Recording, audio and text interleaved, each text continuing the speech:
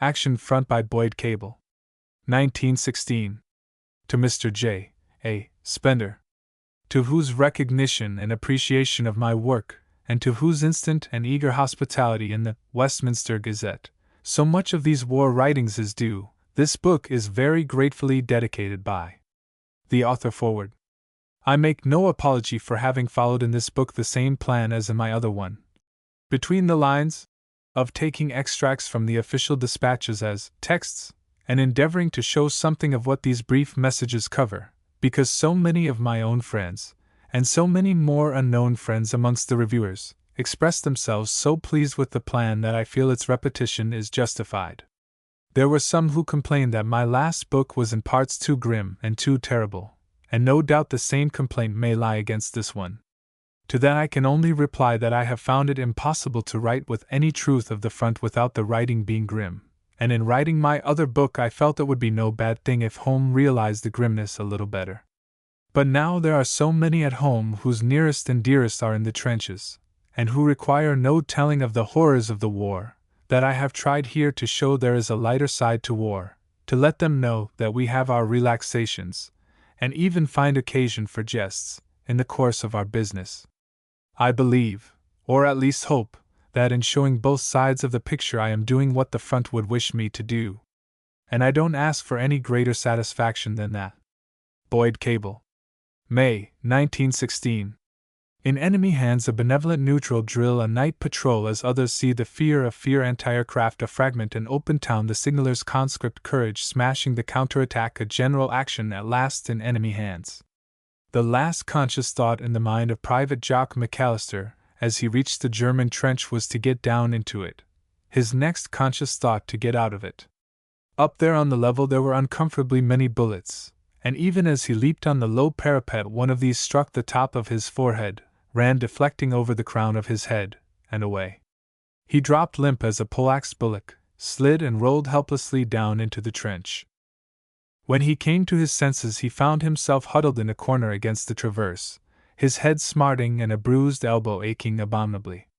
He lifted his head and groaned, and as the mist cleared from his dazed eyes he found himself looking into a fat and very dirty face, and the ring of a rifle muzzle about a foot from his head. The German said something which McAllister could not understand, but which he rightly interpreted as a command not to move. But he could hear no sound of Scottish voices or of the uproar of hand-to-hand fighting in the trench. When he saw the Germans duck down hastily and squeeze close up against the wall of the trench, while overhead a string of shells crashed angrily, and the shrapnel beat down in gusts across the trench, he diagnosed correctly that the assault had failed, and that the British gunners were again searching the German trench with shrapnel. His German guard said something to the other men, and while one of them remained at the loophole and fired an occasional shot, the others drew close to their prisoner. The first thing they did was to search him, to turn each pocket outside in, and when they had emptied these, carefully feel all over his body for any concealed article. McAllister bore it all with great philosophy, mildly satisfied that he had no money to lose and no personal property of any value. Their search concluded, the Germans held a short consultation. Then one of them slipped round the corner of the traverse, and, returning a moment later, pointed the direction to McAllister and signed to him to go. The trench was boxed into small compartments by the traverses, and in the next section McAllister found 3 Germans waiting for him.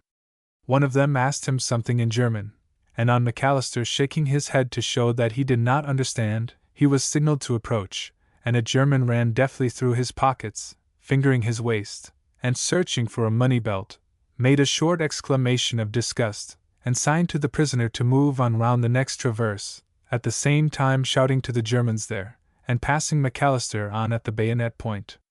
This performance was repeated exactly in all its details through the next half-dozen traverses, the only exception being that in one an excitable German, making violent motions with a bayonet as he appeared round the corner, insisted on his holding his hands over his head. At about the 6th traverse a German spoke to him in fairly good, although strongly accented English. He asked McAllister his rank and regiment, and McAllister, knowing that the name on his shoulder straps would expose any attempt at deceit, gave these. Another man asked something in German, which apparently he requested the English speaker to translate. "He say," interpreted the other, "why you English war have made?" McAllister stared at him.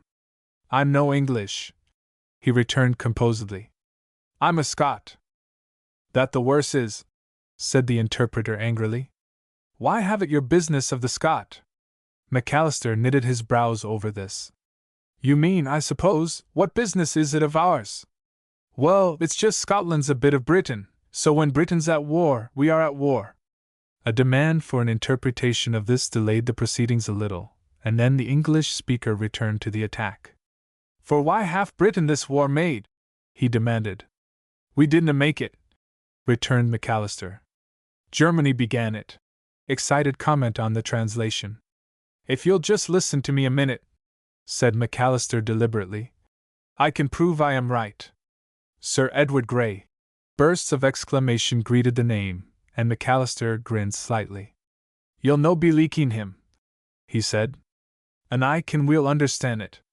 The questioner went off on a different line. "Half your soldiers know," he asked, "that the German fleet every day a town of England bombard?" McAllister stared at him. "Havers," he said abruptly.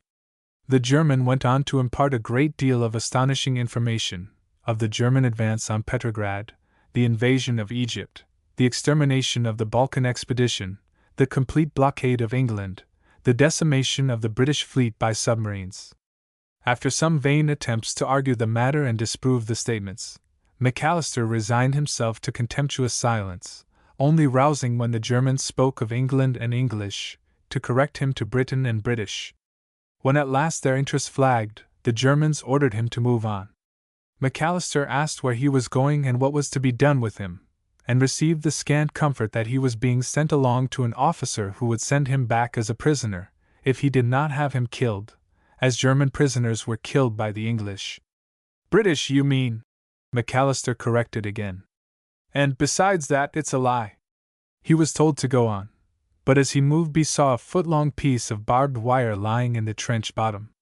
He asked gravely whether he would be allowed to take it, and receiving a somewhat puzzled and grudging assent, picked it up, carefully rolled it in a small coil, and placed it in a side jacket pocket.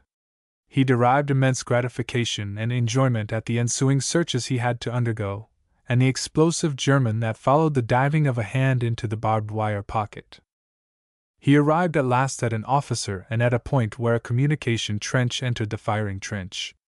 The officer in very mangled English was attempting to extract some information, when he was interrupted by the arrival from the communication trench of a small party led by an officer, a person evidently of some importance, since the other officer sprang to attention, clicked his heels, saluted stiffly, and spoke in a tone of respectful humility. The new arrival was a young man in a surprisingly clean and beautifully fitting uniform, and wearing a helmet instead of the cloth cap commonly worn in the trenches. His face was not a particularly pleasant one, the eyes close-set, hard, and cruel, the jaw thin and sharp, the mouth thin-lipped and shrewish. He spoke to McAllister in the most perfect English. "Well, swinehound," he said, "have you any reason to give why I should not shoot you?" McAllister made no reply. He disliked exceedingly the look of the newcomer, and had no wish to give an excuse for the punishment he suspected would result from the officer's displeasure. But his silence did not save him. "Sulky, my swinehound," said the officer. "But I think we can improve those manners." He gave an order in German, and a couple of men stepped forward and placed their bayonets with the points touching McAllister's chest. "If you do not answer next time I speak," he said smoothly, "I will give one word that will pin you to the trench wall and leave you there. Do you understand?" he snapped suddenly and savagely. "You English dog." "I understand," said McAllister. "But I'm no English. I'm a Scot." The crashing of a shell and the whistling of the bullets overhead moved the officer, as it had the others, to a more sheltered place. He seated himself upon an ammunition box, and pointed to the wall of the trench opposite him.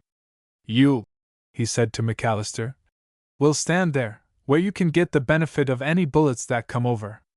I suppose you would just as soon be killed by an English bullet as by a German one." McAllister moved to the place indicated. I'm no anxious, he said calmly, to be killed by either a British or a German bullet. Say sir when you speak to me, roared the officer. Say sir. McAllister looked at him and said, Sir, no more and no less. Have you no discipline in your English army? He demanded, and McAllister's lips silently formed the words. British Army. Are you not taught to say sir to an officer? Yes, sir, we say sir to any officer and any gentleman. So, said the officer, an evil smile upon his thin lips. You hint, I suppose, that I am not a gentleman? We shall see. But first, as you appear to be an insubordinate dog, we had better tie your hands up. He gave an order, and after some little trouble to find a cord, McAllister's hands were lashed behind his back with the bandage from a field dressing. The officer inspected the tying when it was completed, spoke angrily to the cringing men, and made them unfasten and retie the lashing as tightly as they could draw it. And now, said the officer, we shall continue our little conversation, but first you shall beg my pardon for that hint about a gentleman. Do you hear me, beg? He snarled, as McAllister made no reply. If I've said anything you're no lee keen and that I'm sorry for Missile, I apologize, he said. The officer glared at him with narrowed eyes. That'll not do, he said coldly. When I say beg, you'll beg, and you will go on your knees to beg. Do you hear? Kneel! McAllister stood rigid. At a word, two of the soldiers placed themselves in position again, with their bayonets at the prisoner's breast. The officer spoke to the men, and then to McAllister. Now, he said, you will kneel, or they will thrust you through. McAllister stood without a sign of movement, but behind his back his hands were straining furiously at the lashings upon his wrist. They stretched and gave ever so little, and he worked on at them with a desperate hope dawning in his heart. Still obstinate, sneered the officer. Well, it is rather early to kill you yet, so we must find some other way. At a sentence from him, one of the men threw his weight on the prisoner's shoulders, while the other struck him savagely across the tendons behind the knees. Whether he would or no, his knees had to give, and McAllister dropped to them. But he was not beaten yet. He simply allowed himself to collapse, and fell over on his side. The officer cursed angrily, commanding him to rise to his knees again.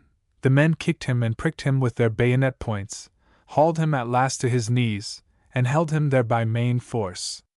And now you will beg my pardon, the officer continued. McAllister said nothing, but continued to stretch at his bonds and twist gently with his hands and wrists.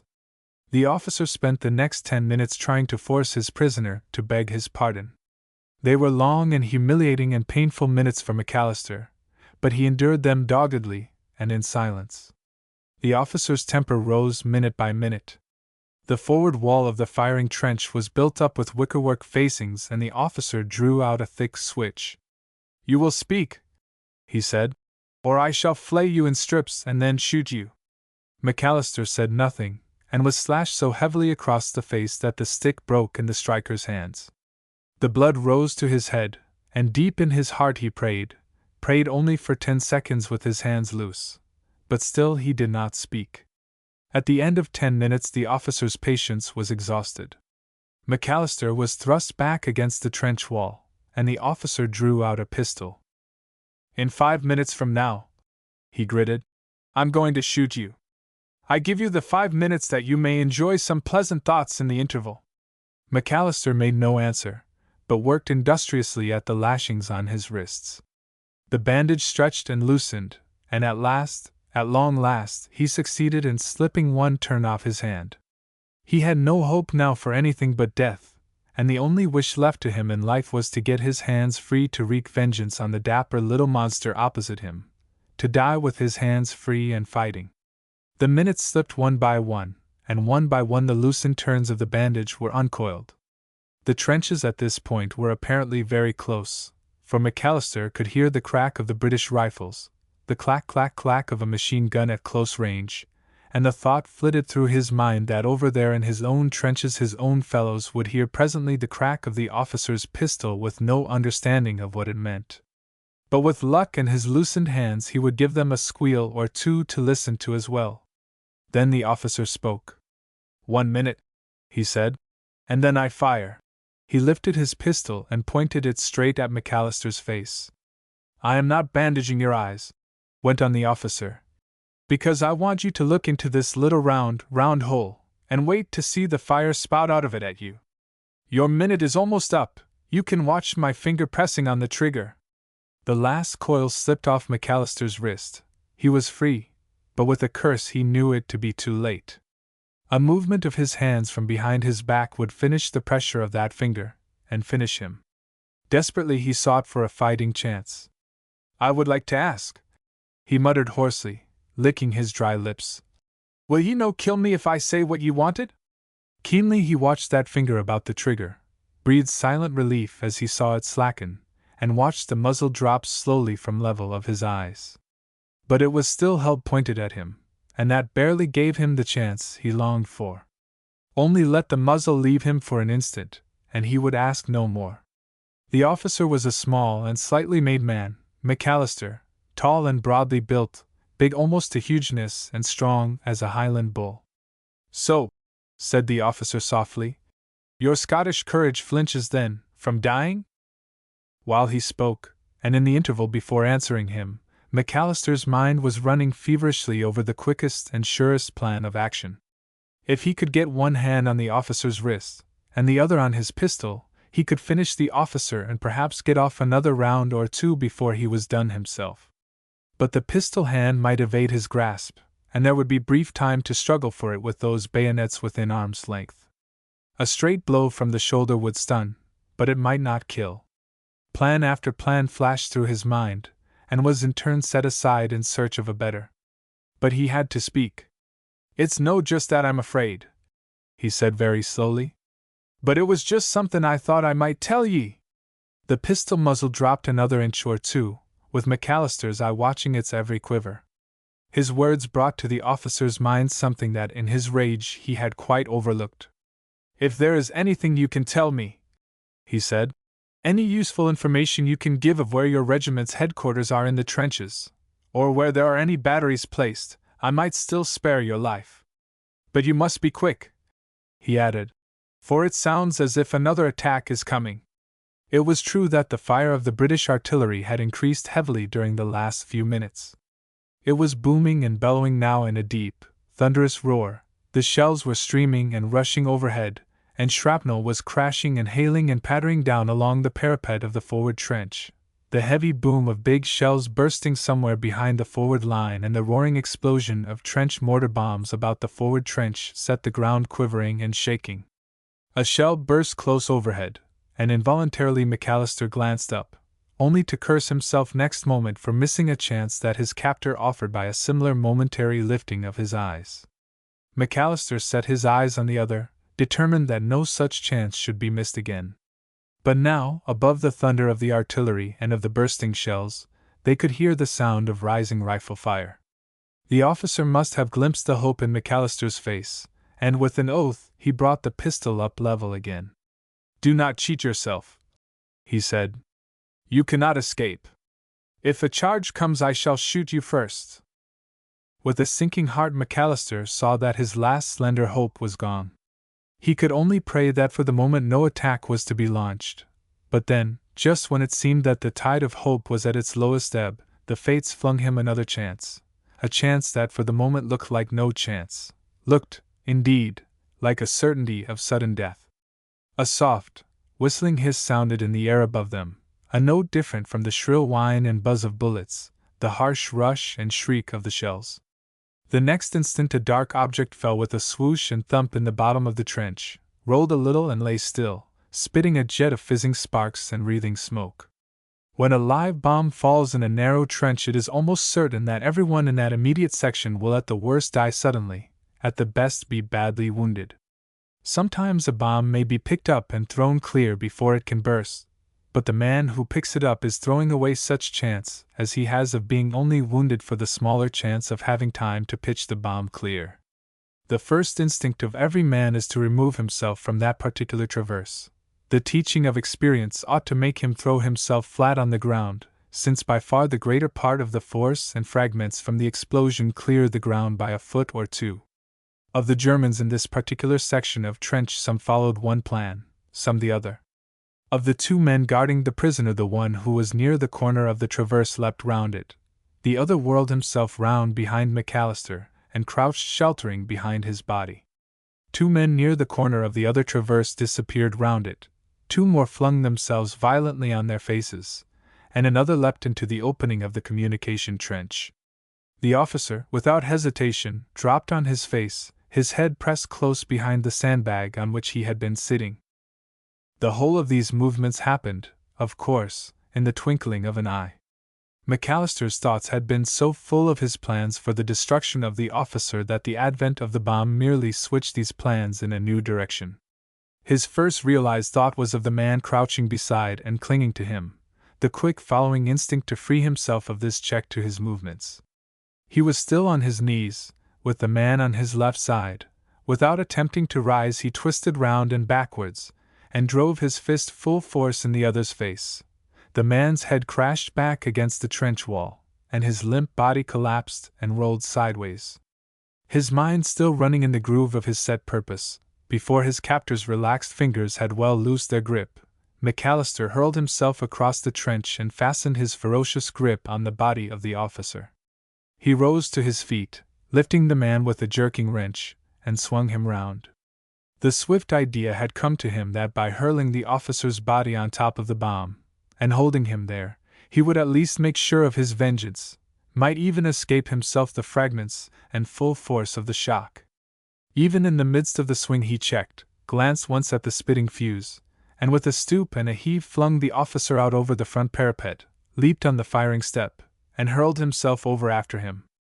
It must be remembered that the burning fuse of a bomb gives no indication of the length that remains to burn before it explodes the charge. The fuse looks like a short length of thin black rope, its outer cover does not burn, and the same stream of sparks and smoke pours from its end in the burning of the first inch and of the last. There was nothing, then, to show McAllister whether the explosion would come before his quick muscles could complete their movement, or whether long seconds would elapse before the bomb burst. It was an even chance either way, so he took the one that gave him most.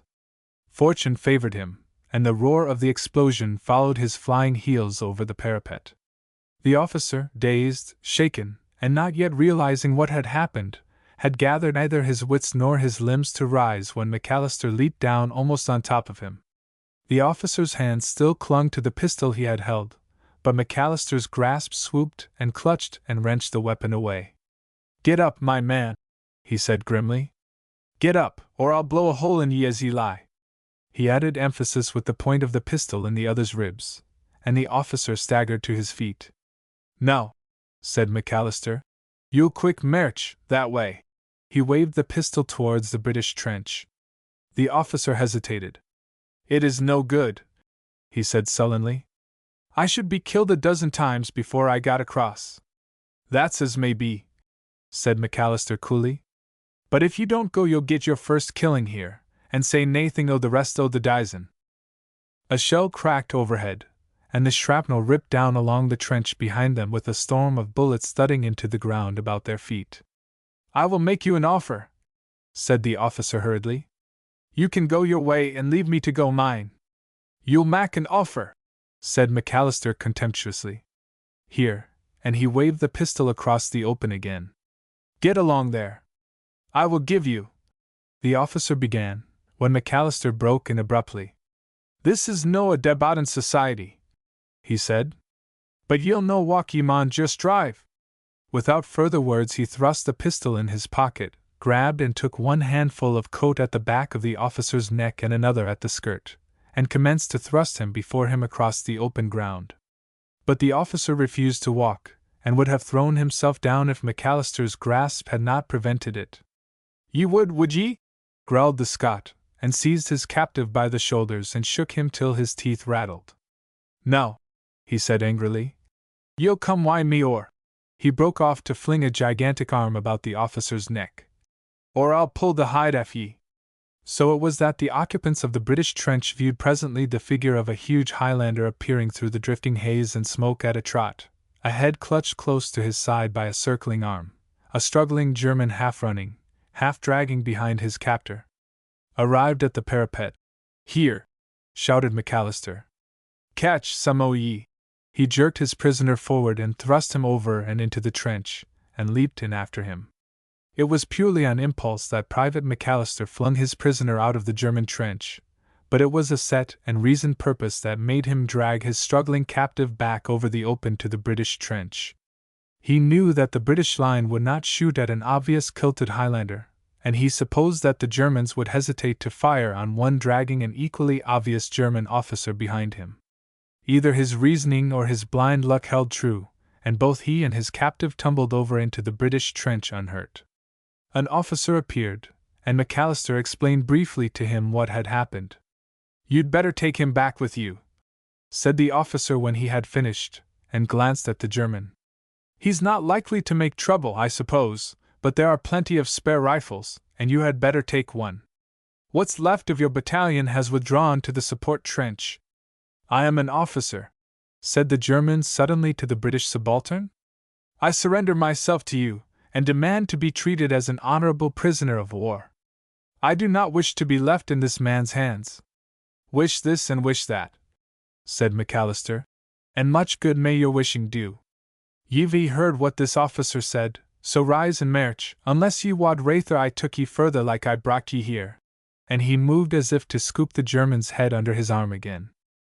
"I will not," said the German furiously, and turned again to the subaltern. "I tell you I surrender." "There's no need for you to surrender," said the subaltern quietly. "I might remind you that you are already a prisoner, and I am not here to look after prisoners." The German yielded with a very bad grace, and moved ahead of McAllister and his threatening bayonet, along the line and down the communication trench to the support trench. Here the Scot found his fellows, and introduced his prisoner, made his report to an officer, and asked and received permission to remain on guard over his captive.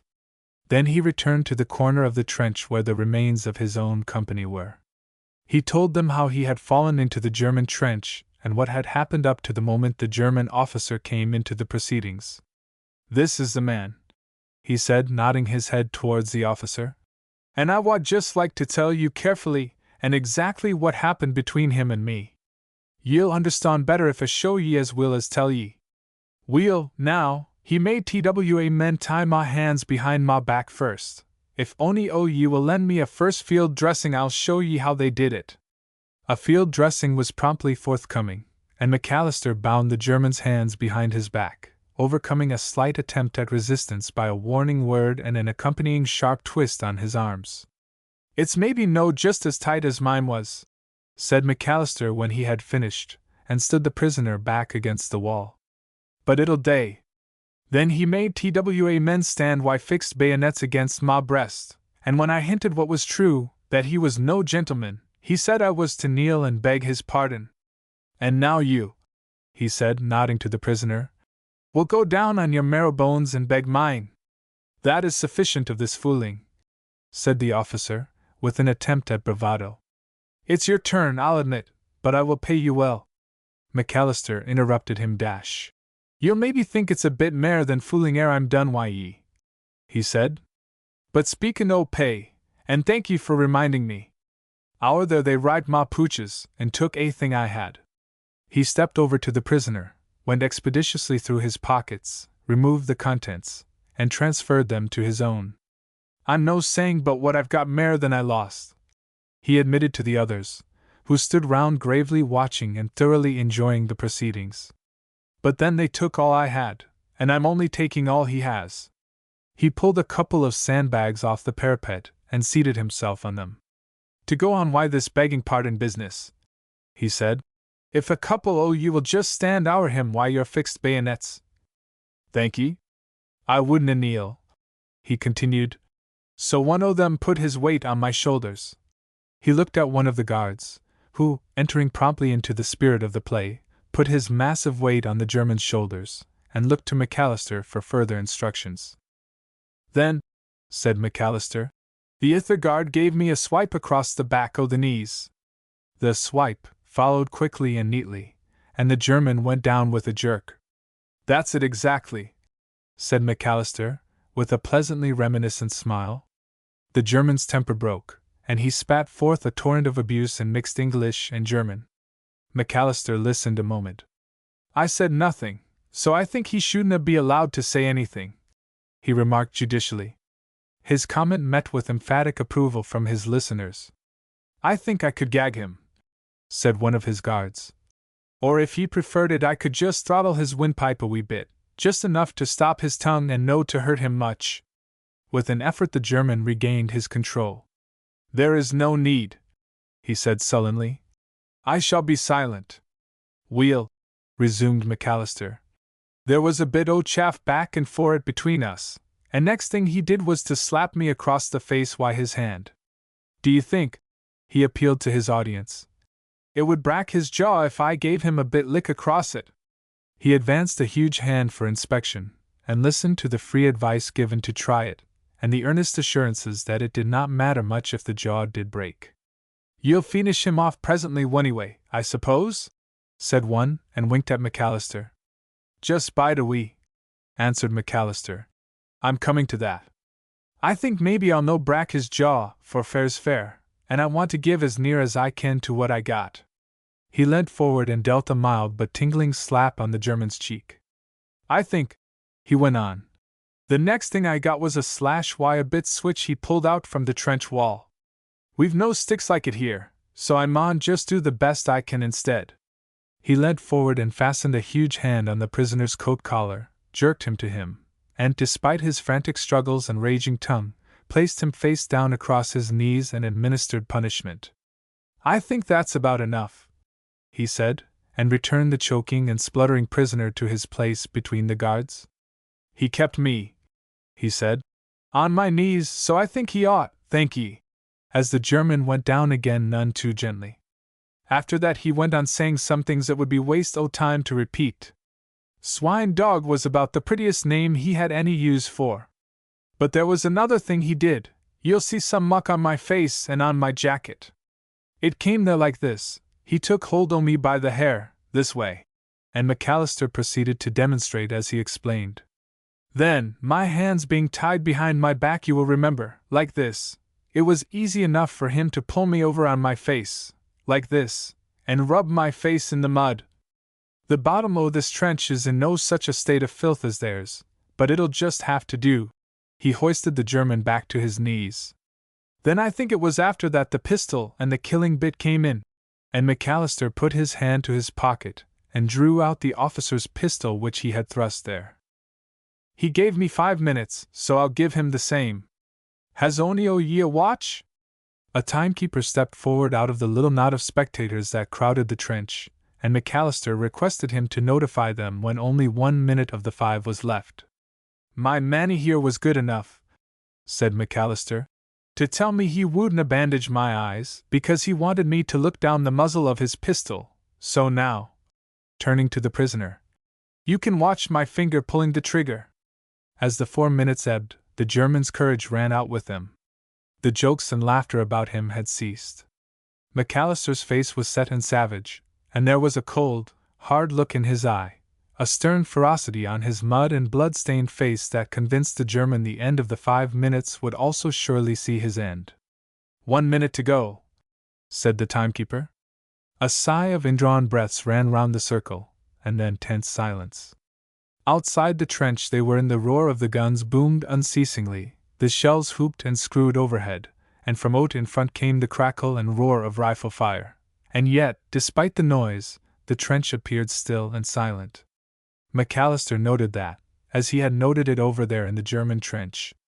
Time's up, said the man with the watch. The German, looking straight at the pistol muzzle and the cold eye behind the sights, gasped and closed his eyes. The silence held, and after a dragging minute the German opened his eyes, to find the pistol lowered but still pointing at him. To make it right and fair, said McAllister, his hands should be loose, because I had managed to loose mine. Well, one o' ye, thank ye. It's no easy, continued McAllister, to just fit the rest of the program in, seeing that it was here a bomb fell in the trench, and his men bein' well occupied gettin' o its way, I threw him ower the parapet and dragged him across to our lines. Maybe ye'd like to try and throw me out the same way. The German was perhaps a brave enough man, but the ordeal of those last 5 minutes especially had brought his nerve to near its breaking strain. His lips twitched and quivered, his jaw hung slack, and at McAllister's invitation he tittered hysterically. There was a stir and a movement at the back of the spectators that by now thronged the trench, and an officer pushed his way through. "What's this?" he said. "Oh, yes. The prisoner. Well, you fellows might have more sense than heap yourselves up in a crowd like this. One solitary Krupp dropping in here, and we'd have a pretty-looking mess. Open out along the trench there, and keep low down. You can be ready to move in a few minutes now. We are being relieved here and are going further back. Now what about this prisoner? Who is looking after him?" "I am, sir," said McAllister.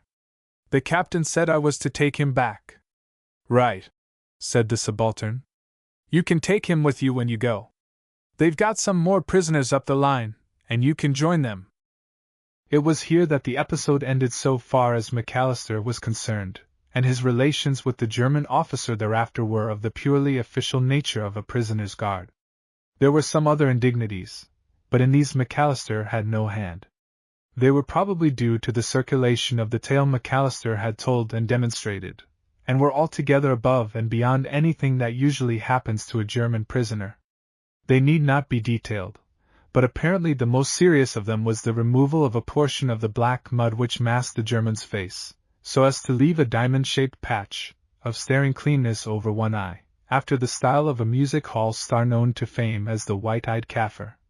The ripping of a small portion of that garment which permitted of the extraction of a dangling shirt into a ridiculous wagging tail about 1.5 feet long, and a pressing invitation, accompanied by a hint from the bayonet point, to give an exposition of the goose step at the head of the other prisoners whenever they and their escort were passing a sufficient number of troops to form a properly appreciative audience.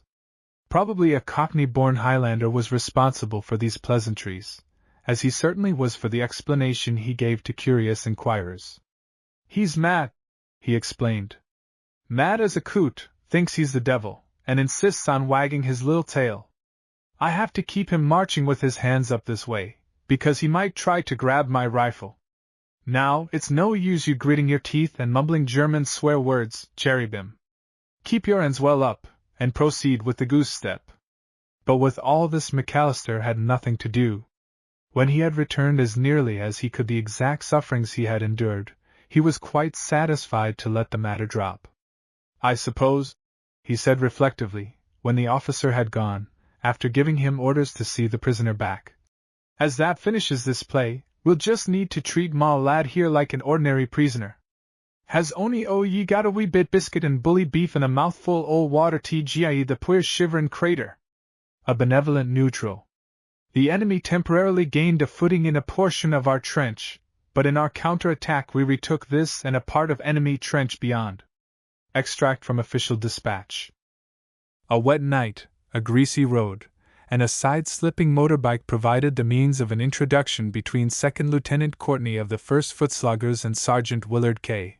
Robon of the Mechanical Transport branch of the ASC. The Mechanical Transport as a rule extend a bland contempt to motorcycles running on the road, ignoring all their frantic toots of entreaty for room to pass, and leaving them to scrape as best they may along the narrow margin between a deep and muddy ditch and the undeviating wheels of a juggernaut mechanical transport lorry.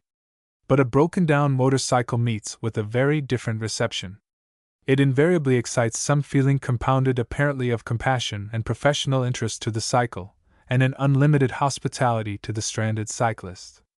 This being well known to Second Lieutenant Courtney, he, after collecting himself, his cycle, and his scattered wits from the ditch and conscientiously cursing the road, the dark, and the wet, duly turned to bless the luck that had brought about an accident right at the doorstep of a section of the motor transport. There were about 10 massive lorries drawn up close to the side of the road under the poplars, and Courtney made a direct line for one from which a chink of light showed under the tarpaulin and sounds of revelry issued from a melodeon and a rasping file. Courtney pulled aside the flap, poked his head in, and found himself blinking in the bright glare of an acetylene lamp suspended in the middle of a mechanical transport traveling workshop. The walls, tarpaulin over a wooden frame, were closely packed with an array of tools, and the floor was still more closely packed with a workbench, vise and lathe, spare motor parts, boxes, and half a dozen men. The men were reading newspapers and magazines. One was manipulating the melodeon, and another at the vise was busy with the file. The various occupations ceased abruptly as Courtney poked his head in and explained briefly who he was and what his troubles were. "Thought you might be able to do something for me," he concluded, and before he had finished speaking the man at the vise had laid down his file and was reaching down a mackintosh from its hook. Courtney noticed a sergeant's stripes on his sleeve, and a thick and most unsoldierly crop of hair on his head plastered back from the brow. "Why, sure," the sergeant said. "If she's anyways fixable, you reckon her as fixed. Whereabouts is she ditched?" 10 minutes later Courtney was listening disconsolately to the list of damages discovered by the glare of an electric torch and the sergeant's searching examination. "It'll take most a couple of hours to make any sort of a job," said the sergeant. "That bust-up fork alone, but we'll put her to rights for you. Let's yank her over to the shop." Courtney was a good deal put out by this announcement. "I suppose there's no help for it," he said resignedly. "But it's dashed awkward. I'm due back at the billets now really, and another 2 or 3 hours late, phew. Carryin' a message, I suppose?" said the sergeant, as together they seized the cycle and pushed it towards the repair lorry. "No," said Courtney. "I was overseeing another officer out this way." He had an idea from the sergeant's free and easy style of address that the mackintosh, without any visible badges and with a very visible spattering of mud, had concealed the fact that he was an officer, and when he reached the light he casually opened his coat to show his belts and tunic. But the sergeant made not the slightest difference in his manner. "Guess you'd better pull that wet coat right off," he said casually, "and set down while I get busy. You boys pike out, hit it for the Downey, and get any sleep you all can snatch. That breakdown will be ambling along in about 3 hours and shouting for quick repairs, so you'll have to hustle some. That 3 hours is about all the sleep coming to you tonight, so beat it." The damaged cycle was lifted into the lorry and propped up on its stand, and before the men had donned their mackintoshes and beat it, the sergeant was busy dismembering the damaged fork. Courtney pulled off his wet coat and settled himself comfortably on a box after offering his assistance, and being assured it was not required. The sergeant conversed affably as he worked. At first he addressed Courtney as Mr. But suddenly, "Say," he remarked, "what ought I to be calling you? I never can remember just what those different stars and stripes fixin's mean." "My name is Courtney and I'm second lieutenant," said the other. He was a good deal surprised, for naturally, a man does not usually reach the rank of sergeant without learning the meaning of the badges of rank on an officer's sleeve. "My name's Rawbon, Willard K. Rawbon," said the sergeant easily. "So now we know where we are. Will you have a cigar, Lieutenant?" he went on, slipping a case from his pocket and extending it. Courtney noticed the solidly expensive get-up and the gold initials on the leather, and was still more puzzled. He reassured himself by another look at the sergeant's stripes and the regulation soldier's khaki jacket. "No, thanks," he said politely, and struggling with an inclination to laugh. "I'll smoke a cigarette," and took one from his own case and lighted it. He was a good deal interested and probed gently. "You're Canadian, I suppose?" he said. "But this isn't Canadian transport, is it?" "Not," said the sergeant. "Neither it nor me. No Canuck in mind, Lieutenant. I'm good United States." "I see," said Courtney. "Just joined up to get a finger in the fighting?" "Yes and no," said the sergeant, going on with his work in a manner that showed plainly he was a thoroughly competent workman. "It was a matter of business in the first place, a private business deal that." "I beg your pardon," said Courtney hastily, reddening to his ear tips.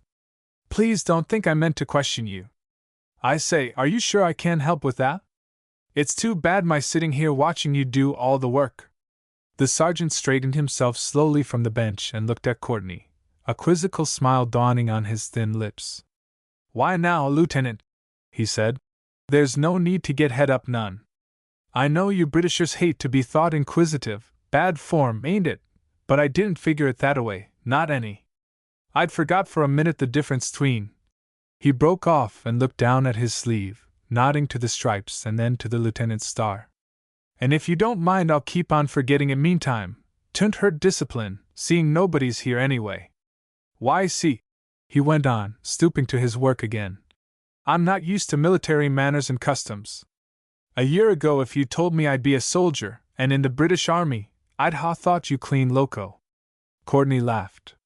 There's a good many in the same British Army can say the same as you, he said.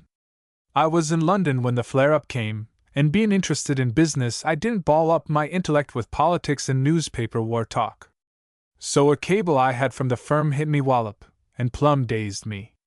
It said, try secure war contract. 100 full-powered available now. 200 delivery within month. Then I began to sit up and take notice. Why, see, I'm in with a big firm of auto builders. Meb you know 'em, Rawbon and Spedding, the Rawbon being my dad. No? Well, anyhow, I got the contract, got it so quick it made my head swim. Gee, that fellow in the War Office was buying up autos like I'd buy pipe lights. The 100 lorries was shipped over, and I saw 'em safe through the specified tests and handed 'em over. Same with the next 200 and this, tapping his toe on the floor, is one of 'em right here. I see how the lorry got here, said Courtney, hugely interested, but I don't see how you've managed to be aboard. You in a suit of khaki and a sergeant's stripes weren't all in the contract, I suppose? Nope, said the sergeant. Not in the written one, Meb. But I took a fancy to seeing how the engine's made out under war conditions, and figured I might get some useful notes on it for the firm, so I fixed it to come right along. But how? Asked Courtney. If that's not a secret. Why, that guy in the testin' sheds was plumb tickled when I told him my notion. He fixed it all, and me suddenly discoverin' I was mistook for a Canadian, I just said when anybody asked me. I had to enlist, though, to put the deal through, and after that there wasn't trouble enough to clog the works of a lady's watch. But there was trouble enough at the other end. My dad fair riz up and screeched cablegrams at me when I hinted at goin' to the front. He made out it was on the business side he was kickin', with the attitude of the United States toward the squabble thrown in as extra. Neutrals, he said we was, benevolent neutrals, and he wasn't goin' to have a son o' his steppin' outside the ring fence o' the United States Constitution, to say nothing of Meb losin' good business we'd been doin' with the Hogheimers, and Schmidt Brothers, and Fritz Schnecklock, and a heap more buyers o' his that would rear up and rip snort and refuse to do another cent's worth of dealing with a firm that was sellin' 'em autos why one hand and shootin' holes in their brothers and cousins. And Kaisers why the other. I soothed the old man down by pointing out I was to go working these lorries, and the British Army don't shoot Germans with motor lorries, and I'd be able to keep him posted in any weak points, if, and as, and when they developed, so he could keep ahead o' the crowd in improvements and hooking in more fat contracts, and lastly, that the Schmidt customer crowd didn't need to know a thing about me being here unless he was dub enough to tell 'em. So I signed on to serve King George and his missus and kids forever and ever, or duration of war, amen, with a mental footnote, which last was the only part one mentioned in mailing my dad, that I was a benevolent neutral. And here I am. Good egg, laughed Courtney. Hope you're liking the job. Vol, I'll admit I'm some disappointed, Lieutenant, drawled the sergeant. Why, see, I did expect I'd have a lookin' at some of the fightin'. I'm no ragin' blood drinker and bone buster by profession, upbringin', or liking.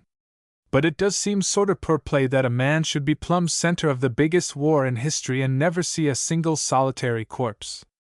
And that's me. I'd been trailin' around with this convoy for months, and never got near enough to a shell burst to tell it from a kid's firework. It ain't in the program of this trench warfare to have motor transport under fire, and the program is being strictly attended to. It's some sight too, they tell me, when a good mix-up is going on up front. I've got a camera here that I bought special, thinking it would be fun later to show round my album in the States and point out this man being skewered on a bayonet and that one being disrupted by a bomb and the next lot charging a trench. But will you believe me, Lieutenant, I haven't as much as set eye or foot on the trenches.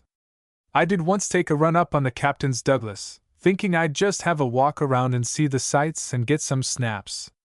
But I might as well have tried to break into heaven and steal the choir's harps. I was turned back about 10 ways I tried, and wound up by being arrested as a spy and darn near getting shot. I got mad at last and I told some fellows, stuck all over with red tabs and cap bands and armlets, that they could keep their old trenches, and I didn't believe they were worth looking at anyway. Courtney was laughing again. I fancy I see the faces of the staff. He choked. Oh, they emptied up all right later on, admitted the sergeant, when they'd discovered this column and roped in my captain to identify me. One old Leatherface, specially, they told me after he was a general, was as nice as pie, and had me in and fed me a fresh meat and canned asparagus lunch and near chuckled himself into a choking fit when I told him about Dad and my being booked up as a benevolent neutral. He was so mighty pleasant that I told him I'd like to have my dad make him a present of as dandy an auto as rolls in France. I would have, too, but he simply wouldn't listen to me, told me he'd send it back freight if I did, and I had to believe him, though it seemed unnatural. But they wouldn't let me go look at their blamed trenches.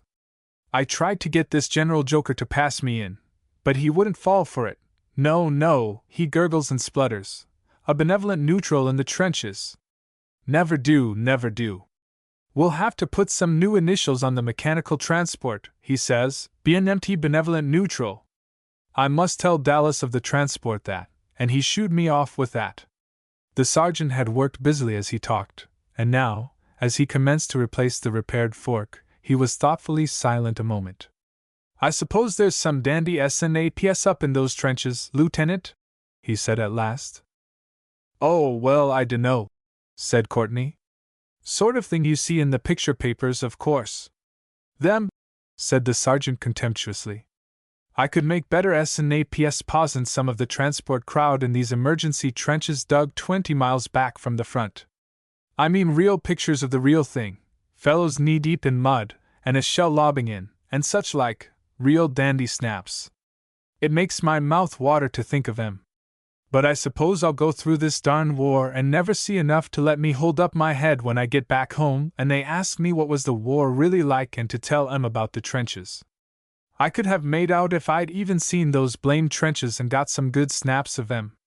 Courtney was moved to a rash compassion and a still more rash promise. Look here, Sergeant, he said. I'm dashed if I don't have a try to get you a look at the trenches. We go in again in 2 days and it might be managed. 3 days later, Sergeant Rawbon, mounted on the motorcycle which he had repaired and which had been sent over to him, found all his obstacles to the trenches melt and vanish before a couple of passes with which he was provided, one readily granted by his captain on hearing the reason for its request, and one signed by Second Lieutenant Courtney to pass the bearer, Sergeant Rawbon, on his way to the headquarters of the 1st Footsloggers with motorcycle belonging to that battalion.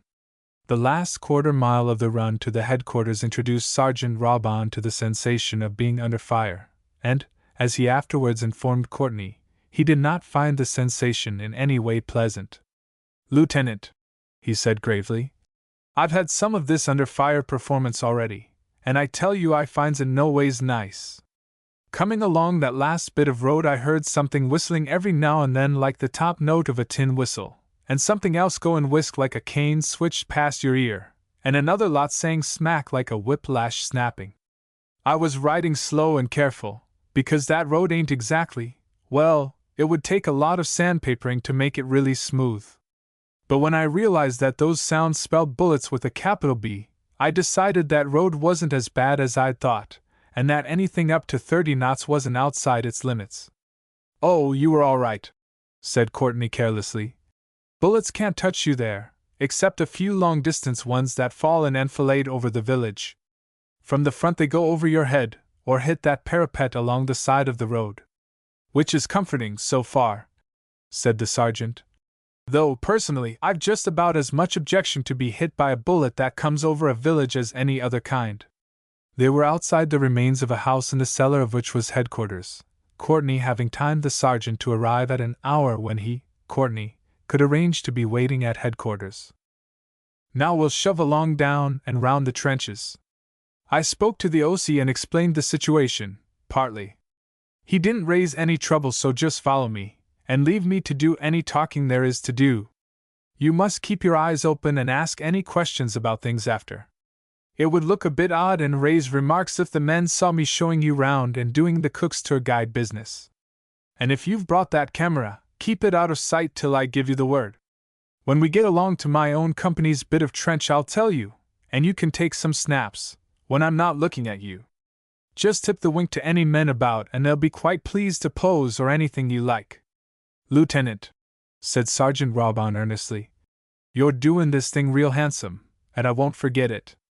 If ever you hit the United States. Oh, that's all right, said Courtney. Come along now. When we find your bunch, said Rawbon as they moved off. If you could make some sort of excuse out loud, and fade from the scene a minute and leave me there with the men, I'll sure get some of the dandiest snaps I'd wish. I reckon it'll satisfy the crowd if I promise to send 'em copies. It will if they're anything like my lot in the mechanical transport. They slid down into a deep and narrow and very muddy ditch that ran twistingly through the wrecked village. Courtney explained that usually they could walk this part above ground, sheltered from bullets by the broken-down houses and walls, but that a good few shells had been coming over all day, and that in the communication trench they were safe from all shells but those which burst directly over or in the part they were in. You want to run across this bit, he said presently. A high explosive broke that in this morning, and it can't be repaired properly till dark. You go first and wait the other side for me. Now, jump lively! Rawbon took one quick jumping stride to the middle of the gap, and another and very much quicker one beyond it, as a bullet smacked venomously into the broken side of the trench. Another threw a spurt of mud at Courtney's heels as he made the rush. A sniper watches the gap and pots at anyone passing, he explained to Rawbon. It's fairly safe, because at the range he's firing a bullet takes just a shade longer to reach here than you take to run across. But it doesn't do to walk. No, said Rawbon. And going back somehow I don't think I will walk. I can see without any more explainin' that it's no spot for a pleasant, easy little saunter. He stopped suddenly as a succession of whooping rushes passed overhead. Gee! What's that? Shells from our own guns, said Courtney, and took the lead again. In his turn he stopped and crouched, calling to Rawbon to keep down. They heard a long screaming whistle rising to a tempestuous roar and breaking off in a crash which made the ground shake. Next moment a shower of mud and earth and stones fell rattling and thumping about and into the trench. Coalbox, said Courtney hurriedly. Come on. They're apt to drop some more about the same spot. I'm with you, said Rawbon. The same spot is a good one to quit, I reckon. They hurried, slipping and floundering, along the wet trench, and turned at last into another zigzag one where a step ran along one side, and men muffled in wet coats stood behind a loopholed parapet. Along the trench was a series of tiny shelters scooped out of the bank, built up with sandbags, covered ineffectually with wet, shiny, waterproof ground sheets. In these, men were crouched over scantily filled braziers, or huddled, curled up like homeless dogs on a doorstep. At intervals along the parapet men watched through periscopes hoisted over the top edge, and every now and then one fired through a loophole. The trench bottom where they walked was anything from ankle to knee-deep in evil-looking watery mud of the consistency of very thin porridge. The whole scene, the picture of wet misery, the dirt and squalor and discomfort made Rawbon shiver as much from disgust as from the raw cold that clung about the oozing clay walls and began to bite through to his soaking feet and legs. Courtney stopped near a group of men, and telling the sergeant to wait there a moment, moved on and left him. A puff of cold wet wind blew over the parapet, and the sergeant wrinkled his nose disgustedly. Some odorous, he commented to a mud-caked private hunkered down on his heels on the fire step with his back against the trench wall. Does the Boche run a glue factory or a fertilizer works around here? The last about fits it, said the private grimly. They made an attack here about a week back, and there's a tidy few fertilizin' out there now, to say nothin' of some of ours we can't get in. Rawbon squirmed uneasily to think he should, however unwittingly, have jested about their dead, but nobody there seemed in any way shocked or resentful. The sergeant suddenly remembered his camera, and had thrust his hand under his coat to his pocket when the warning screech of an approaching shell and the example of the other men in the traverse sent him crouching low in the trench bottom. The trench there was almost knee-deep in thin mud, but everyone apparently took that as a matter of course. The shell burst well behind them, but it was followed immediately by about a dozen rounds from a light gun. They came uncomfortably close, crashing overhead and just in front of the parapet. A splinter from one lifted a man's cap from his head and sent it flying. The splinters were, and the man's sharp exclamation brought all eyes in his direction. His look of comical surprise and the half-dazed fashion of his lifting a hand to fumble cautiously at his head raised some laughter and a good deal of chaff. "All right," he said angrily. "All right, go on, laugh, dash yer. Fat lot to laugh at, seein' a man's good cap pitched in the mud." "No use you feelin' that yady o' yours," said his neighbor, grinning. "You can't even raise a sick eadache out o' that squeak. 'Arf an inch lower now and you might have 'ad a nice little trip 'ome in an orspill ship." "You're wrong there, Jack," said another solemnly. "That splinter hit fair on top of his nut and glanced off. You don't think a pifflin' little pipsqueak shell could go through his head?" He stepped up on the firing step as he spoke, and on the instant, with a rush and crash, another pipsqueak struck the parapet immediately in front of him, blowing the top edge off it, filling the air with a volcano of mud, dirt, smoke, and shrieking splinters, and either from the shock of the explosion or in an attempt to escape it, throwing the man off his balance on the ledge of the firing step to sprawl full length in the mud.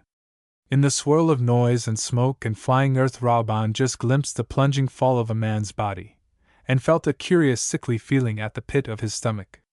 He was relieved beyond words to see the figure rise to his knees and stagger to his feet, dripping mud and filth, and swearing at the pitch of his voice.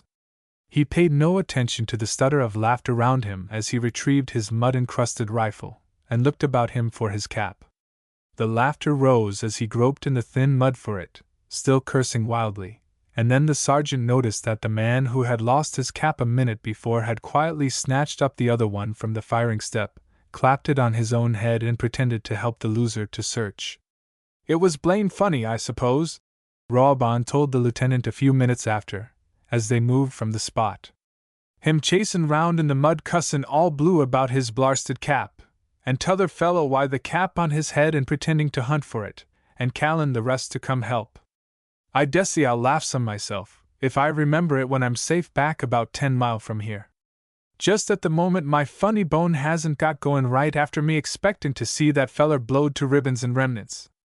But them others, say, I've seen men sittin' comfortable in an armchair seat at a roof garden vaudeville that couldn't raise as hearty a laugh at the prize antics of the $1,000 star comedian as them fellers riz on that cap episode." "Well, it was rather funny, you know," said Courtney, grinning a little himself. Meb, said Rawbon. "But me, well, if you'll excuse it, I'll keep that laugh and pickle till I feel more like usin' it." "You wanted to come, you know," said Courtney. "But I won't blame you if you say you've had enough and head for home. As I told you before, this joyriding game is rather silly. It's bad enough us taking risks we have to, but—" "Yes, you spoke that piece, Lieutenant," said Rawbon. "But I want to see all there is on show now I'm here. Only don't expect me to shriek with hilarious mirth every time a shell busts 6 inches off my nose." They had halted for a moment, and now another crackling string of light shells burst along the trench. "There's another bunch o' humor arriving," said Rawbon. "But I don't feel yet like encoring the turn any." They moved on to a steady accompaniment of shell bursts, and Courtney looked round uneasily. "I don't half like this," he said. "They don't usually shell us so at this time of day. Hope there's no attack coming.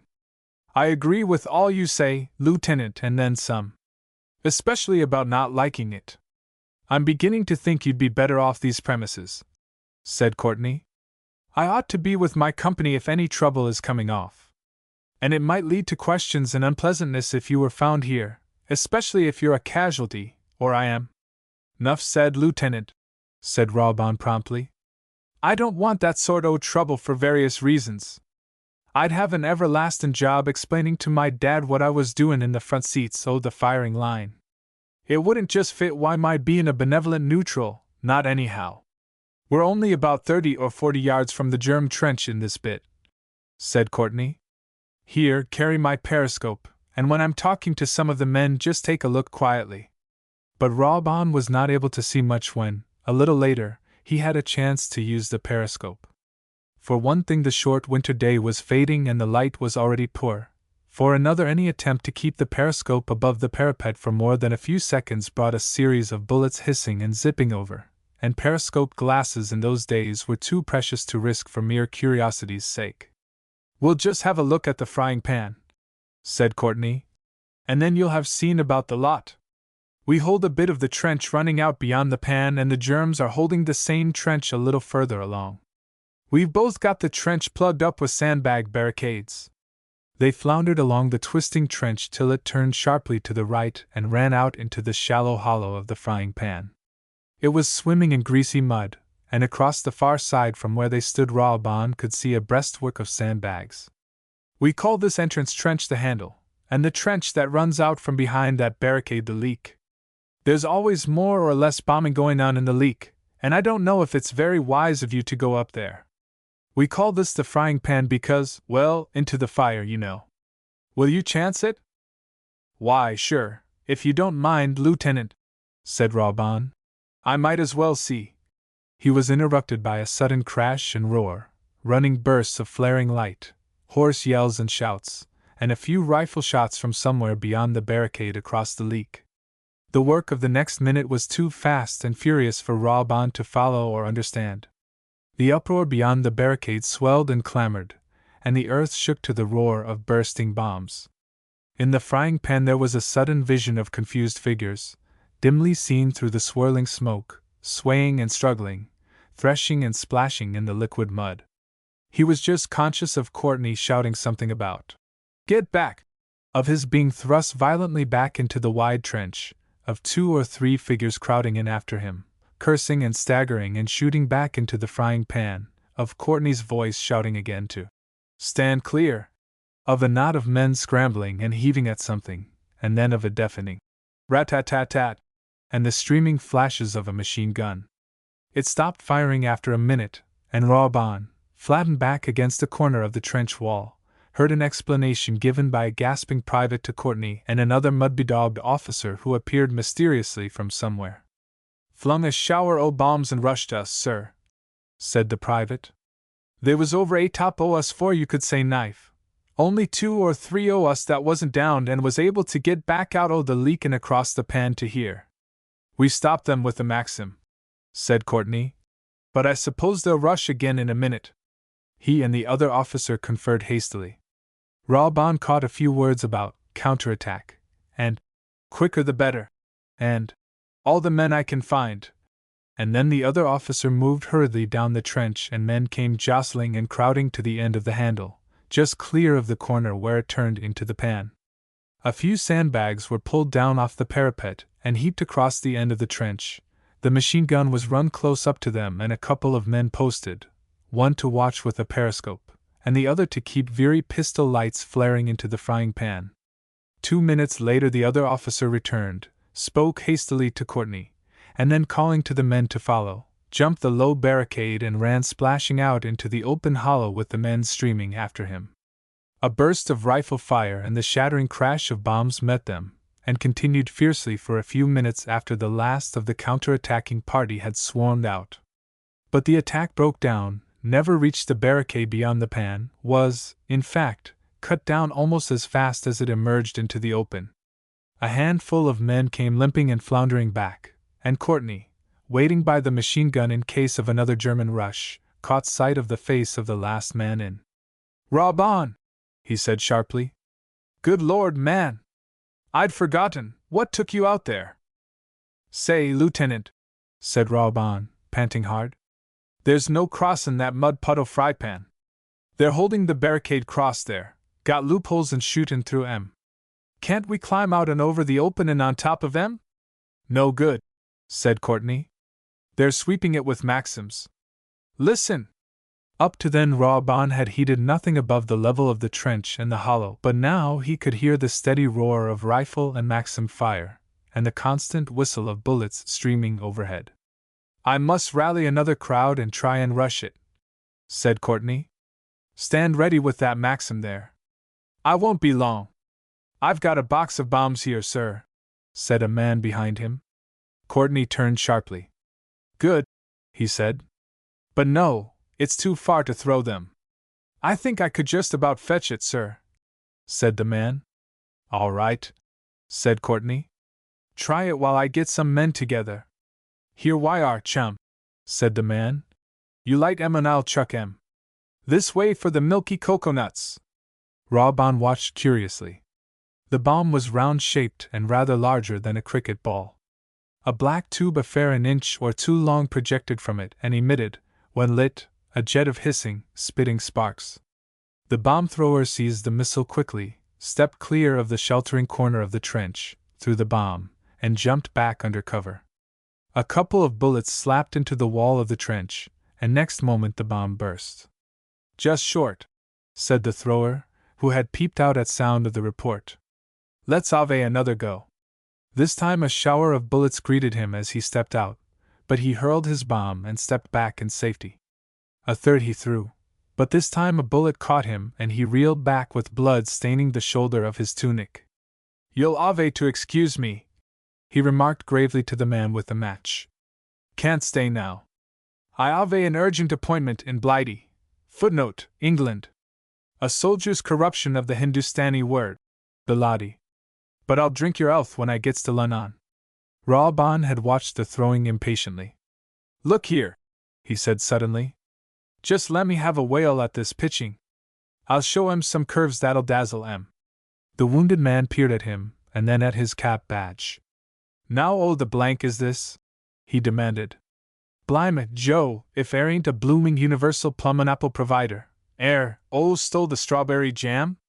You let me in on this ball game," said Rawbon. "Light 'em and pass 'em quick, and see me put the Indian sign on that bunch." A minute later Courtney came back and stared in amazement at the scene. Two men were lighting and passing up bombs to the sergeant, who, standing clear out in the opening, grabbed and hurled the balls with an extraordinary prancing and dancing and arm-swinging series of contortions, while the crowded trench laughed and applauded.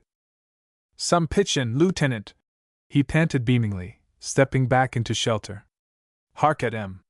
And every darn one right over the plate. Say, step out here and watch this next lot." "No time now," said Courtney hurriedly. "They're strengthening their defense every minute. Are you all ready there, lads?" "I don't know who this man is, sir," said a sergeant quickly. "But he's doing great work. Every bomb has gone in behind the parado there. He might try a few more to shake them before we advance." "Behind the parakeet," snorted Rawbon. "I should smile. You watch. I'll put some through the darn loopholes for you. Didn't know I was pitcher to the Purple Sox the year we whipped the league, did you? Gimme 30 seconds, Lieutenant, and I'll put 30 o' these balls right where they live."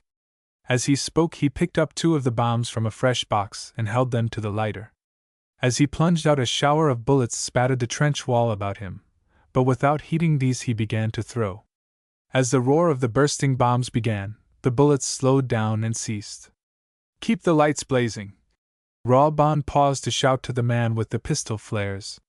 "You slide out for the home base, Lieutenant, and I'll keep 'em too busy to shoot their nasty little guns." He commenced to hurl the bombs again. Courtney stepped out and watched a moment. Bomb after bomb was true and hard across the hollow, just skimmed the breastwork, struck on the trench wall that showed beyond and a foot above it, and fell behind the barricade.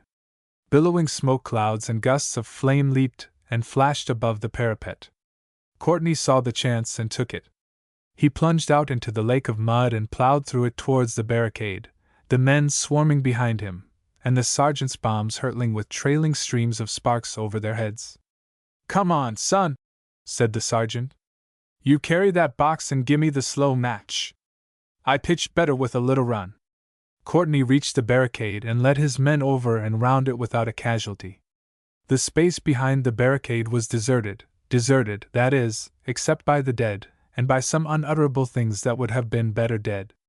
The lost portion of trench was recaptured, and more, the defense, demoralized by that tornado of explosions, was pushed a good 50 yards further back before the counterattack was stayed.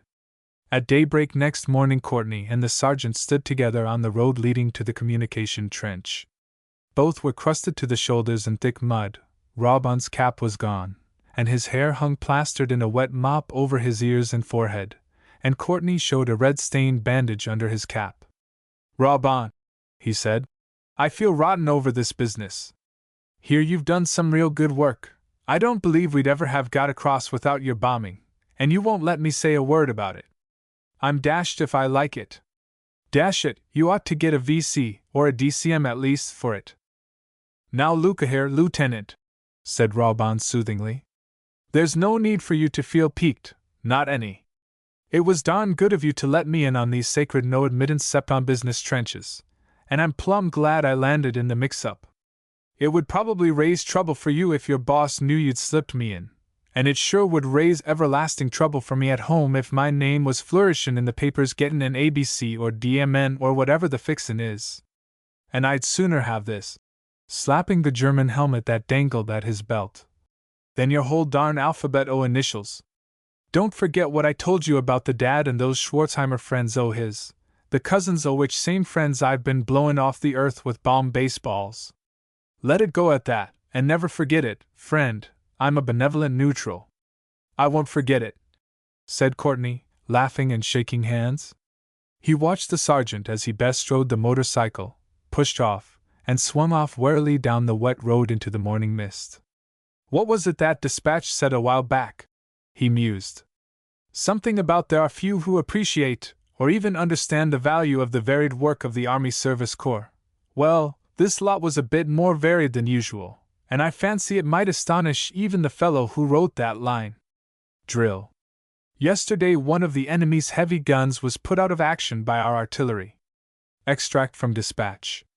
"Stand fast," the instructor bellowed, and while the detachment stiffened to immobility he went on, without stopping to draw a breath, bellowing other and less printable remarks. After he had finished these he ordered, "Detachment rear!" and taking more time and adding even more point to his remarks, he repeated some of them and added others, addressing abruptly and virulently the number, whose bungling had aroused his wrath. "You've learned your gun drill," he said. "Learn it like a sulphur-crested cockatoo learns to gabble pretty Polly scratch a pole. Why in the name of Moses you can't make your hands do what your tongue says as me beat? You, Donovan, that's number 3, let me hear you repeat the drill for action front." Donovan, standing strictly to attention, and with his eyes fixed straight to his front, drew a deep breath and rattled off. "At the order or signal from the battery leader or section commander, halt action front. 1 orders halt action front. At the order from 1, the detachment dismounts, 3 unkeys, and with 2 lifts the trail. When the trail is clear of the hook, 3 orders limber drive on." The instructor interrupted explosively. "You see," he growled. "You know it. 3 orders limber drive on, you're 3. But did you order limber drive on, or limber drive off, or drive anywhere at all? Did you expect drivers that would be sitting up there on their horses, with their backs turned to you, to have eyes in the backs of their heads to see when you had the trail lifted, or did you be expectin' them to thought read that you wanted them to drive on?" 3, goaded at last to a sufficiency of daring, ventured to mutter something about "was going to order it." The instructor caught up the phrase and flayed him again with it. "Was going to," he repeated. "Was going to order it. Perhaps some day, when a bullet comes along and drills a hole in your thick head, you will want to tell it you was going to get out of the way. You maybe expect the detachment to halt and stand easy, and light a cigarette, and have a chat while you wait to make up your mind what you're going to say, and when you're going to say it. And if ever you get past recruit drill in the barrack square, my lad, and smell powder burned in action, you'll learn that there's no such thing as going to in your gun drill. If you're slow at it, if you fumble your fingers, and tie knots in your tongue, and stop to think about your going to, you'll find maybe that going to has gone before you make up your mind, and the only thing going to will be you and your detachment, and it's kingdom come you'll be going to at that. And now we'll try it again, and if I find any more going to about it this time it's an hour's extra drill a day you'll be going to for the next week." He kept the detachment grilling and grinding for another hour before he let them go, and at the end of it he spent another 5 minutes pointing out the manifold faults and failings of each individual in the detachment, reminding them that they belonged to the Royal Regiment of Artillery, that is, the right of the line, the terror of the world, and the pride of the British Army, and that any man who wasn't a shining credit to the Royal Regiment was no less than a black disgrace to it. When the detachment dismissed, and for the most part gravitated to the canteen, they passed some remarks upon their instructor almost pungent enough to have been worthy of his utterance. "Him and his everlastin' cut the time! I'm just about fed up with him," said Gunner Donovan bitterly. "And I'd like to know where's all the sense doing this drill against a stopwatch. You'd think from the way he talks that a man's life was hanging on the whiskers of a half-second. Blanky rot, I call it." "I wouldn't mind so much," said another gunner, "if ever he thought to say we done it good, but not him. The better we does it and the faster, the better and the faster he wants it done. It's my belief that if he had a gun detachment picked from the angels above he'd tell 'em their buttons and their gold crowns was a disgrace to heaven, that they was too slow to catch worms or catch a cold, and that they'd alvay to cut the time it took 'em to fly into column o' route from the right down the golden stairs, or to bring their ARPs to the alt-action front." These were the mildest of the remarks that passed between the smarting numbers of the gun detachment, but they would have been astonished beyond words if they could have heard what their instructor, Sergeant "Cut the time," was saying at that moment to a fellow sergeant in the sergeant's mess. "They're good lads," he said, "and it's me that in my time has seen the making and the breaking and the handling and the hammering of gun detachments enough to man every gun in the army, that's saying it. I had them on the halt action front this morning, and I tell you they've come on amazing since I took 'em in hand. We cut 3 solid seconds this morning off the time we have been taking to get the gun into action, and a second a round off the firing of 10 rounds. They'll make gunners yet if they keep at it." "3 seconds is good enough," said the other mildly. "It isn't good enough," returned the instructor. "If they can make it 4, and 4's not good enough if they can make it 5. It's when they can't cut the time down by another split fraction of a second that I'll be calling them good enough. They won't be blessing me for it now, but come the day maybe they will." The battery was moving slowly down a muddy road that ran along the edge of a thick wood. It had been marching most of the night, and since the night had been wet and dark, the battery was splashed and muddy to the gun muzzles and the tops of the drivers' caps. It was early morning, and very cold. Gunners and drivers were muffled in coats and woolen scarves, and sat half asleep on their horses and wagons. A thick and chilly mist had delayed the coming of light, but now the mist had lifted suddenly, blown clear by a quickly risen chill wind. When the mist had been swept away sufficiently for something to be seen of the surrounding country, the Major, riding at the head of the battery, passed the word to halt and dismount, and proceeded to find himself on the map. Glancing about him, he picked out a church steeple in the distance, a wayside shrine, and a crossroad near at hand, a curve of the wood beside the road, and by locating these on the squared map, which he took from its mud-splashed leather case, he was enabled to place his finger on the exact spot on the map where his battery stood at that moment. Satisfied on this, he was just about to give the order to mount when he heard the sound of breaking brushwood and saw an infantry officer emerge from the trees close at hand. The officer was a young man, and was evidently on an errand of haste. He slithered down the steep bank at the edge of the wood, leaped the roadside ditch, asked a question of the nearest man, and getting an answer from him, came at the double past the guns and teams towards the Major. He saluted hastily, said, "Mornin', sir," and went on breathlessly. "My colonel sent me across to catch you. We are in a ditch along the edge of the far side of this wood, and could just see enough of you between the trees to make out your battery. From where we are we can see a German gun, one of their big brutes, with a team of about 20 horses pulling it, plain and fair out in the open. The colonel thinks you could knock 'em to glory before they could reach cover." "Where can I see them from?" said the Major quickly. "I'll show you," said the subaltern, "if you'll leave your horse and come with me through this wood. It's only a narrow belt of trees here." The Major turned to one of his subalterns who was with him at the head of the battery. "Send back word to the captain to come up here and wait for me," he said rapidly. Tell him what you have just heard this officer say, and tell him to give the word, prepare for action, and now," he said, turning to the infantryman, "go ahead." The two of them jumped the ditch, scrambled up the bank, and disappeared amongst the trees. A message back to the captain who was at the rear of the battery brought him up at a canter. The subaltern explained briefly what he had heard, and the captain, after interrupting him to shout an order to prepare for action, heard the finish of the story, pulled out his map, and pointing out on it a road shown as running through the trees, sent the subaltern off to reconnoiter it. The men were stripping off their coats, rolling them and strapping them to the saddles and the wagon seats. The numbers 1, the sergeants in charge of each gun, bustling their gunners, and seeing everything about the guns made ready, the gunners examining the mechanism and gears of the gun, opening and closing the hinged flaps of the wagons, and tearing the thin metal cover off the fuses. It was all done smartly and handily, and one after another the sergeants reported their subsections as ready. Immediately the captain gave the order to mount, drivers swung themselves to their saddles, and the gunners to their seats on the wagons, and all sat quietly waiting for whatever order might come next. The lifting of the mist had shown a target to the gunners on both sides apparently, and the roar and boom of near and distant guns beat and throbbed quicker and at closer intervals. In 3 minutes the major came running back through the wood, and the captain moved to meet him. "We've got a fair chance," said the major exultingly.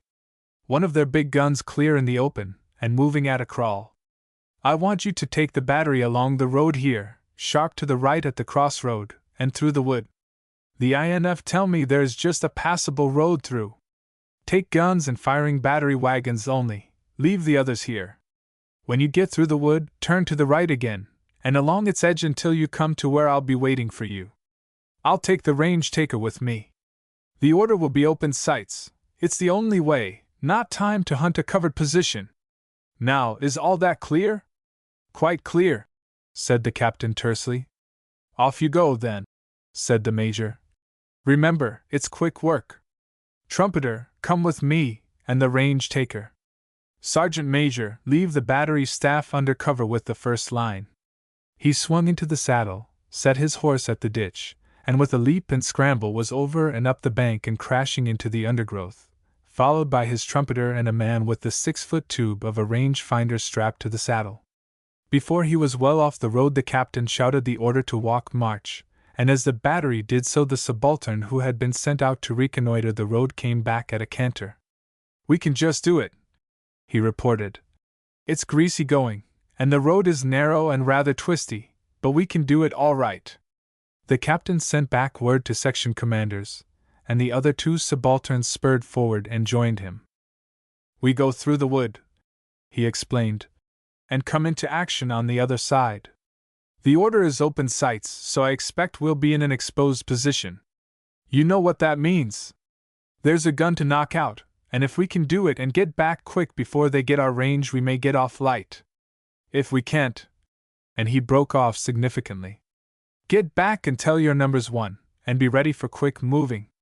Immediately they had fallen back the order was given to trot, and the battery commenced to bump and rumble rapidly over the rough road. As they neared the crossroads they were halted a moment, and then the guns and their attendant ammunition wagons only went on, turned into the wood, and recommenced to trot. They jolted and swayed and slid over the rough, wet road, the gunners clinging fiercely to the handrails, the drivers picking away as best they could over boulders and between ruts. They emerged on the far side of the wood, found themselves in an open field, turned sharply to the right, and kept on at a fast trot. A line of infantry were entrenched amongst the trees on the edge of the wood, but their shouted remarks were drowned in the clatter and rattle and jingle of wheels and harness. Out on their left the ground rose very gently, and far beyond a low crest could be seen clumps of trees, patches of fields, and a few scattered farm houses.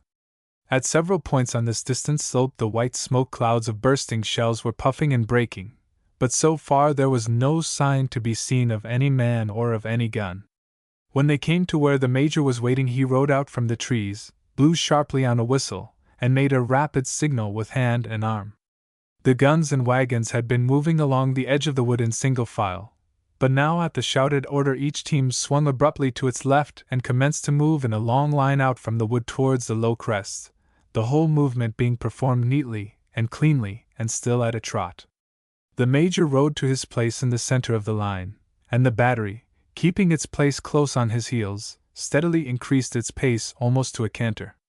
The major's whistle screamed again, and at another signal and the shouted orders the battery dropped to a walk every man could see now over the crest and into the shallow valley that fell away from it, and rose again in gentle folds and slopes.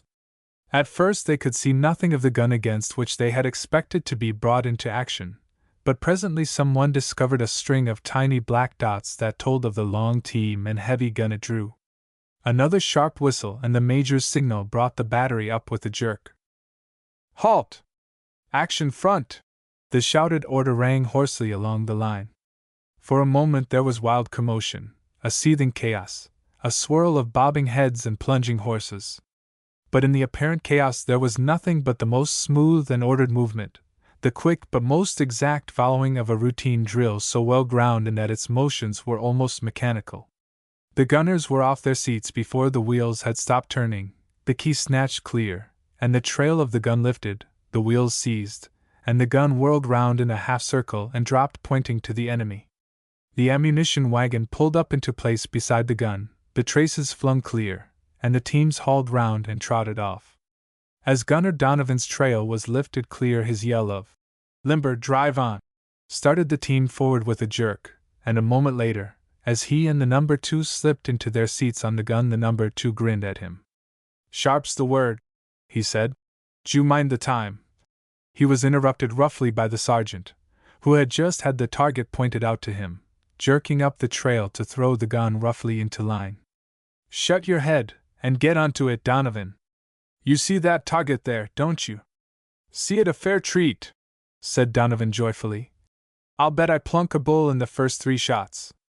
Back in the wood the infantry colonel, from a vantage point halfway up a tall tree, watched the ensuing duel with the keenest excitement. The battery's first 2 ranging shots dropped in a neat bracket, one over and one short. In the next 2 the bracket closed, the shorter shot being almost on top of the target. This evidently gave the range closely enough, and the whole battery burst into a roar of fire, the blazing flashes running up and down the line of guns like the reports of a gigantic Chinese cracker. Over the long team of the German gun a thick cloud of white smoke hung heavily, burst following upon burst and hail after hail of shrapnel sweeping the men and horses below. Then through the crashing reports of the guns and the whimpering rush of their shells' passage, there came a long whistling scream that rose and broke off abruptly in a deep rolling crrrump. A spout of brown earth and thick black smoke showed where the enemy shell had burst far out in front of the battery. The infantry colonel watched anxiously. He knew that out there somewhere another heavy German gun had come into action. He knew that it was a good deal slower in its rate of fire, but that once it had secured its line and range it could practically obliterate the light field guns of the battery. The battery was fighting against time and the German gunners to complete their task before they could be silenced. The first team was crippled and destroyed, and another team, rushed out from the cover of the trees, was fallen upon by the shrapnel tornado, and likewise swept out of existence. Then another shell from the German gun roared over, to burst this time well in the rear of the battery. The colonel knew what this meant. The German gun had got its bracket. The battery had ceased to fire shrapnel, and was pouring high explosive about the derelict gun. The white bursts of shrapnel had given place to a series of spouting volcanoes that leaped from the ground about the gun itself. Another German shell fell in front of the battery, and a good 200 yards nearer to it. A movement below attracted the colonel's attention, and he saw the huddled teams straighten out and canter hard towards the guns. He turned his glasses on the German gun again, and could not restrain a cry of delight as he saw it collapsed and lying on its side, while high explosive shells still pelted about it. The teams came up at a gallop, swept round the guns, and halted. Instantly they were hooked in, the buried spades of the guns wrenched free, the wheels manned, the trails dropped clashing on the limber hooks. And as they dropped, another heavy shell soared over burst behind the battery, so close this time that the pieces shrieked and spun about the guns, wounding 3 horses and a couple of men. The major, mounted and waiting, cast quick glances from gun to gun. The instant he saw they were ready, he signaled an order, the driver's spurs clapped home, and the whips rose and fell whistling and snapping. The battery jerked forward at a walk that broke immediately into a trot, and from that to a hard canter. Even above the clatter and roll of the wheels and the hammering hoof-beats, the whistle and rush of another heavy shell could be heard. Gunner Donovan, twisted sideways and clinging close to the jolting seat, heard the sound growing louder and louder, until it sounded so close that it seemed the shell was going to drop on top of them. But it fell behind them, and exactly on the position where the battery had stood. Donovan's eye caught the blinding flash of the burst, the springing of a thick cloud of black smoke. A second later something shrieked hurtling down and past his gun team, and struck with a vicious thump into the ground. "That was near enough!" shouted Mick, on the seat beside him. Donovan craned over as they passed, and saw, half buried in the soft ground, the battered brass of one of their own shell cartridges. The heavy shell had landed fairly on top of the spot where their gun had stood, where the empty cartridge cases had been flung in a heap from the breech. If they had been 10 or 20 seconds later in getting clear, if they had taken a few seconds longer over the coming into action or limbering up, a few seconds more to the firing of their rounds, the whole gun and detachment. Gunner Donovan leaned across to Mick and shouted loudly. But his remark was so apparently irrelevant that Mick failed to understand.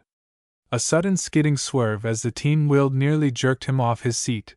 The crackling bursts of half a dozen light shells over the plain behind him distracted his attention for a moment further. Then he leaned in towards Donovan. "What was that?" he yelled. "What did yer say?" Donovan repeated his remark. "God bless, old cut the time." The battery plunged in amongst the trees, and into safety. A night patrol. During the night, only patrol and reconnoitering engagements of small consequence are reported.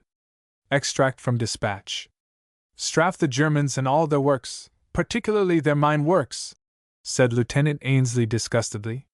"Seeing that's exactly what you're told off to do," said the other occupant of the dugout. "Why grouse about it?" Lieutenant Ainsley laughed. "That's true enough," he admitted. "Although I fancy going out on patrol in this weather and on this part of the line would be enough to make Mark Tapley himself grouse. However, it's all in the course of a lifetime, I suppose."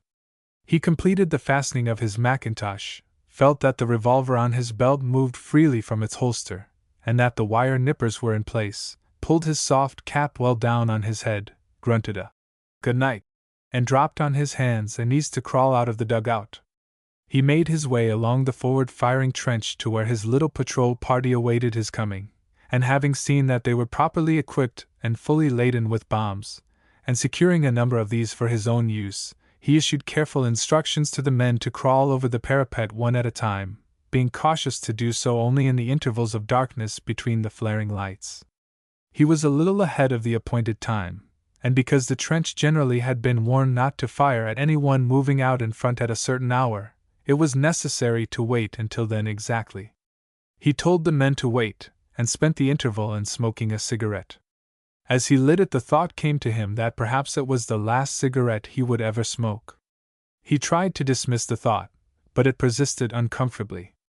He argued with himself and told himself that he mustn't get jumpy, that the surest way to get shot was to be nervous about being shot, that the job was bad enough but was only made worse by worrying about it. As a relief and distraction to his own thoughts, he listened to catch the low remarks that were passing between the men of his party. "When I get home after this job's done," one of them was saying, "I'm going to look for a billet as stoker in the gas works, or sign on in one o' them factories that roll red-hot steel plates, and you ave to wear an asbestos sack to keep yourself from firing. After this I want something as hot and as dry as I can find it." "I think," said another, "my job's going to be barman in a nice snug little public with a fire in the bar parlor and red blinds on the window." "Why don't you pick a job that'll be easy to get?" said the third, with deep sarcasm. "Say Prime Minister or King of England. You've about as much chance of getting them as the other." Lieutenant Ainsley grinned to himself in the darkness. At least, he thought, these men have no doubts about their coming back in safety from this patrol. But then of course it was easier for them because they did not know the full detail of the risk they ran. But it was no use thinking of that again, he told himself. He took his place in readiness, waited until one flare had burned out and there was no immediate sign of another being thrown up, slipped over the parapet, and dropped flat in the mud on the other side. One by one the men crawled over and dropped beside him, and then slowly and cautiously, with the officer leading, they began to wend their way out under their own entanglements. There may be some who will wonder that an officer should feel such qualms as Ainsley had over the simple job of a night patrol over the open ground in front of the German trench.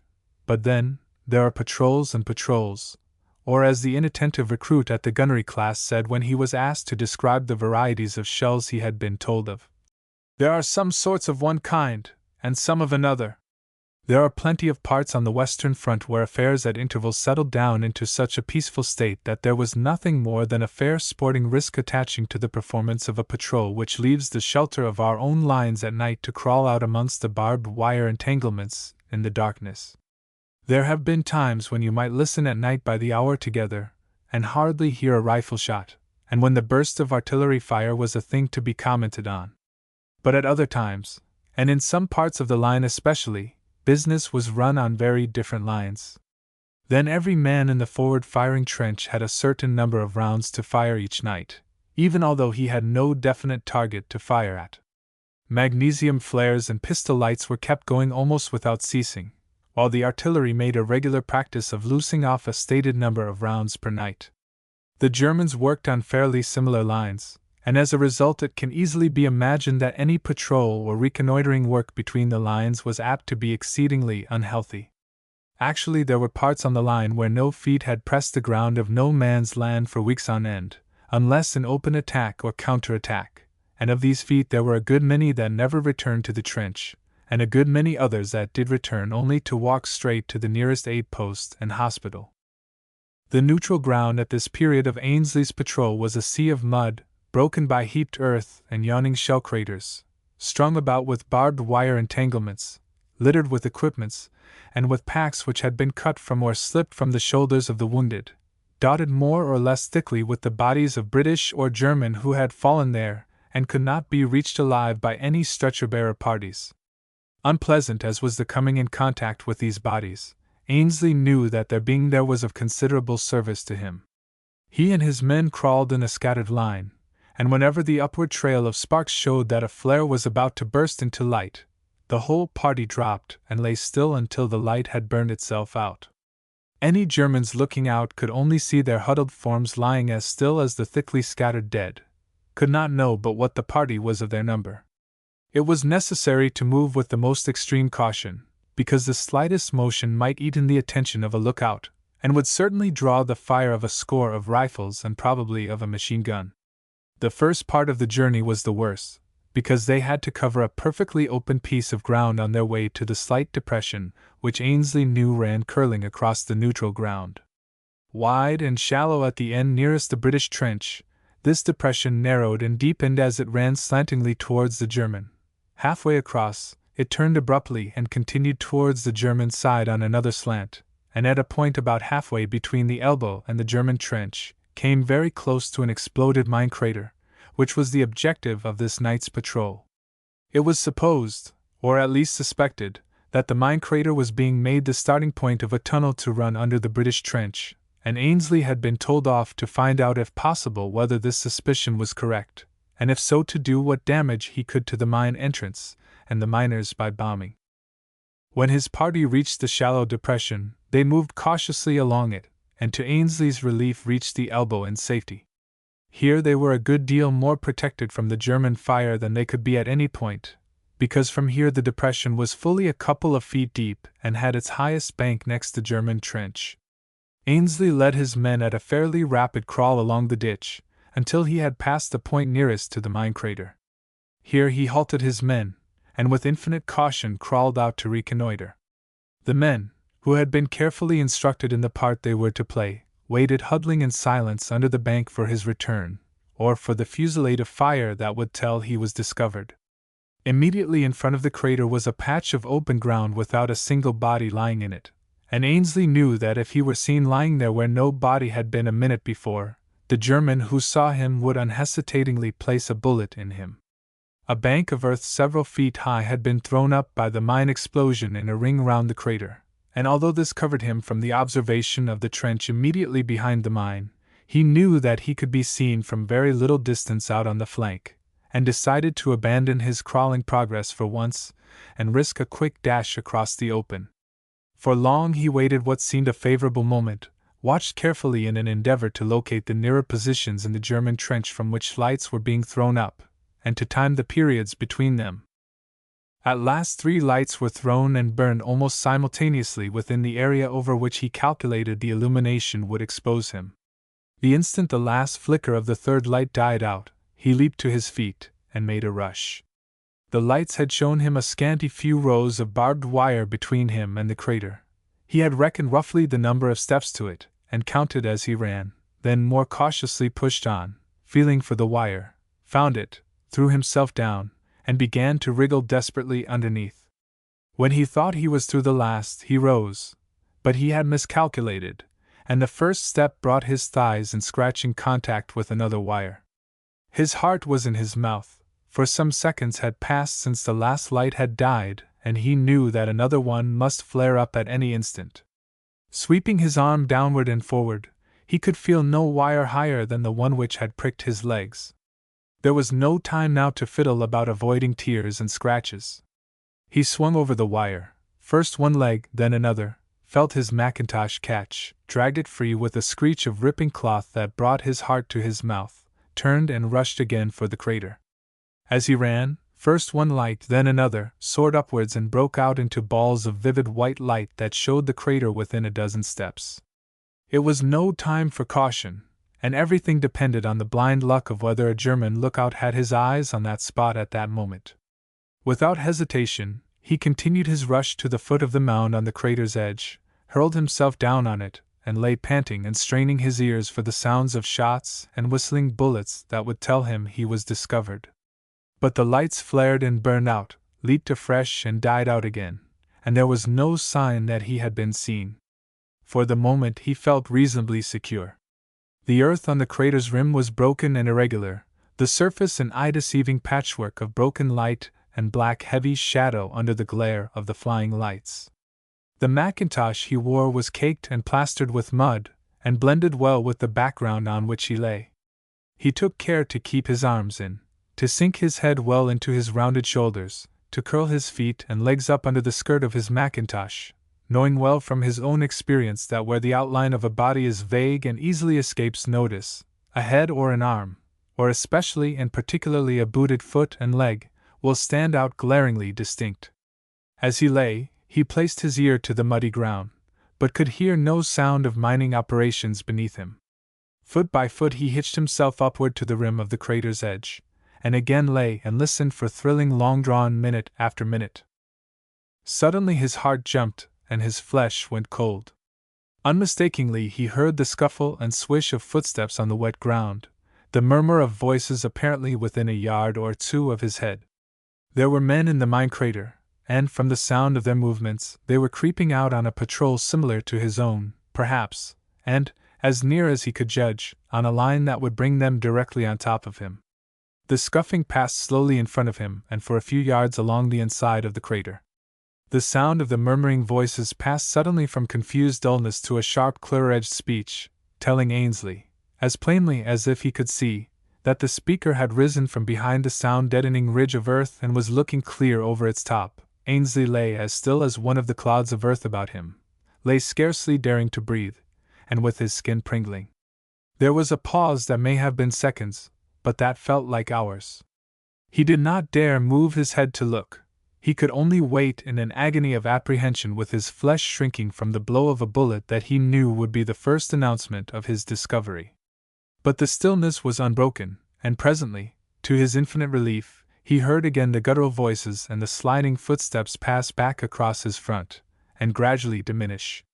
But he would not let his impatience risk the success of his enterprise. He lay without moving a muscle for many long and nervous minutes. At last he began to hitch himself slowly, an inch at a time, along the edge of the crater away from the point to which the German lookout had moved. He halted and lay still again when his ear caught a fresh murmur of guttural voices, the trampling of many footsteps, and once or twice the low but clear clink of an iron tool in the crater beneath him. It seemed fairly certain that the Germans were occupying the crater, were either making it the starting point of a mine tunnel, or were fortifying it as a defensive point. But it was not enough to surmise these things. He must make sure, and if possible, bomb the working party or the entrance to the mine tunnel. He continued to work his way along the rim of the crater's edge. Arrived at a position where he expected to be able to see the likeliest point of the crater for a mine working to commence, he took the final and greatest chance.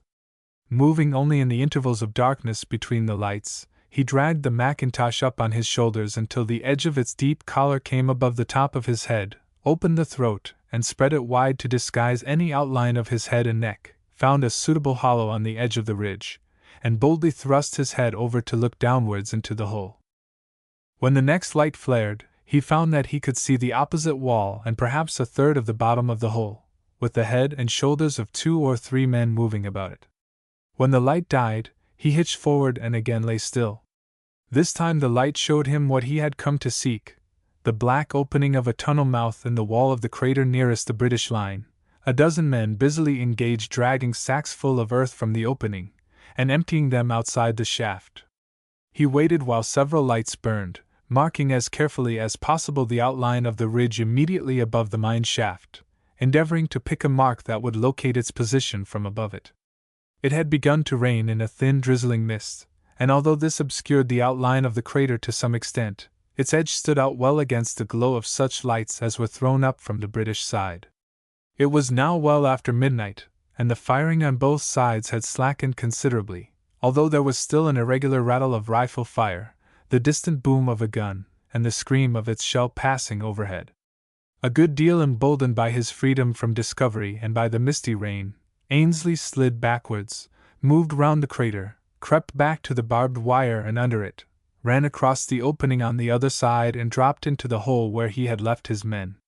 He found them waiting patiently, stretched full length in the wet discomfort of the soaking ground, but enduring it philosophically and concerned, apparently, only for his welfare. His sergeant puffed a huge sigh of relief at his return.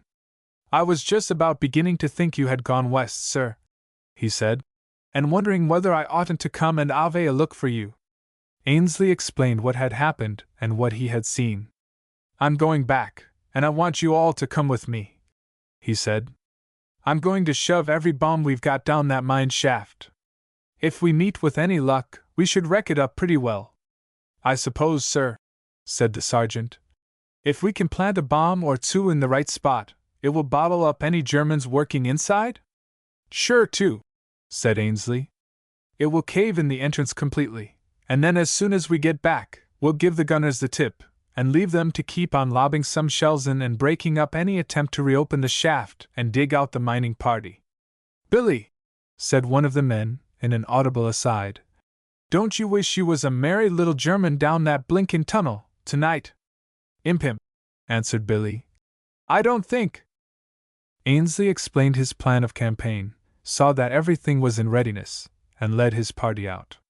The misty rain was still falling, and counting on this to hide them sufficiently from observation if they lay still while any lights were burning, they crawled rapidly across the open, wriggled underneath the wires, cut 1 or 2 of them, especially any which were low enough to interfere with free movement under them, and crawled along to the crater. Ainsley left the party sprawling flat at the foot of the rim, while he crept up to locate the position over the mine shaft. Each man had brought about a dozen small bombs and 1 large one packed with high explosive. Before leaving the ditch, on Ainsley's directions, each man tied his own lot in 1 bundle, bringing the ends of the fuses together, and tying them securely with their ends as nearly as possible level, so that they could be lit at the same time. Each man had with him one of those tinder pipe lighters which are ignited by the sparks of a little twirled wheel. When Ainsley had placed the men on the edge of the crater, he gave the word, and each man lit his tinder, holding it so as to be sheltered from sight from the German trench, behind the flap of his mackintosh. Then each took a separate piece of fuse about a foot long, and, at a whispered word from Ainsley, pressed the end into the glowing tinder. Almost at the same instant the 4 fuses began to burn, throwing out a fizzing jet of sparks. Each man knew that, shelter them as they would from observation, the sparks were almost certain to betray them. But although some rifles began at once to crack spasmodically and the bullets to whistle overhead, each man went on with the allotted program steadily, without haste and without fluster, devoting all their attention to the proper igniting of the bomb fuses, and leaving what might follow to take care of itself. As his length of fuse caught, each man said, "Ready," in a low tone. Ainsley immediately said, "Light," and each instantly directed the jet of sparks as from a tiny hose into the tied bundle of the bomb fuse's ends. The instant each man saw his own bundle well ignited, he reported, "Lit," and thrust the fuse ends well into the soft mud. Being so waterproofed as to burn if necessary completely under water, this made no difference to the fuses, except that it smothered the sparks and showed only a curling smoke wreath. But the first sparks had evidently been seen, for the bomb party heard shoutings and a rapidly increasing fire from the German lines. A light flamed upward near the mine crater. Ainsley said, "Now, and take good aim." The men scrambled to their knees and, leaning well over until they could see the black entrance of the mine shaft, tossed their bundles of bombs as nearly as they could into and around it. In the pit below, Ainsley had a momentary glimpse of half a dozen faces, gleaming white in the strong light, upturned, and staring at him. From somewhere down there a pistol snapped twice, and the bullets hissed past over their heads. The party ducked back below the ridge of earth, and as a rattle of rifle fire commenced to break out along the whole length of the German line, they lit from their tinder the fuses of a couple of bombs specially reserved for the purpose, and tossed them as nearly as they could into the German trench, a score of paces away. Their fuses being cut much shorter than the others, the bombs exploded almost instantly, and Ainsley and his party leapt down to the level ground and raced across to the wire. By now the whole line had caught the alarm. The rifle fire had swelled to a crackling roar. The bullets were whistling and storming across the open.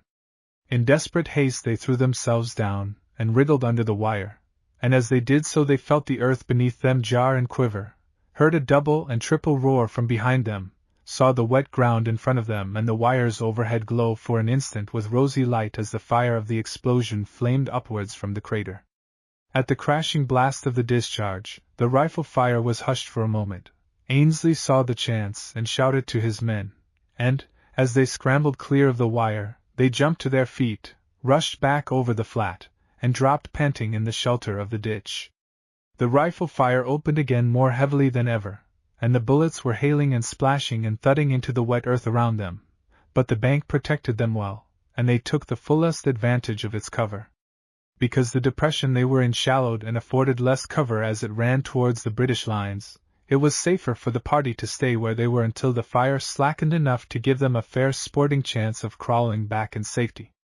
They lay there for fully 2 hours before Ainsley considered it safe enough to move. They were, of course, long since wet through, and by now were chilled and numb to the bone. 2 of the men had been wounded, but only very slightly in clean flesh wounds, one through the arm and one in the flesh over the upper ribs. Ainsley himself bandaged both men as well as he could in the darkness and the cramped position necessary to keep below the level of the flying ballets, and both men, when he had finished, assured him that they were quite comfortable and entirely free from pain. Ainsley doubted this, and because of it was the more impatient to get back to their own lines, but he restrained his impatience, lest it should result in any of his party suffering another and more serious wound.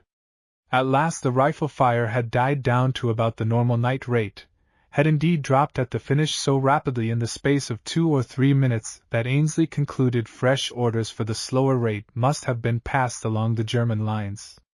He gave the word, and they began to creep slowly back, moving again only when no lights were burning. There were some gaspings and groanings as the men commenced to move their stiffened limbs. "I never knew," gasped one, "as I'd so many joints in my backbone, and that each one of them could hold so many aches." "Same like," said another. "If you'll listen, you can hear my knees and hips creaking like the rusty hinges of an old barn door." Although the men spoke in low tones, Ainsley whispered a stern command for silence. "We're not so far away," he said. but that a voice might carry, and you can bet they're jumpy enough for the rest of the night to shoot at the shadow of a whisper. Now come along, and keep low, and drop the instant a light flares." They crawled back a score or so of yards that brought them to the elbow turn of the depression. The bank of the turn was practically the last cover they could count upon, because here the ditch shallowed and widened and was, in addition, more or less open to enfilading fire from the German side. Ainsley halted the men and whispered to them that as soon as they cleared the ditch they were to crawl out into open order, starting as soon as darkness fell after the next light. Next moment they commenced to move, and as they did so Ainsley fancied he heard a stealthy rustling in the grass immediately in front of him. It occurred to him that their long delay might have led to the sending out of a search party, and he was on the point of whispering an order back to the men to halt, while he investigated, when a couple of pistol lights flared upwards, lighting the ground immediately about them. To his surprise was his only feeling for the moment, he found himself staring into a bearded face not 6 feet from his own, and above the face was the little round flat cap that marked the man a German. Both he and the German saw each other at the same instant, but because the same imminent peril was over each instinctively dropped flat to the wet ground. Ainsley had just time to glimpse the movement of other 3 or 4 gray-coated figures as they also fell flat. Next instant, he heard his sergeant's voice, hurried and sharp with warning, but still low-toned. "Look out, sir! There's a big Boche just in front of you." Ainsley shed him to silence, and at the same time was a little amused and a great deal relieved to hear the German in front of him similarly hush down the few low exclamations of his party. The flare was still burning, and Ainsley, twisting his head, was able to look across the muddy grass at the German eyes staring anxiously into his own. "Do not move," said Ainsley, wondering to himself if the man understood English, and fumbling in vain in his mind for the German phrase that would express his meaning. "Kamerad, grunted the German, with a note of interrogation that left no doubt as to his meaning. "Nein," answered Ainsley. "You Kamerad, Sie Kamerad." The other, in somewhat voluble gutturals, insisted that Ainsley must "Kamerad," otherwise surrender. He spoke too fast for Ainsley's very limited knowledge of German to follow, but at least, to Ainsley's relief, there was for the moment no motion towards hostilities on either side. The Germans recognized, no doubt as he did, that the first sign of a shot, the first wink of a rifle flash out there in the open, would bring upon them a blaze of light and a storm of rifle and Maxim bullets. Even although his party had slightly the advantage of position in the scanty cover of the ditch, he was not at all inclined to bring about another burst of firing, particularly as he was not sure that some excitable individuals in his own trench would not forget about his party being in the open and hail indiscriminate bullets in the direction of a rifle flash, or even the sound of indiscreetly loud talking. Painfully, in very broken German, and a word or two at a time, he tried to make his enemy understand that it was the German party, that must surrender, pointing out as an argument that they were nearer to the British than to the German lines. The German, however, discounted this argument by stating that he had one more man in his party than Ainsley had, and must therefore claim the privilege of being captor. The voice of his own sergeant close behind him spoke in a hoarse undertone. "Shall I blow a blinkin' hole in him, sir? I could do him in across your shoulder, as easy as kiss my hand." No, said Ainsley hurriedly. "A shot here would raise the mischief." At the same time he heard some of the other Germans speak to the man in front of him, and discovered that they were addressing him as Sergeant. "Sien Sergeant?"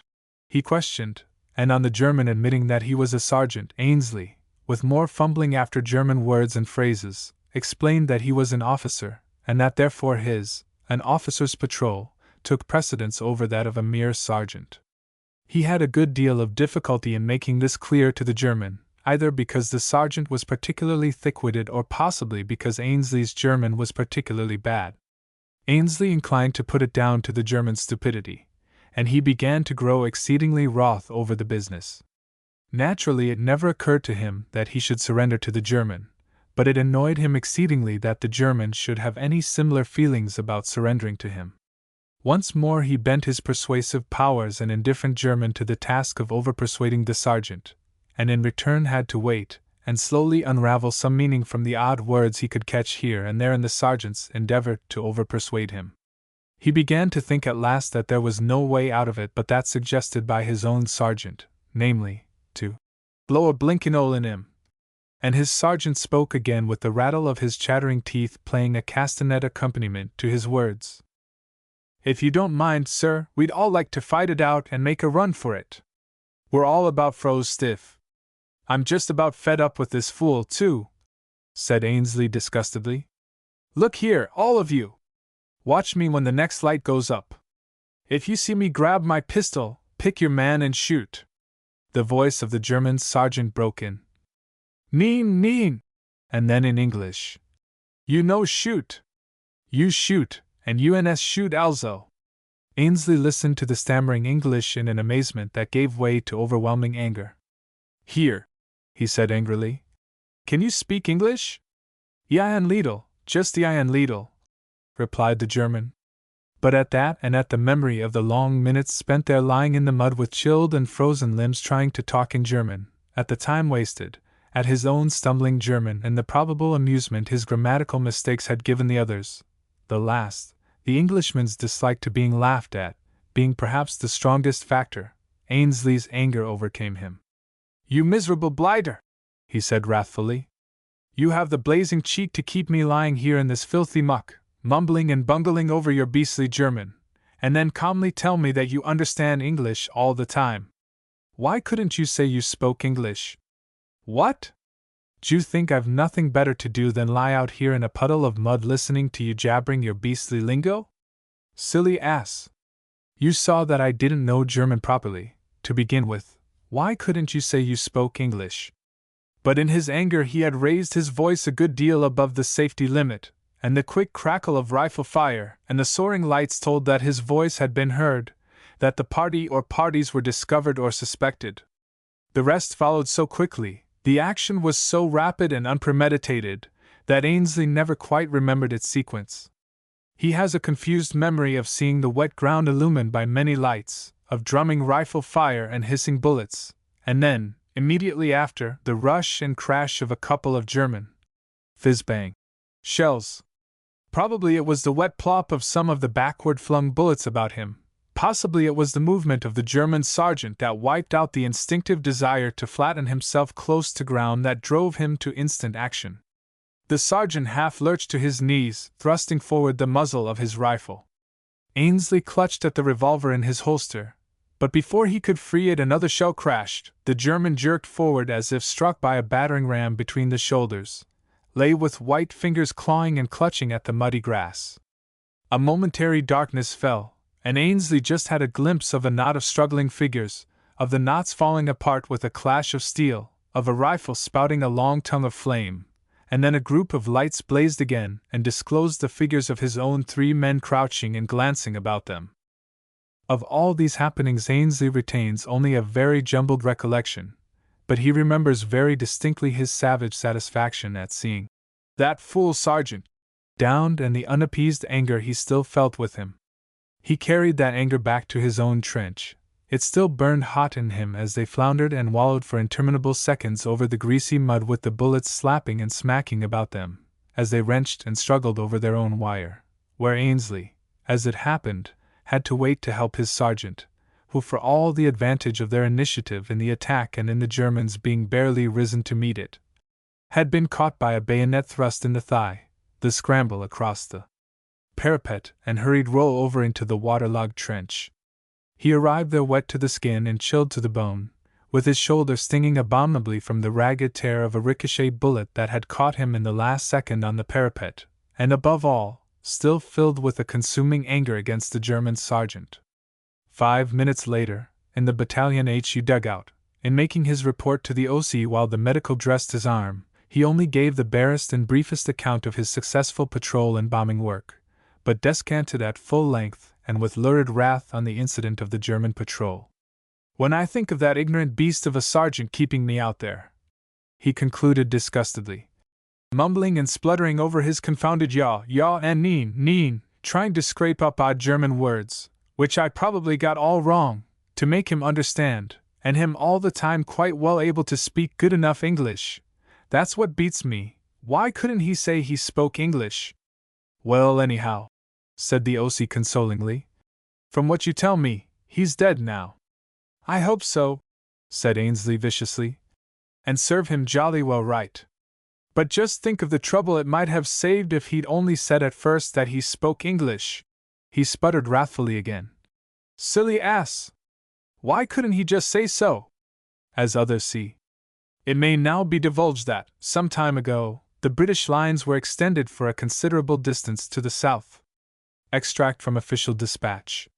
The first notice that the men of the Tower Bridge foot had that they were to move outside the territory they had learned so well in many weary marches and wanderings in networks and mazes of trenches, was when they crossed a road which had for long marked the boundary line between the grounds occupied by the British and French forces. Do you suppose the O.C. is drunk, or that the guide has lost his way? Said Private Robinson. Somebody ought to tell him we're off our beat and that trespassers will be prosecuted. Not but what he don't know that, seeing he prosecuted me cruel 6 months ago for roving off into the French lines, said if I did it again I might be took for a spy and shot. Anyhow, I'd be took for being where I was out o' bounds and get a dose of field punishment. Wonder where we're bound for? Don't see as it matters much, said his next file. I suppose one wet field's as good as another to sleep in, so why worry? A little farther on, the battalion met a French infantry regiment on the march. The French regiment's road discipline was rather more lax than the British, and many tolerantly amused criticisms were passed on the loose formation, the lack of keeping step, and the straggling lines of the French. The criticisms, curiously enough, came in a great many cases from the very men in the Tower's ranks who had often groused most at the silliness of themselves being kept up to the mark in these matters. The marching Frenchmen were singing, but singing in a fashion quite novel to the British. Throughout their column there were anything up to a dozen songs in progress, some as choruses and some as solos, and the effect was certainly rather weird. The Tower Bridge officers, knowing their own men's fondness for swinging march songs, expected, and to tell truth, half hoped that they would give a display of their harmonious powers. They did, but hardly in the expected fashion. One man demanded in a growling bass that the home fires be kept burning, while another bade farewell to Leicester Square in a high falsetto. The giggling Towers caught the idea instantly, and a confused medley of hymns, music hall ditties, and patriotic songs in every key, from the deepest bellowing bass to the shrillest wailing treble, arose from the Tower's ranks, mixed with whistles and catcalls and Corporal Flanagan's famous imitation of Life on a Farm. The joke lasted the Towers for the rest of that march, and as sure as any Frenchman met or overtook them on the road he was treated to a vocal entertainment that must have left him forever convinced of the rumored potency of British rum. By now word had passed round the Towers that they were to take over a portion of the trenches hitherto occupied by the French. Many were the doubts, and many were the arguments, as to whether this would or would not be to the personal advantage and comfort of themselves. But at least it made a change of scene and surroundings from those they had learned for months past, and since such a change is as the breath of life to the British soldier, they were on the whole highly pleased with it. The morning was well advanced when they were met by guides and interpreters from the French regiment which they were relieving, and commenced to move into the new trenches. Although at first there were some who were inclined to criticize, and reluctant to believe that a Frenchman, or any other foreigner, could do or make anything better than an Englishman, the Towers had to admit, even before they reached the forward-firing trench, that the work of making communication trenches had been done in a manner beyond British praise. The trenches were narrow and very deep, neatly paved throughout their length with brick, spaced at regular intervals with sunk traps for draining off rainwater, and with bays and niches cut deep in the side to permit the passing of any one needing a line of pack-burdened men in the shoulder-wide alleyway. When they reached the forward-firing trench, their admiration became unbounded. They were as full of eager curiosity as children on a school picnic. They fraternized instantly and warmly with the outgoing Frenchmen, and the Frenchmen for their part were equally eager to express friendship, to show the English the dugouts, the handy little contrivances for comfort and safety, to bequeath to their successors all sorts of stoves and pots and cooking utensils, and generally to give an impression, which was put into words by Private Robinson. "Strike me if this ain't the most cordial bloomin' entente I've ever met!" The Towers had never realized, or regretted, their lack of the French as deeply as they came to do now. Hitherto dealings in the language had been entirely with the women in the villages and billets of the reserve lines, where there was plenty of time to find means of expressing the two things that for the most part were all they had to express: their wants and their thanks. And because by now they had no slightest difficulty in making these billet inhabitants understand what they required: a fire for cooking, stretching space on a floor, the location of the nearest estaminets, whether eggs, butter, and bread were obtainable, and how much was the price, they had fondly imagined in their hearts, and boasted loudly in their home letters, that they were quite satisfactorily conversant with the French language. Now they were to discover that their knowledge was not quite so extensive as they had imagined, although it never occurred to them that the French women in the billets were learning English a great deal more rapidly and efficiently than they were learning French, that it was not altogether their mastery of the language which instantly produced soap and water, for instance, when they made motions of washing their hands and said slowly and loudly, "Soap, you compris, soap, and l'eau, you savvy. L'eau, water." But now, when it came to the technicalities of their professional business, they found their command of the language completely inadequate.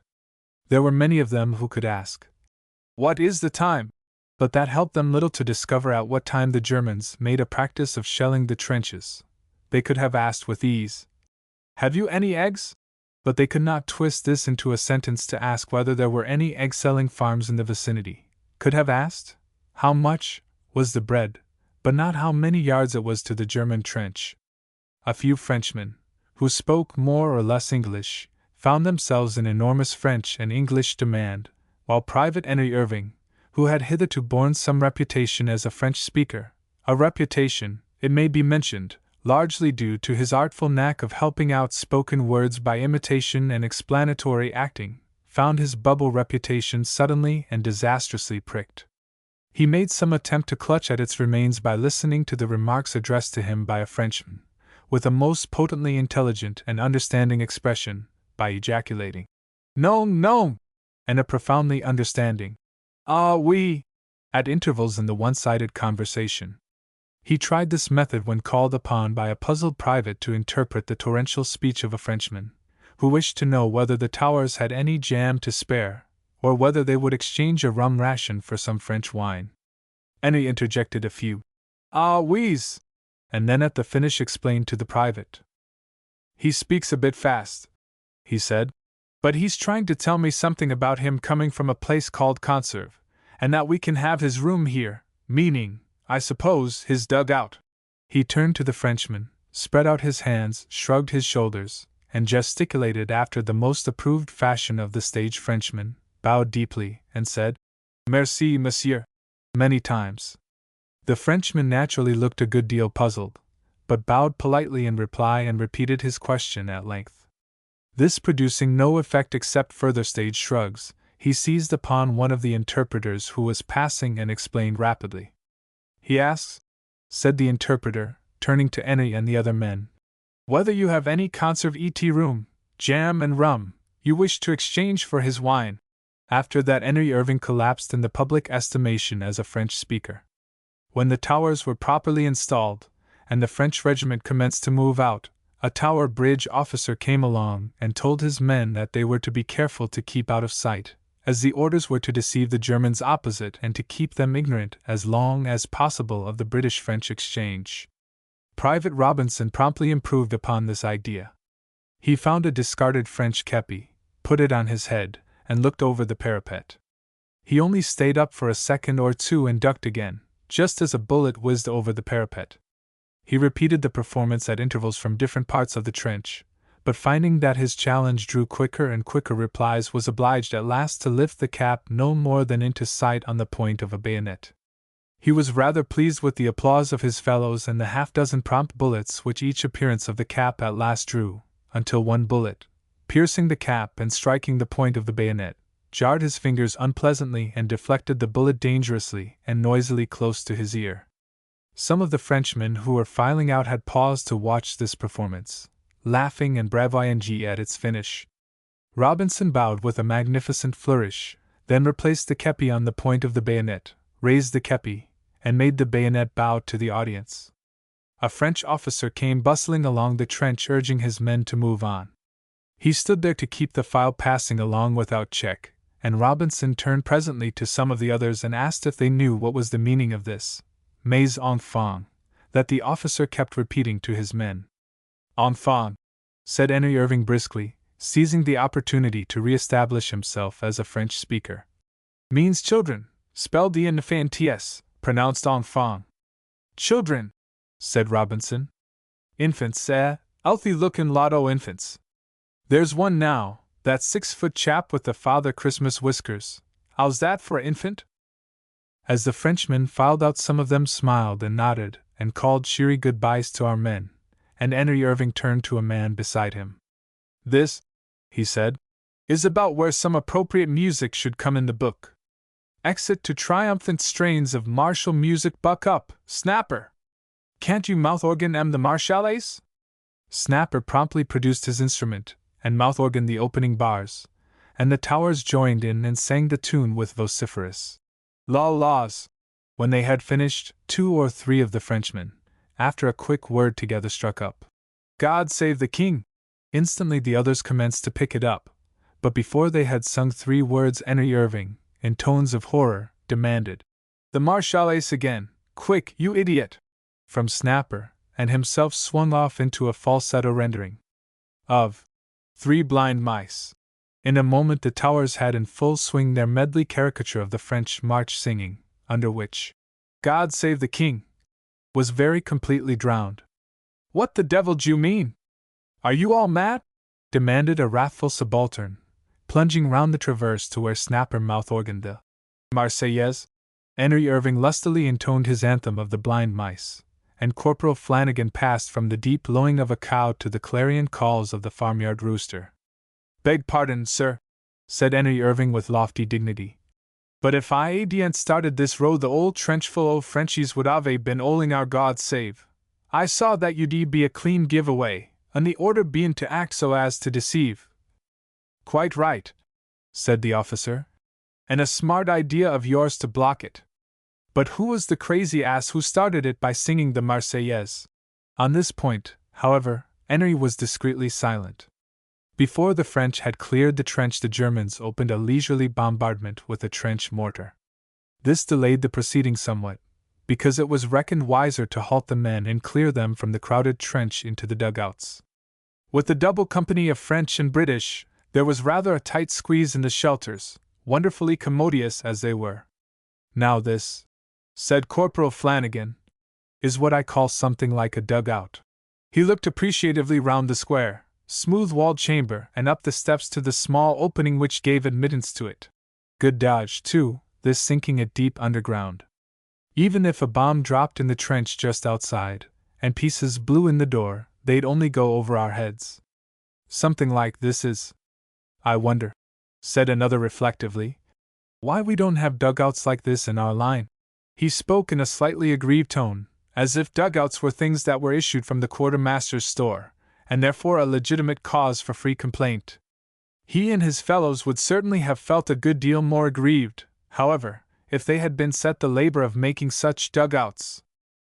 Up above, such of the French and British as had been left in the trench were having quite a busy time with the bombs. The Frenchmen had rather a unique way of dodging these, which the Towers were quick to adopt. The whole length of the trench was divided up into compartments by strong traverses running back at right angles from the forward parapet, and in each of these compartments there were anything from 4 or 5 to a dozen men, all crowded to the backward end of the traverse, waiting and watching there to see the bomb come twirling slowly and clumsily over. As it reached the highest point of its curve and began to fall down towards the trench, it was as a rule fairly easy to say whether it would fall to right or left of the traverse. If it fell in the trench to the right, the men hurriedly plunged round the corner of the traverse to the left, and waited there till the bomb exploded. The crushing together at the angle of the traverse, the confused cries of warning or advice, or speculation as to which side a bomb would fall, the scuffling, tumbling rush to one side or the other, the cries of derision which greeted the ineffective explosion, all made up a sort of game. The towers had had a good many unhappy experiences with bombs, and at first played the unknown game carefully and anxiously, and with some doubts as to its results. But they soon picked it up, and presently made quite merry at it, laughing and shouting noisily, tumbling and picking themselves up and laughing again like children. They lost 3 men, who were wounded through their slowness in escaping from the compartment where the bomb exploded, and this rather put the towers on their mettle. As Private Robinson remarked, it wasn't the cheese that a Frenchman should beat an Englishman at any blooming game. "If we could only get a little bit of a stake on it," he said wistfully, "we could take 'em on, the winners being them that loses least men." It being impossible, however, to convey to the Frenchmen that interest would be added by the addition of a little bet, the towers had to content themselves with playing platoon against platoon amongst themselves, the losing platoon pay, what they could conveniently afford, the day's rations of the men who were casualtied. The subsequent task of dividing 1 1/4 pots of jam, 5 portions of cheese, bacon and a meat and potato stew was only settled eventually by resource to a set of dice. As the bombing continued methodically, the French artillery, who were still covering this portion of the trench, set to work to silence the mortar, and the towers thoroughly enjoyed the ensuing performance, and the generous, not to say extravagant, fashion in which the French battery, after the usual custom of French batteries, lavished its shells upon the task. For 5 minutes the battery spoke in 4-tongued emphatic tones, and the shells screamed over the forward trench, crackled and crashed above the German line, dotted the German parapet along its length, played up and down it in long bursts of fire, and deluged the suspected hiding place of the mortar with a torrent of high explosive. When it stopped, the bombing also had stopped for that day. The French infantry did not wait for the ceasing of the artillery fire. They gathered themselves and their belongings and recommenced to move as soon as the guns began to speak. "Finish!" as one of them said, placing a finger on the ground, lifting it in a long curve, twirling it over and downward again in imitation of a falling bomb. "See 75 speak, bang bang bang!" and his fist jerked out 4 blows in a row. "Finish!" he concluded, holding a hand out towards the German lines and making a motion of rubbing something off the slate. Plainly they were very proud of their artillery, and the towers caught that word, 75, in every tone of pleasure, pride, and satisfaction. But as Private Robinson said, "I don't wonder at it. Cannes is a good name, but Canondas would be a better." When the last of the Frenchmen had gone, the towers completed their settling in and making themselves comfortable in the vacated quarters. The greatest care was taken to avoid any man showing a British cap or uniform. Snapper Brown, urged by the public-spirited Henry Irving, exhausted himself in playing the Marseillaise at the fullest pitch of his lungs and mouth organ. His artistic soul revolted at last at the repetition, but since the only other French tune that was suggested was the Blue Danube Waltz, and there appeared to be divergent opinions as to its nationality, Snapper at last struck, and refused to play the Marseillaise a single time more. Henry Irving enthusiastically took up this matter of acting so as to deceive the Germans. "Act?" he said. "If I'd a make-up box and a false mustache air, I'd act so as to cheat the French president himself, much less a parcel of beer-swilling germs." The German trenches were too far away to allow of any conversation, but Henry secured a board, wrote on it in large letters, "Vive la France," and displayed it over the parapet. After the Germans had signified their notice of the sentiment by firing a dozen shots at it, Henry replaced it by a fresh one. A bas la Boche. This notice was left standing, but to Henry's annoyance the Germans displayed in return a board which said in plain English, "Good morning." "Ain't that a knockout?" said Henry disgustedly. "Much use me acting to deceive the Germans if some silly blighter in another bit o' the line goes and gives the game away." Throughout the rest of the day he endeavored to confuse the Germans' evident information by the display of the French cap and of French sentences on the board like "Bonjour, bon nuit," and "Mercredi," which he told the others was the French for a day of the week, the spelling being correct as he knew because he had seen it written down, and the day indicated, he believed, being Wednesday, or Thursday. "And that's near enough," he said, "because today is Wednesday, and if Mercredi means Wednesday, they'll think I'm signaling today, and if it means Thursday, they'll think I'm talking about tomorrow." All doubts of the Germans' knowledge appeared to be removed, however, by their next notice, which stated plainly, "You are Englander." To that Henry, his French having failed him, could only retort by a drawing of outstretched fingers and a thumb placed against a prominent nose on an obviously French face, with pointed mustache and imperial, and a French cap.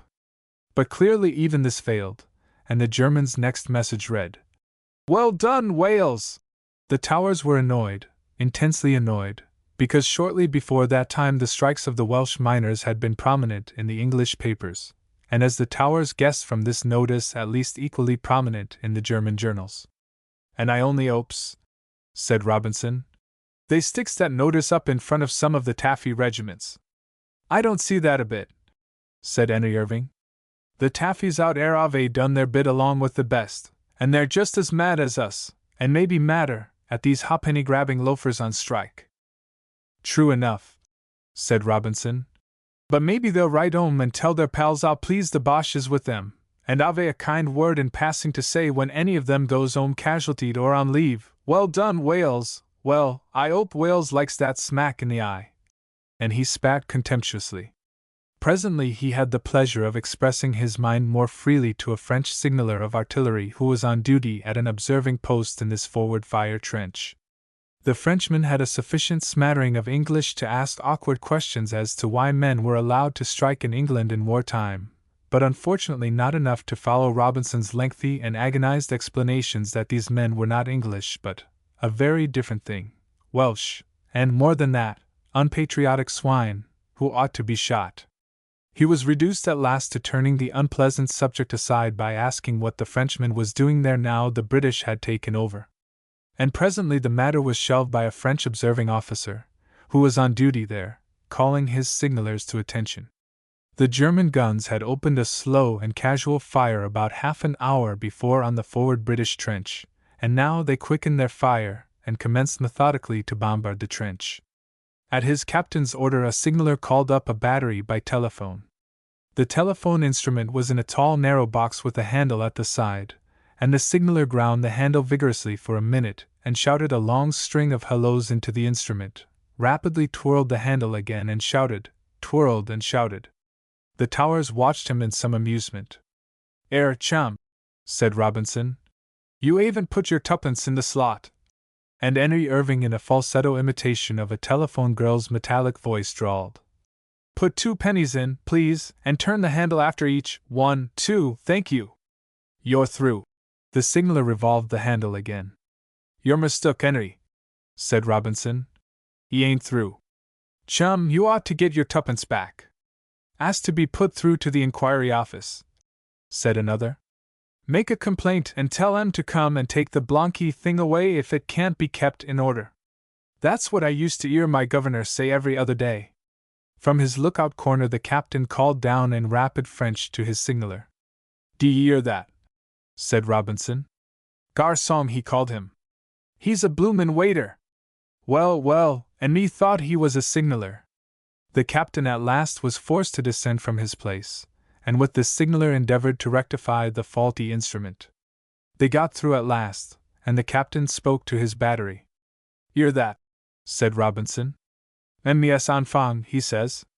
"He's got a lot o' bloomin' infants too." "Queer crowd," said Flanagan. "What with infants for soldiers and a waiter for a signaller, and a butcher or a baker or candlestick maker for a president, as I'm told they have, they're a rum crush altogether." The captain ascended to his place again.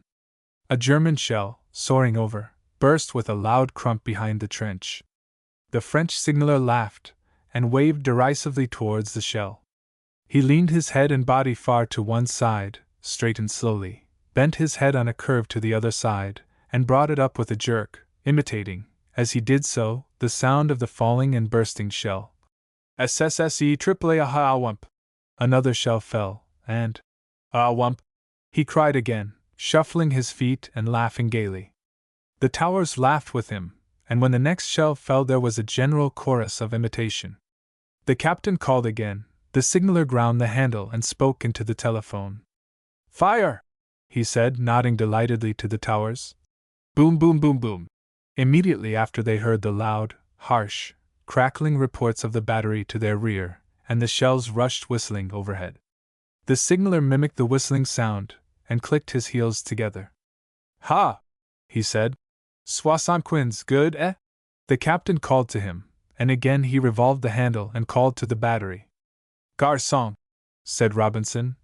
A plate of SWA beans, s'il vous plaît, and serve 'em hot. A German shell dropped again, and again the chorus howls and laughter of the towers marked its fall. The captain called for high explosive, and the signaller shouted on the order.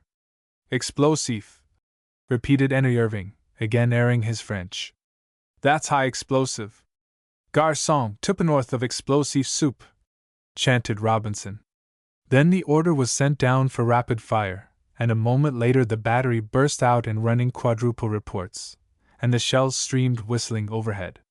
The towers peered through periscopes and over the parapet to watch the tossing plumes of smoke and dust that leaped and twisted in the German lines. Good old cans, said Robinson appreciatively. When the fire stopped, the captain came to the telephone and spoke to the battery in praise of their shooting. The towers listened carefully to catch a word here and there. There he goes again, said Robinson, with his bloomin' infants. And later he asked the signaller the meaning of MES Braves, that was so often in the captain's mouth. Hear that, he said to the other towers when the signaller explained it meant, my braves. Bloomin' Braves he's calling his battery now. Infants was bad enough, but Braves is about the limit. I'm open to admit they're brave enough. That bombing didn't seem to worry them, and shellfire pleases them like a call for dinner. And you remember that time we was in action one side of the La Bassée Road and they was in it on the other? Struth! When I remember the wiping they got crossing the open, and the way they stuck it and plugged through that mud, and tore the barbed wire up by the roots, and sailed over into the German trench, I'm not going to contradict anybody that calls 'em brave. But it sounds rum to hear 'em call each other it. Robinson was busy surveying in a periscope the ground between the trenches. I dunno if I'm seein' things, he remarked suddenly, but I could be swore a man's and waved out o' the grass over there. With the utmost caution half a dozen men peered out through loopholes and with periscopes in the direction indicated, and presently a chorus of exclamations told that the hand had again been seen. Robinson was just about to wave in reply when Henry grabbed his arm. You're a nice one to act so as to deceive, you are, he said warmly. I suppose a khaki sleeve is likely to make the UNS believe we're French. Now you watch me. He pulled back his tunic sleeve, held his shirt-sleeved arm up the moment the next wave came, and motioned to reply. He's in a hole o' some sort, said Henry. Now I wonder who it is. A Frenchie by his tunic sleeve. Yes, there's his cap, said Robinson suddenly. Just up and gone. Make the same motion why this cap on a bayonet, said Henry. Then knock off, case the Boche spot I'm. The matter was reported, and presently a couple of officers came along, made a careful examination, and waved the cap. A cautious reply, and a couple of bullets whistling past their cap came at the same moment. Later, Henry sought the sergeant. Mind you this, sergeant, he said. If there's any volunteerin' for the job o' fetchin' that chap in, he belongs to me. I found him. The sergeant grinned. Robinson was here 2 minutes ago. Why the same tale, he said. Seems you're all in a great hurry to get shot. Like his bloomin' cheek, said the indignant Henry. I know why he wants to go out. He's after those German helmets the interpreter told us was lyin' out there. The difficulty was solved presently by the announcement that an officer was going out, and would take 2 volunteers, B company to have first offer. Henry and Robinson secured the posts, and Henry immediately sought the officer. Reminding him of the order to act so as to deceive, he unfolded a plan which was favorably considered. Those Boches thought they was bloomin' clever to twig we was English, he told the others of B company. But you wait till the limelight's on me. I'll puzzle 'em. The 2 French artillery signalers were sleeping in the forward trench, and after some explanation readily lent their long-skirted coats. The officer and Robinson donned one each, and Henry carefully arrayed himself in a torn and discarded pair of old French baggy red breeches and a damaged French cap, and discarded his own jacket. His grey shirt might have been of any nationality, so that on the whole he made quite a passable Frenchman.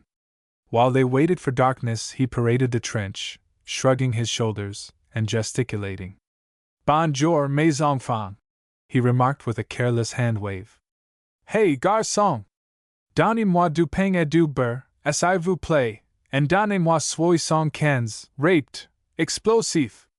Merci, mes braves, mes bloomin' arrows, mes noble warriors, merci. Snapper, strike up the conquerin' arrow, if you please." Before the time came to go, he added to his make-up by marking on his face with a burnt stick huge black mustachios and an imperial, and although the officer stared a little when he came along, he ended by laughing, and leaving Henry his make-up disguise. An hour after dark the three slipped quietly over the parapet and out through the barbed wire, dragging a stretcher after them. It was a fairly quiet night, with only an occasional rifle cracking and no artillery fire. A bright moon floated behind scudding clouds, and perhaps helped the adventure by the alternate minutes of light and dark and the difficulty of focusing eyes to the differences of moonlight and dark and the blaze of an occasional flare when the moon was obscured. Behind the parapet the towers waited with rifles ready, and stared out through the loopholes, and behind them the French artillery officer, and his signallers standing by their telephone, also waited with the loaded guns and ready gunners at the other end of the wire. The watchers saw the dark blot of men and stretchers slip under the wires, and slowly, very slowly, creep on through the long grass. Halfway across, the watchers lost them amidst the other black blots and shadows, and it was a full half-hour after when a private exclaimed suddenly, "I see them," he said. "There, close where we saw the hand." The moon vanished a moment, then sailed clear, throwing a strong silvery light across the open ground, and showing plainly the German wire entanglements and the black and white patchwork of their barricade. There were no visible signs of the rescue party, for the good reason that they had slipped into and lay prone in the wide shell crater that held the wounded Frenchman. Far spent the man was when they found him, for he had lain there 3 nights and 2 days with a bullet-smashed thigh and the scrape across his skull that had led the rest of his night patrol to count him dead, and so abandon him. Now the moon slid again behind the racing clouds, and patches of light and shadow in turn chased across the open ground. "Here they come," said the captain of B Company a few minutes later. "At least I think it's them, although I can only see 2 men and no stretcher." "Do you see them?" said an eager voice in French at his ear, and when he turned and found the gunner captain and explained to him, the captain made a gesture of despair. "Perhaps it is that they cannot move him," he said. "Or would they, do you think, return for more help? I should go myself, but that I may be needed to talk with the battery. Perhaps one of my signallers." But the Englishman assured him it was better to wait. They could not be returning for help, that the 3 could do all a dozen could. Again they waited and watched in eager suspense, glimpsing the crawling figures now and then, losing them again, in doubts and certainty and swift turns as to the whereabouts and identity of the crawling figures. "There is one of them," said the captain quickly. "There, by himself, in those cursed red breeches. They show up in the flare light like a blood spot on a clean collar. Dashed idiot! And I was a fool, too, to let him go like that." But it was plain now that Henry Irving was dragging his red breeches well clear of the others, although it was not plain what the others had done with the stretcher. There were 2 of them at the length of a stretcher apart, and yet no visible stretcher lay between them. It was the sergeant who solved the mystery. "I'm blowed," he said in admiring wonder. "They've covered the stretcher over with cut grass. They've got their man too, see his head this end." Now that they knew it, all could see the outline of the man's body covered over with grass, the thick tufts waving upright from his hands and nodding between his legs. They were 3/4 of the way across now, but still with a dangerous slope to cross. It was ever so slight, but tilted as it was towards the enemy's line, it was enough to show much more plainly anything that moved or lay upon its face. They crawled on with a slowness that was an agony to watch, crawled an inch at a time, lying dead and still when a light flared, hitching themselves and the dragging stretcher onwards as the dullness of hazed moonlight fell. The French captain was consumed with impatience, muttering exhortations to caution, whispering excited urgings to move, as if his lips were at the creeper's ears, his fingers twitching and jerking, his body hitching and holding still, exactly as if he too crawled out there and dragged at the stretcher. And then, when it seemed that the worst was over, when there was no more than a score of feet to cover to the barbed wire, when they were actually crawling over the brow of the gentle rise, discovery came. There were quick shots from one spot of the German parapet, confused shouting, the upward soaring of half a dozen blazing flares.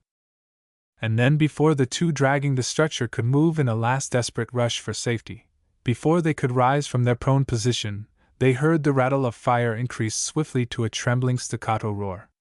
But miraculously, no bullets came near them, no whistling was about their ears, no ping and smack of impacting lead hailed about them, except, yes, just the fire of one rifle or two that sent aimed bullet after bullet hissing over them.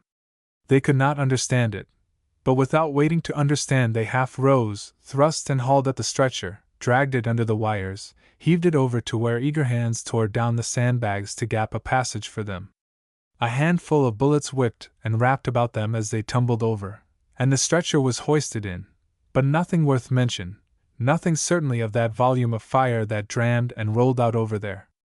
They did not understand, but the others in the trench understood, and laughed a little and swore a deal, then shut their teeth and set themselves to pump bullets in a covering fire upon the German parapet. The stretcher party drew little or no fire, simply and solely because just 1 second after those first shots and loud shouts had declared the game up, a figure sprang from the grass 50 yards along the trench and twice as far out in the open, sprang up and ran out, and stood in the glare of light, the baggy scarlet breeches and gray shirt making a flaring mark that no eye, called suddenly to see, could miss, that no rifle brought sliding through the loophole and searching for a target could fail to mark. The bullets began to patter about Henry Irving's feet, to whine and whimper and buzz about his ears. And Henry, this was where the trench, despite themselves, laughed. Henry placed his hand on his heart, swept off his cap in a magnificent arm's-length gesture, and bowed low. Then swiftly he rose upright, struck an attitude that would have graced the hero of the highest class Adelphi drama, and in a shrill voice that rang clear above the hammering tumult of the rifles, screamed, "Vive la France! A bas la Boche!" The rifles by this time were pelting a storm of lead at him, and now that the haste and flurry of the urgent call had passed, and the shooters had steadied to their task, the storm was perilously close. Henry stayed a moment even then to spread his hands and raise his shoulders ear-high in a magnificent stage shrug, but a bullet snatched the cap from his head, and Henry ducked hastily, turned, and ran his hardest, with the bullets snapping at his heels. Back in the trench a frantic French captain was raving at the telephone, whirling the handle round, screaming for "Fire! Fire! Fire!" Private Flanagan looked over his shoulder at him. "Mon capitaine," he said, you really ought to ring up your telephone, turn the handle round and say something." "Drop 2 pennies in," mocked another as the captain barrel-read the handle and yelled again. Whether he got through, or whether the burst of rifle fire reached the listening ears at the guns, nobody knew. But just as Henry did his ear-embracing shoulder shrug, the first shells screamed over, burst, and leaped down along the German parapet. After that there was no complaint about the guns. They scourged the parapet from end to end, up and down, and up again. They shook it with the blast of high explosive, ripped and flayed it with driving blasts of shrapnel, smothered it with a tempest of fire and lead, blotted it out behind a veil of writhing smoke. At the sound of the first shot the gunner captain had leaped back to the trench. "Is he in? Is he arrived?"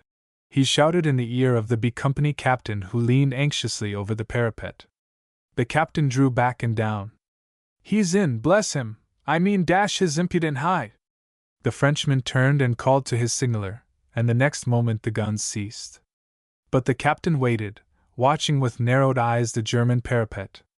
The storm of his shells had obliterated the rifle fire, but after a few minutes it opened up again in straggling shots. The captain snapped back a few orders, and prompt to his word the shells leaped and struck down again on the parapet. A dozen rounds and they ceased, and again the captain waited and watched. The rifles were silent now, and presently the captain relaxed his scowling glare and his tightened lips. "Vermin!" he said. He used just the tone a man gives to a ferocious dog he has beaten and cowed to a sullen submission. But he caught sight of Henry making his way along the trench past his laughing and chaffing mates, and leaped down and ran to him. "Bravo!" he beamed, and threw his arms round the astonished soldier, and before he could dodge, as the disgusted Henry said afterwards, planted 2 quick-fire kisses smack, smack, on his 2 cheeks. "Mon brave!" he said, stepping back and regarding Henry with shining eyes. "Mon brave, mon beau anglais, mon!" But Henry's own captain arrived here and interrupted the flow of admiration, cursing the grinning and sheepish private for this, that, and the other crazy, play-acting idiot, and winding up abruptly by shaking hands with him and saying gruffly, "Good work, though. B Company's proud of you, and so am I. And I admit I felt easier after that rough tonguin'." Henry told B Company that night over a mess tin of tea. "It was sort of natural-like, on what a man looks for, and it broke up about as unpleasant a situation as I've seen staged. I could see you all grinnin', and I don't wonder at it. That slobberin' and kissin' business, and the mon brave conquerin' arrow may be all right for a lot o' bloomin' Frenchies that don't know better." He took a long swig of tea. "Though, mind you," he resumed, "I haven't a bad word to fit to a Frenchman. They're real good fighting stuff, and they ain't arf the light-hearted and light-eared grinnin' giddy goats I used to take 'em for." "There wasn't much o' the light-heart look about the mon capitaine tonight," said Robinson. "His eyes was snappin' like 2 ends o' a live wire, and he led them guns as business-like as a butcher cutting chops." "That's it," said Henry. "Business-like is the word for 'em. I noticed them airy faces shootin' today. They did it like they was sent there to kill somebody, and they meant doin' their job thorough and competent. Afore I come this trip on the Continent I used to think a Frenchman was good for nothing but fiddlin' and dancin' and makin' love. But since I've seen 'em set into Boche partners and dancin' across the neutral ground and love-makin', why Rosalie, Rosalie, the French nickname for the bayonet. I've learned better, arse luck to 'em." And he drained the mess tin. And the French, if one might judge from the story mon capitaine had to tell his major, had also revised some ancient opinions of their allies. "Cold," he said scornfully. "Never again tell me these English are cold. Children, perhaps. Foolish, but yes, a little. They tried to kill a man between jests. They laugh if a bullet wounds a comrade so that he grimaces with pain. It is true, I saw it." It was true, and had reference to a slight scrape of a bullet across the tip of the nose of a Towers private, and the ribald jests and laughter thereat. "They make jokes, and say a man stopped one, meaning a shell had been stopped in its flight by exploding on him. This the interpreter has explained to me. But cold, no, no, no! If you had seen this man, sublime, magnificent! With the whistling balls all round him he stands, so brave, so noble, so fine, stands so vive la France, he cried aloud, with a tongue of trumpets, vive la France! Abias les Boches! The captain, as he declaimed, with a tongue of trumpets, leaped to his feet and struck an attitude that was really quite a good imitation of Henry's own mock tragedian one. But the officers listening breathed awe and admiration. They did not, as the Towers did, laugh, because here, unlike the Towers, they saw nothing to laugh at. The captain dropped to his chair amid a murmur of applause. "Sublime," he said. "That posture, that cry! Indeed, it was worthy of a Frenchman. But certainly we must recommend him for a Cross of France, my Major?" Henry Irving got the Cross of the Legion of Honor. But I doubt if it ever gave him such pure and legitimate joy as did a notice stuck up in the German trench next day. Certainly it insulted the English by stating that their workers stayed at home and went on strike while Frenchmen fought and died. But it was headed, "Frenchmen," and it was written in French. The fear of fear. We recaptured the portion of front-line trench lost by us some days ago. Extract from dispatch. "In a charge," said the sergeant, "the hot water guards don't think about going back till there's none of them left to go back, and you can always remember this: if you go forward you may die, if you go back you will die. The memory of that phrase came back to Private Everton, tramping down the dark road to the firing line. Just because he had no knowledge of how he himself would behave in this his baptism of fire, just because he was in deadly fear that he would feel fear, or, still worse, show it, he strove to fix that phrase firmly in front of his mind. If I can remember that, he thought, it will stop me going back anyway. And he repeated, if you go back you will die, if you go back you will die, over and over. It is true that, for all his repetition, when a field battery, hidden close by the side of the road on which they marched, roared in a sudden and ear-splitting salvo of 6 guns, for the instant he thought he was under fire, and that a huge shell had burst somewhere desperately close to them. He had jumped, his comrades assured him afterwards, a clear foot and a half off the ground, and he himself remembered that his first involuntary glance and thought flashed to the deep ditch that ran alongside the road. When he came to the trenches, at last, and filed down the narrow communication trench and into his company's appointed position in the deep ditch with a narrow platform along its front that was the forward fire trench, he remembered with unpleasant clearness that instinctive start and thought of taking cover. By that time he had actually been under fire, had heard the shells rush over him and the shattering noise of their burst, had heard the bullets piping and humming and hissing over the communication and firing trenches. He took a little comfort from the fact that he had not felt any great fear then, but he had to temper that by the admission that there was little to be afraid of there in the shelter of the deep trench. It was what he would do and feel when he climbed out of cover on to the exposed and bullet-swept flat before the trench that he was in doubt about, for the hot waters had been told that at 9 o'clock there was to be a brief but intense bombardment on a section of trench in front of them which had been captured from us the day before, and which, after several counterattacks had failed, was to be taken that morning by this battalion of hot waters. At 8:30, nobody entering their trench would have dreamed that the hot waters were going into a serious action in half an hour. The men were lounging about, squatting on the firing step, chaffing and talking, laughing even, quite easily and naturally. Some were smoking, and others had produced biscuits and bully beef from their haversacks and were calmly eating their breakfast. Everton felt a glow of pride as he looked at them. These men were his friends, his fellows, his comrades. They were of the Hot Water Guards, his regiment, and his battalion. He had heard often enough that the Guards brigades were the finest brigades in the army, that this particular brigade was the best of all the Guards, that his battalion was the best of the brigade. Hitherto he had rather deprecated these remarks as savoring of pride and self-conceit, but now he began to believe that they must be true, and so believing, if he had but known it, he had taken another long step on the way to becoming the perfect soldier, who firmly believes his regiment the finest in the world and is ready to die in proof of the belief.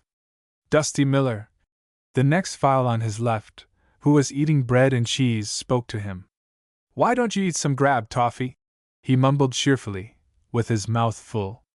"In a game like this you never know when you'll get the next chance of a bite." "Don't feel particularly hungry," answered Toffee with an attempt to appear as off-handed and casual and at ease as his questioner. "So I think I'd better save my ration until I'm hungry." Dusty Miller sliced off a wedge of bread with the knife edge against his thumb, popped it in his mouth, and followed it with a corner of cheese. He said profoundly, and still munching. "There's no sense in saving rations when you're going into action. I'd a chum once that always did that. Said he got more satisfaction out of a meal when the job was over and he was real hungry, and had a chance to eat in comfort, more or less comfort. And one day we was for it he saved a tin o' sardines and a big chunk of cake and a bottle of pickled onions that had just come to him from home the day before. Said he was looking forward to a good feed that night after the show was over. And he was killed that day." Dusty Miller halted there with the inborn artistry that left his climax to speak for itself. "Hard luck," said Toffee sympathetically. "So his feed was wasted." "Not to say wasted exactly," said Dusty, resuming bread and cheese, "because I remembers to this day how good them onions was. Still it was wasted, far as he was concerned, and he was particular fond o' pickled onions." But even the prospect of wasting his rations did nothing to induce Toffee to eat a meal. The man on Toffee's right was crouched back on the firing step, apparently asleep or near it. Dusty Miller had turned and opened a low-toned conversation with the next man, the frequent repetition of, "I says," and "she says," affording some clue to the thread of his story and inclining Toffee to believe it not meant for him to hear. He felt he must speak to someone, and it was with relief that he saw Halliday, the man on his other side, rouse himself and look up. Something about Toffee's face caught his attention. "How are you feeling?" he asked, leaning forward and speaking quietly. "This is your first charge, isn't it?" "Yes," said Toffee. "I'm all right. I think I'm all right." The other moved slightly on the firing step, leaving a little room, and Toffee took this as an invitation to sit down. Halliday continued to speak in low tones that were not likely to pass beyond his listener's ear. "Don't you get scared," he said. "You've nothing much to be scared about." He threw a little emphasis, and Toffee fancied a little envy into the "you." "I'm not scared exactly," said Toffee. "I'm sort of wondering what it will be like." "I know," said Halliday. "I know, and who should if I didn't? But I can tell you this, you don't need to be afraid of shells, you don't need to be afraid of bullets, and least of all is there any need to be afraid of the cold iron when the hot waters get into the trench. You don't need to be afraid of being wounded, because that only means home and a hospital and a warm, dry bed. You don't need to be afraid of dying, because you've got to die someday, anyhow. There's only one thing in this game to be afraid of, and there isn't many finds that in their first engagement. It's the ones like me that get it." Toffee glanced at him curiously and in some amazement. Now that he looked closely, he could see that, despite his easy loungeful attitude and steady voice, and apparently indifferent look, there was something odd and unexplainable about Halliday, some faintest twitching of his lips, a shade of pallor on his cheek, a hunted look deep at the back of his eyes. Everton tried to speak lightly. "And what is it then that the likes o' you get?" Halliday's voice sank to little more than a whisper. "It's the fear o' fear," he said steadily. "Maybe you think you know what that is, that you feel it yourself. You know what I mean, I suppose?" Toffee nodded. "I think so," he said. "What I fear myself is that I'll be afraid and show that I'm afraid, that I'll do something rotten when we get out up there." He jerked his head up and back towards the open where the rifles sputtered and the bullets whistled querulously. "There's plenty fear that," admitted Halliday, "before their first action, but mostly it passes the second they leave cover and can't protect themselves and have to trust to whatever there is outside themselves to bring them through.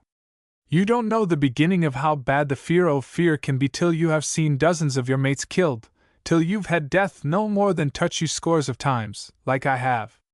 "But you don't mean to tell me," said Toffee incredulously, "that you are afraid of yourself, that you can't trust yourself now? Why, I've heard said often that you're one of the coolest under fire, and that you don't know what fear is." "It's a good reputation to have if you can keep it," said Halliday. "But it makes it worse if you can't."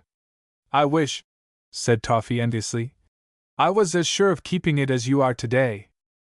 Halliday pulled his hand from his pocket and held it beside him where only Toffee could see it. It was quivering like a flag halyard in a stiff breeze.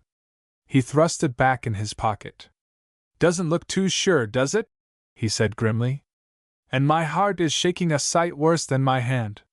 He was interrupted by the arrival of a group of German shells on and about the section of trench they were in. One burst on the rear lip of the trench, spattering earth and bullets about them and leaving a choking reek swirling and eddying along the trench. There was silence for an instant, and then an officer's voice called from the near traverse.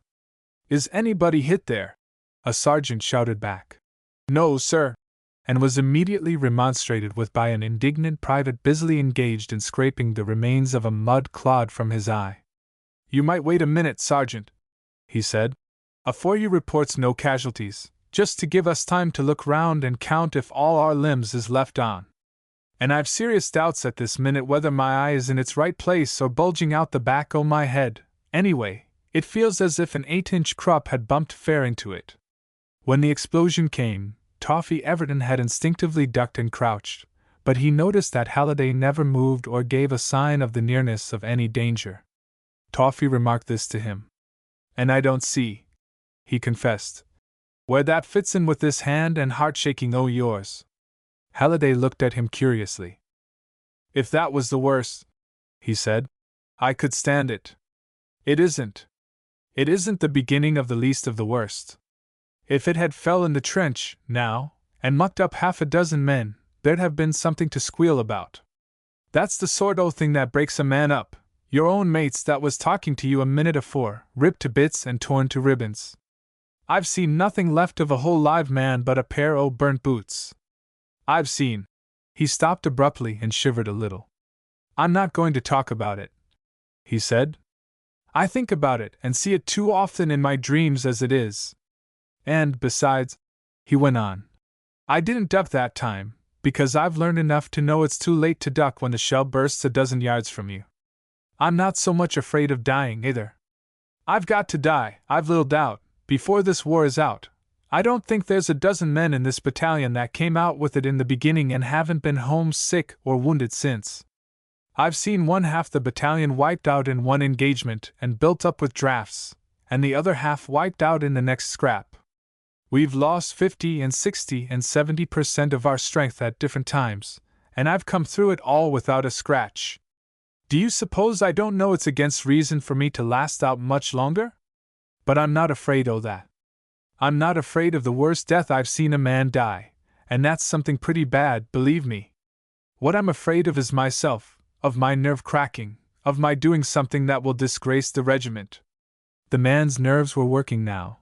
There was a quiver of excitement in his voice, a grayer shade on his cheek, a narrowing and a restless movement of his eyes, a stronger twitching of his lips. More shells crashed sharply. A little along the line a gust of rifle bullets swept over and into the parapet.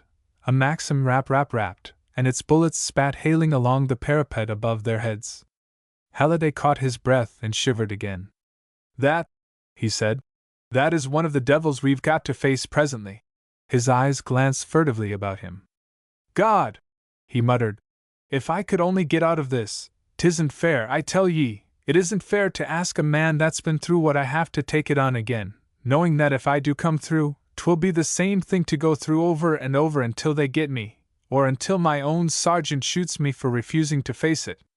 Everton had listened in amazed silence, an understanding utterly beyond him. He knew the name that Halliday bore in the regiment, knew that he was seeing and hearing more than Halliday perhaps had ever shown or told to anyone. Shamefacedly and self-consciously, he tried to say something to console and hearten the other man, but Halliday interrupted him roughly. That's it, he said bitterly. Go on. Pat me on the back and tell me to be a good boy and not to be frightened. I'm coming to it at last. Old Bob Halliday that's been through it from the beginning, one o' the old contemptibles, come down to be mothered and hushaby baby by a Blanky recruit, with the first polish hardly off his new buttons. He broke off and into bitter cursing, reviling the Germans, the war, himself and Everton, his sergeant and platoon commander, the O.C., and at last the regiment itself. But at that the torrent of his oaths broke off, and he sat silent and shaking for a minute. He glanced sideways at last at the embarrassed Everton. Don't take no notice o' me, chum, he said. I wasn't speaking too loud, was I? The others haven't noticed, do you think? I don't want to look round for a minute. Everton assured him that he had not spoken too loud, that nobody appeared to have noticed anything, and that none were looking their way. He added a feeble question as to whether Halliday, if he felt so bad, could not report himself as sick or something and escape having to leave the trench. Halliday's lips twisted in a bitter grin. That would be a pretty tale, he said. No, boy, I'll try and pull through once more, and if my heart fails me, look here, I've often thought o' this, and some day maybe it will come to it. He lifted his rifle and put the butt down in the trench bottom, slipped his bayonet out, and holding the rifle near the muzzle with one hand, with the other placed the point of the bayonet to the trigger of the rifle. He removed it instantly and returned it to its place. There's always that, he said. It can be done in a second, and no matter how a man's hand shakes, he can steady the point of the bayonet against the trigger guard, push it down till the point pushes the trigger home. Do you mean? Stammered Everton in amazement. Do you mean, shoot yourself? SSH. Not so loud, cautioned Halliday. Yes, it's better than being shot by my own officer, isn't it? Everton's mind was floundering hopelessly round this strange problem. He could understand a man being afraid. He was not sure that he wasn't afraid himself, but that a man afraid that he could not face death could yet contemplate certain death by his own hand, was completely beyond him. Halliday drew his breath in a deep sigh. We'll say no more about it, he said. I feel better now. It's something to know I always have that to fall back on at the worst. I'll be all right now, until it comes the minute to climb over the parapet. It was nearly 9 o'clock, and word was passed down the line for every man to get down as low as he could in the bottom of the trench. The trench they were about to attack was only 40 or 50 yards away, and since the heavies as well as the field guns were to bombard, there was quite a large possibility of splinters and fragments being thrown by the lyddite back as far as the British trench. At 9, sharp to the tick of the clock, the rush of a field battery's shells passed overhead. Because the target was so close, the passing shells seemed desperately near to the British parapet, as indeed they actually were. The rush of shells and the crash of their explosions sounded in the forward trench before the boom of the guns which fired them traveled to the British trench. Before the first round of this opening battery had finished, another and another joined in, and then, in a deluge of noise, the intense bombardment commenced. Crouching low in the bottom of the trench, half deafened by the uproar, the men waited for the word to move. The concentrated fire on this portion of front indicated clearly to the Germans that an attack was coming, and where it was to be expected. The obviously correct procedure for the gunners was of course to have bombarded many sections of front so that no certain clue would be given as to the point of the coming attack. But this was in the days when shells were very, very precious things, and gunners had to grit their teeth helplessly, doling out round by round, while the German gun and rifle fire did its worst. The Germans, then, could see now where the attack was concentrated, and promptly proceeded to break it up before it was launched. Shells began to sweep the trench where the hot water guards lay, to batter at their parapet, and to prepare a curtain of fire along their front. Everton lay and listened to the appalling clamor. But when the word was passed round to get ready, he rose to his feet and climbed to the firing step without any overpowering sense of fear. A sentence from the man on his left had done a good deal to hearten him. "Gostruth, ark at our guns," he said. "They ain't arf pitchin' it in. WY, this ain't goin' to be no charge, it's going to be a sort of merry picnic, a game of air we go gatherin' nuts in May. There won't be any Germans left in them trenches, and we'll ave nothin' to do but collect the helmets and souvenirs and make ourselves at 'ome." "Did you hear that?" Everton asked Halliday. "Is it anyways true, do you think?" "A good bit," said Halliday. "I've never seen a bit of German front smothered up by our guns the way this seems to be now, though I've often enough seen it the other way. The trench in front should be smashed past any shape for stopping our charge if the gunners are making any straight shooting at all."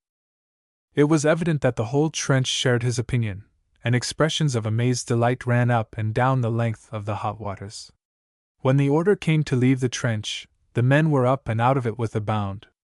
Everton was too busy with his own scramble put to pay much heed to Halliday, but as they worked out through their own barbed wire, he was relieved to find him at his side. He caught Everton's look, and although his teeth were gripped tight, he nodded cheerfully. Presently, when they were forming into line again beyond the wire, Halliday spoke. "Not too bad," he said. "The guns has done it for us this time. Come on, now, and keep your wits when you get across." In the ensuing rush across the open, Everton was conscious of no sensation of fear. The guns had lifted their fire farther back as the hot waters emerged from their trench, and the rush and rumble of their shells was still passing overhead as the line advanced. The German artillery hardly dared drop their range to sweep the advance, because of its proximity to their own trench. A fairly heavy rifle fire was coming from the flanks, but to a certain extent that was kept down by some of our batteries spreading their fire over those portions of the German trench which were not being attacked, and by a heavy rifle and machine gun fire which was pelted across from the opposite parts of the British line. From the immediate front, which was the hot water's objective, There was practically no attempt at resistance until the advance was halfway across the short distance between the trenches, and even then it was no more than a spasmodic attempt and the feeble resistance of a few rifles and a machine gun. The hot waters reached the trench with comparatively slight loss, pushed into it, and over it, and pressed on to the next line, the object being to threaten the continuance of the attack, to take the next trench if the resistance was not too severe, and so to give time for the reorganization of the first captured trench to resist the German counterattack. Everton was one of the first to reach the forward trench. It had been roughly handled by the artillery fire, and the men in it made little show of resistance. The hot waters swarmed into the broken ditch, shooting and stabbing the few who fought back, disarming the prisoners who had surrendered with hands over their heads and quavering cries of "Comrade!" Everton rushed one man who appeared to be in two minds whether to surrender or not, fingering and half lifting his rifle and lowering it again, looking round over his shoulder, once more raising his rifle muzzle. Everton killed him with the bayonet. Afterwards he climbed out and ran on, after the line had pushed forward to the next trench.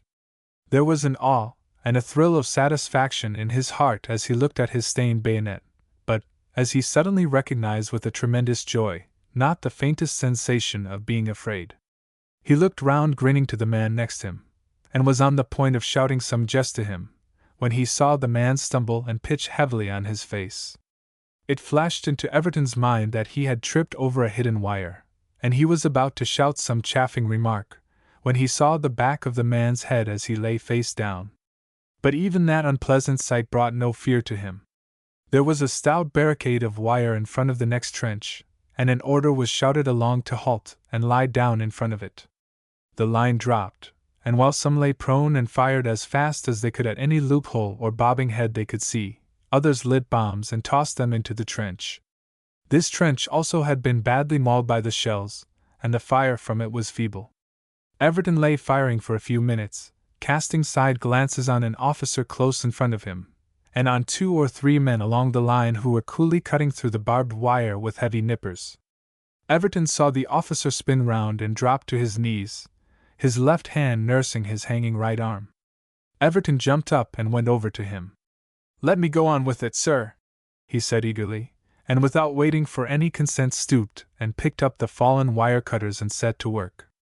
He and the others, standing erect and working on the wire, naturally drew a heavy proportion of the aimed fire, but Everton was only conscious of an uplifting exhilaration, a delight that he should have had the chance at such a prominent position. Many bullets came very close to him, but none touched him, and he went on cutting wire after wire, quickly and methodically, grasping the strand well in the jaws of the nippers, gripping till the wire parted and the severed ends sprang loose, calmly fitting the nippers to the next strand. Even when he had cut a clear path through, he went on working, widening the breach, cutting more wires, dragging the trailing ends clear. Then he ran back to the line and to the officer who had lain watching him. "Your wire nippers, sir," he said. "Shall I put them in your case for you?" "Stick them in your pocket, Everton," said the youngster. "You've done good work with them. Now lie down here." All this was a matter of no more than 3 or 4 minutes' work. When the other gaps were completed, the men in them being less fortunate than Everton and having several wounded during the task, the line rose, rushed streaming through the gaps and down into the trench. If anything, the damage done by the shells was greater there than in the first line, mainly perhaps because the heavier guns had not hesitated to fire on the second line where the closeness of the first line to the British would have made risky shooting. There were a good many dead and wounded Germans in this second trench, and of the remainder many were hidden away in their dugouts, their nerves shaken beyond the sticking point of courage by the artillery fire first, and later by the close-quarter bombing and the rush of the cold steel. The hot waters held that trench for some 15 minutes.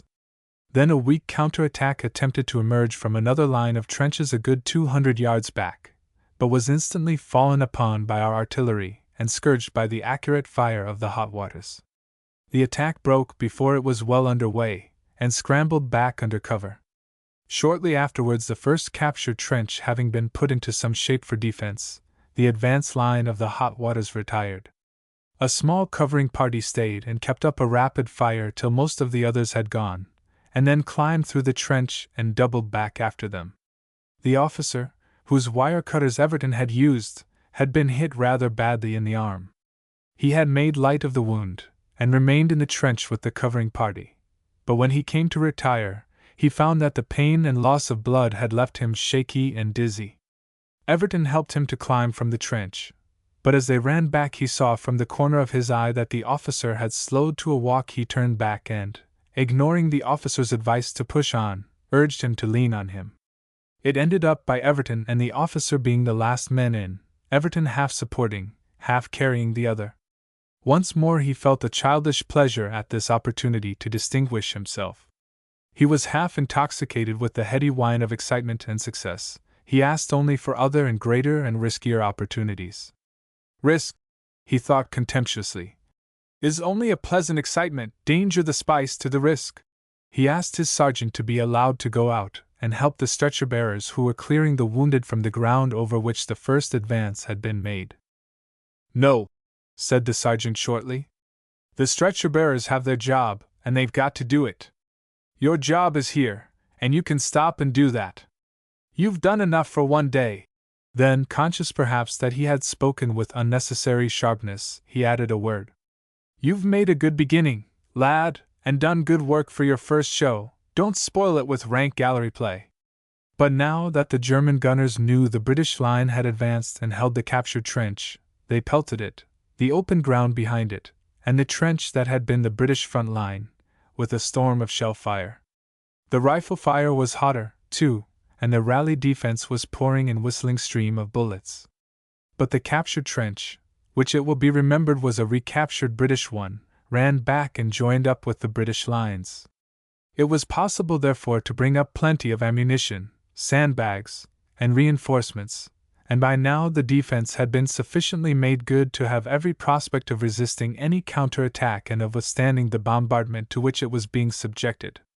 But the heavy fire drove the stretcher-bearers off the open ground, while there still remained some dead and wounded to be brought in. Everton had missed Halliday, and his anxious inquiries failed to find him or any word of him, until at last one man said he believed Halliday had been dropped in the rush on the first trench. Everton stood up and peered back over the ground behind them. 30 yards away he saw a man lying prone and busily at work with his trenching tool, endeavoring to build up a scanty cover. Everton shouted at the pitch of his voice, "Halliday!" The digging figure paused, lifted the trenching tool and waved it, and then fell to work again. Everton pressed along the crowded trench to the sergeant. "Sergeant," he said breathlessly, "Halliday's lying out there wounded. He's a good pal o' mine and I'd like to fetch him in." The sergeant was rather doubtful. He made Everton point out the digging figure, and was calculating the distance from the nearest point of the trench, and the bullets that drummed between. "It's almost a cert you get hit," he said, "even if you crawl out. He's got a bit of cover and he's making more, fast. I think—" A voice behind interrupted, and Everton and the sergeant turned to find the captain looking up at them. "What's this?" he repeated, and the sergeant explained the position. "Go ahead," said the captain. "Get him in if you can, and good luck to you." Everton wanted no more. 2 minutes later he was out of the trench and racing back across the open. "Come on, Halliday," he said. "I'll give you a hoist in. Where are you hit?" "Leg and arm," said Halliday briefly, and then, rather ungraciously, "You're a fool to be out here, but I suppose now you're here, you might as well give me a hand in." But he spoke differently after Everton had given him a hand, had lifted him and carried him, and so brought him back to the trench and lowered him into waiting hands. His wounds were bandaged, and before he was carried off, he spoke to Everton. "Goodbye, Toffee," he said, and held out his left hand. "I owe you a heap. And look here, Dash." He hesitated a moment, and then spoke in tones so low that Everton had to bend over the stretcher to hear him. "My leg's smashed bad, and I'm done for the front and the old hot waters. I wouldn't like it to get about. I don't want the others to know about me feeling, well, like I told you back there before the charge." Toffee grabbed the uninjured hand hard. "You old frost," he said gaily. "There's no need to keep it up any longer now, but I don't mind telling you, old man, you fairly hoaxed me that time, and actually I believed what you were saying. Course, I know better now, but I'll punch the head off any man that ever whispers a word against you. Halliday looked at him queerly. Goodbye, Toffee, he said again. And thank ye? Anti-aircraft. Enemy airmen appearing over our lines have been turned hack or driven off by shell fire. Extract from dispatch. Gardening is a hobby which does not exist under very favorable conditions at the front, its greatest drawback being that when the gardener's unit is moved from one place to another his garden cannot accompany him. Its devotees appear to derive a certain amount of satisfaction from the mere making of a garden, the laying out and digging and planting, but it can be imagined that the most enthusiastic gardener would in time become discouraged by a long series of beginnings without any endings to his labors, to a frequent sowing and an entire absence of reaping. There are, however, some units which, from the nature of their business, are stationary in one place for months on end, and here the gardener as a rule has an opportunity for the indulgence of his pursuit. In clearing hospitals, ammunition parks, and Army Service Corps supply points there are, I believe, many such fixed abodes, but the manners and customs of the inhabitants of such happy resting places are practically unknown to the men who live month in month out in a narrow territory, bounded on the east by the forward firing line and on the west by the line of the battery positions, or at farthest the villages of the reserve billets. In any case, these places are rather outside the scope of tales dealing with what may be called the under fire front, and it was this front which I had in mind when I said that gardening did not receive much encouragement at the front. But during the first spring of the war I know of at least one enthusiast who did his utmost, metaphorically speaking, to beat his sword into a plowshare, and to turn aside at every opportunity from the duty of killing Germans to the pleasures of growing potatoes. He was a gunner in the detachment of the Blue Marines, which ran a couple of armored motor cars carrying anti-aircraft guns. It is one of the advantages of this branch of the air war that when a suitable position is fixed on for defense of any other position, the detachment may stay there for some considerable time. There are other advantages which will unfold themselves to those initiated in the ways of the trench zone, although those outside of it may miss them, but everyone will see that prolonged stays in the one position give the gardener his opportunity. In this particular unit of the Blue Marines was a gunner who intensely loved the potting and planting, the turning over of yielding earth, the bedding out and transplanting, the watering and weeding and tending of a garden, possibly because the greater part of his life had been lived at sea in touch with nothing more yielding than a steel plate, or a hard plank. The gunner was known throughout the unit by no other name than Mary, fittingly taken from the nursery rhyme which inquires, Mary, Mary, quite contrary, how does your garden grow? The similarity between Mary of the Blue Marines and Mary of the nursery rhyme ends, however, with the first line, since Blue Marine Mary made no attempt to rear silver bells and cockle shells, whatever they may be, all in a row. His whole energies were devoted to the raising of much more practical things, like lettuces, radishes, carrots, spring onions, and any other vegetable which has the commendable reputation of arriving reasonably early at maturity. Twice that spring Mary's labors had been wasted because the section had moved before the time was ripe from a gardener's point of view, and although Mary strove to transplant his garden by uprooting the vegetables, packing them away in a box in the motor, and planting them out in the new position, the vegetables failed to survive the breaking of their home ties, and languished and died in spite of Mary's tender care. After the first failure he tried to lay out a portable garden, enlisting the aid of Chips, the carpenter, in the manufacture of a number of boxes, in which he placed earth and his new seedlings. This attempt, however, failed even more disastrously than the first, the O.C. having made a most unpleasant fuss on the discovery of 2 large boxes of mustard and cress, cluttering up, as he called it, the gun mountings on one of the armored cars, and when the section moved suddenly in the dead of night, refusing point-blank to allow any available space to be loaded up with Mary's budding garden. Mary's plaintive inquiry as to what he was to do with the boxes was met by the brutal order to chuck the lot overboard, and the counter-inquiry as to whether he thought this show was a perambulating botanical gardens.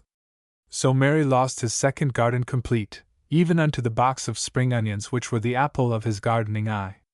But he brisked up when the new position was established, and he learned through the officer's servant that the selected spot was considered an excellent one, and offered every prospect of being held by the section for a considerable time.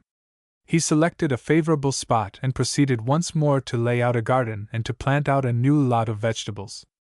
The section's new position was only some 1,500 yards from the forward trench, but being at the bottom of a gently sloping ridge which ran between the position and the German lines, it was covered from all except air observation.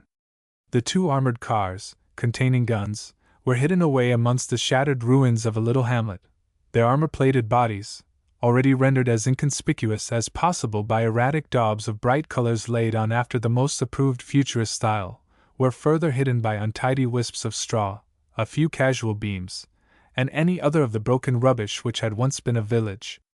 The men had their quarters in the cellars of one of the broken houses, and the 2 officers inhabited the corner of a house with a more or less remaining roof. Mary's garden was in a sunny corner of what had been in happier days the back garden of one of the cottages. The selection, as it turned out, was not altogether a happy one, because the garden, when abandoned by its former owner, had run to seed most liberally, and the whole of its area appeared to be impregnated with a variety of those seeds which give the most trouble to the new possessor of an old garden. Anyone with the real gardening instinct appears to have no difficulty in distinguishing between weeds and otherwise, even on their first appearance in shape of a microscopic green shoot. But flowers are not weeds, and Mary had a good deal of trouble to distinguish between the self-planted growths of nasturtiums, foxgloves, marigolds, forget-me-nots, and other flowers, and the more prosaic but useful carrots and spring onions which Mary had introduced. Probably a good many onions suffered the penalty of bad company, and were sacrificed in the belief that they were flowers. But on the whole the new garden did well, and began to show the trim rows of green shoots which afford such joy to the gardening soul. The shoots grew rapidly, and as time passed uneventfully and the section remained unmoved, the garden flourished and the vegetables drew near to the day when they would be fit for consumption. Mary gloated over that garden. He went to a world of trouble with it. He bent over it and weeded it for hours on end. He watered it religiously every night. He even erected miniature forcing frames over some of the vegetable rows, ransacking the remains of the broken-down hamlet for squares of glass or for any pieces large enough for his purpose. He built these cunningly with frameworks of wood and untwisted strands of barbed wire, and there is no doubt they helped the growth of his garden immensely. Although they have not been touched upon, it must not be supposed that Mary had no other duties. Despite our frequently announced supremacy of the air, the anti-aircraft guns were in action rather frequently. The German aeroplanes in this part of the line appeared to ignore the repeated assurances in our press that the German plane invariably makes off on the appearance of a British one, and although it is true that in almost every case the German was turned back, he very frequently postponed the turning until he had sailed up and down the line a few times and seen, it may be supposed, all that there was to see. At such times, and they happened as a rule at least once a day and occasionally 2, 3, or 4 times a day, Mary had to run from his gardening and help man the guns. In the course of a month the section shot away many thousands of shells, and it is to be hoped, severely frightened many German pilots, although at that time they could only claim to have brought down one plane, and that in a descent so far behind the German lines that its fate was uncertain. It must be admitted that the gunners on the whole made excellent shooting, and if they did not destroy their target, or even make him turn back, they fulfilled the almost equally useful object of making him keep so high that he could do little useful observing. But the short periods of time spent by the section in shooting were no more than enough to add a pleasant flavor of sport to life, and on the whole, since the weather was good and the German gunnery was not, or at least not good enough to be troublesome to the section, life during that month moved very pleasantly. But at last there came a day when it looked as if some of the inconveniences of war were due to arrive. The German aeroplane appeared as usual one morning just after the section had completed breakfast. The methodical regularity of hours kept by the German pilots added considerably to the comfort and convenience of the section by allowing them to time their hours of sleep, their meals, or an afternoon run by the OC on the motor into the nearby town, so as to fit in nicely with the duty of anti-aircraft guns. On this morning at the usual hour the aeroplane appeared, and the gunners, who were waiting in handy proximity to the cars, jumped to their stations. The muzzles of the 2-pounder pom-poms moved slowly after their target, and when the range indicator told that it was within reach of their shells, the first gun opened with the trial beltful. Bang, bang, bang, bang! It shouted, a string of shells singing and sighing on their way into silence. In a few seconds, puff, puff, puff, puff! 4 pretty little white balls broke out and floated solid against the sky. They appeared well below their target, and both the muzzles tilted a little and barked off another flight of shells. This time they appeared to burst in beautiful proximity to the racing aeroplane, and immediately the 2-pounders opened a steady and accurate bombardment. The shells were evidently dangerously close to the plane, for it tilted sharply and commenced to climb steadily, but it still held on its way over the British lines, and the course it was taking it was evident would bring it almost directly over the Blue Marines and their guns. The pom-poms continued their steady yap-yap, jerking and springing between each round, like eager terriers jumping the length of their chain, recoiling and jumping, and yelping at every jump.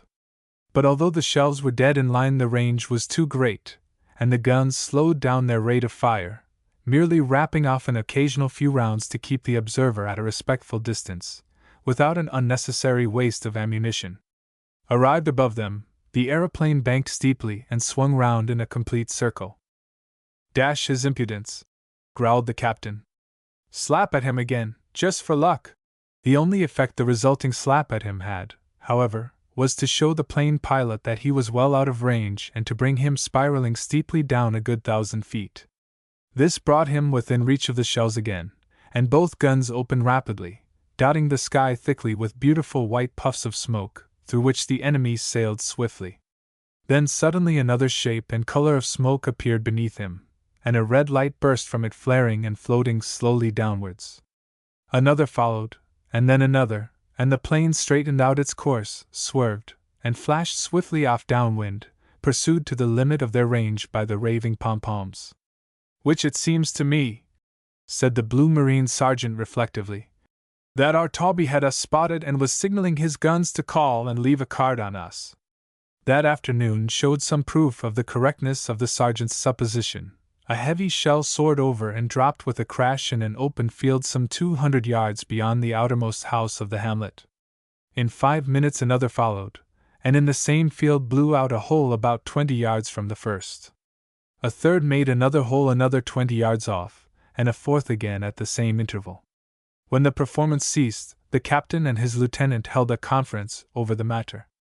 "It looks as if we'd have to shift," said the captain. "That fellow has got us marked down right enough." "If he doesn't come any nearer," said the lieutenant, "we're all right. We won't need to take cover when the shelling starts, and even if the guns are shooting when the German is shelling, the armor plate will easily stand off splinters from that distance." "Yes," said the captain. "But do you suppose our friend the flighty Hun won't have a peep at us tomorrow morning to see where those shells landed? If he does, or if he takes a photograph, those holes will show up like a chalk mark on a blackboard. Then he has only to tell his gun to step this way a couple of 100 yards and we get it in the neck. I'm inclined to think we'd better up anchor and away. We're pretty comfortable here, you know," urged the lieutenant. "And it's a pity to get out. It might be that those shots were blind chance. I vote for waiting another day, anyhow, and seeing what happens. At the worst we can pack up and stand by with steam up. Then if the shells pitch too near we can slip the cable and run for it." "Right-o," said the captain. Next morning the enemy airplane appeared again at its appointed hour and sailed overhead, leaving behind it a long wake of smoke puffs, and at the same hour in the afternoon as the previous shelling the German gun opened fire, dropping its first shell neatly 50 yards further from the shell holes of the day before. The airplane, of course, had reported, or its photograph had shown, the previous day's shells to have dropped apparently 50 yards to the left of the hamlet. The gun accordingly corrected its aim and opened fire on a spot 50 yards more to the right. 4 hours it bombarded that suffering field energetically, and at the end of that time, when they were satisfied the shelling was over, the Blue Marines climbed from their cellar. Next morning the aeroplane appeared again, and the Blue Marines allowed it this time to approach unattacked. Convinced probably by this and the appearance of the numerous shell pits scattered round the gun position, the aeroplane swooped lower to verify its observations. Unfortunately, another anti-aircraft gun a mile further along the line thought this too good an opportunity to miss, and opened rapid fire. The plane leaped upward and away, and the Blue Marine sped on its way with a stream of following shells. If the Hun's mines work on the fixed and appointed path, one would expect the same old field will get a strafing this afternoon, said the captain afterwards. The airman will have seen the village knocked about, and if he knew that those last shells came from here, he'll just conclude that yesterday's shooting missed us, and the gunners will have another whale at us this afternoon. He was right. The gun had another whale at them, and again dug many holes in the old field. But next morning the Germans played a new and disconcerting game. The aeroplane hovered high above and dropped a light, and a minute later the Blue Marines heard a shrill whistle that grew and changed to a whoop, and ended with the same old crash in the same old field. "No," said the captain. "Stand by for trouble. That brute is spotting for his gun." The aeroplane dropped a light, turned, and circled round to the left. 5 minutes later another shell screamed over, and this time fell crashing into the hamlet. The hit was palpable and unmistakable. A huge dense cloud of smoke and mortar dash, lime dash, and red brick dust leapt and billowed and hung heavily over the village. "This," said the captain rapidly, "is where we do the rabbit act. Get to cover, all of you, and lie low." They did the rabbit act, scuttling amongst the broken houses to the shelter of their cellar, and diving hastily into it.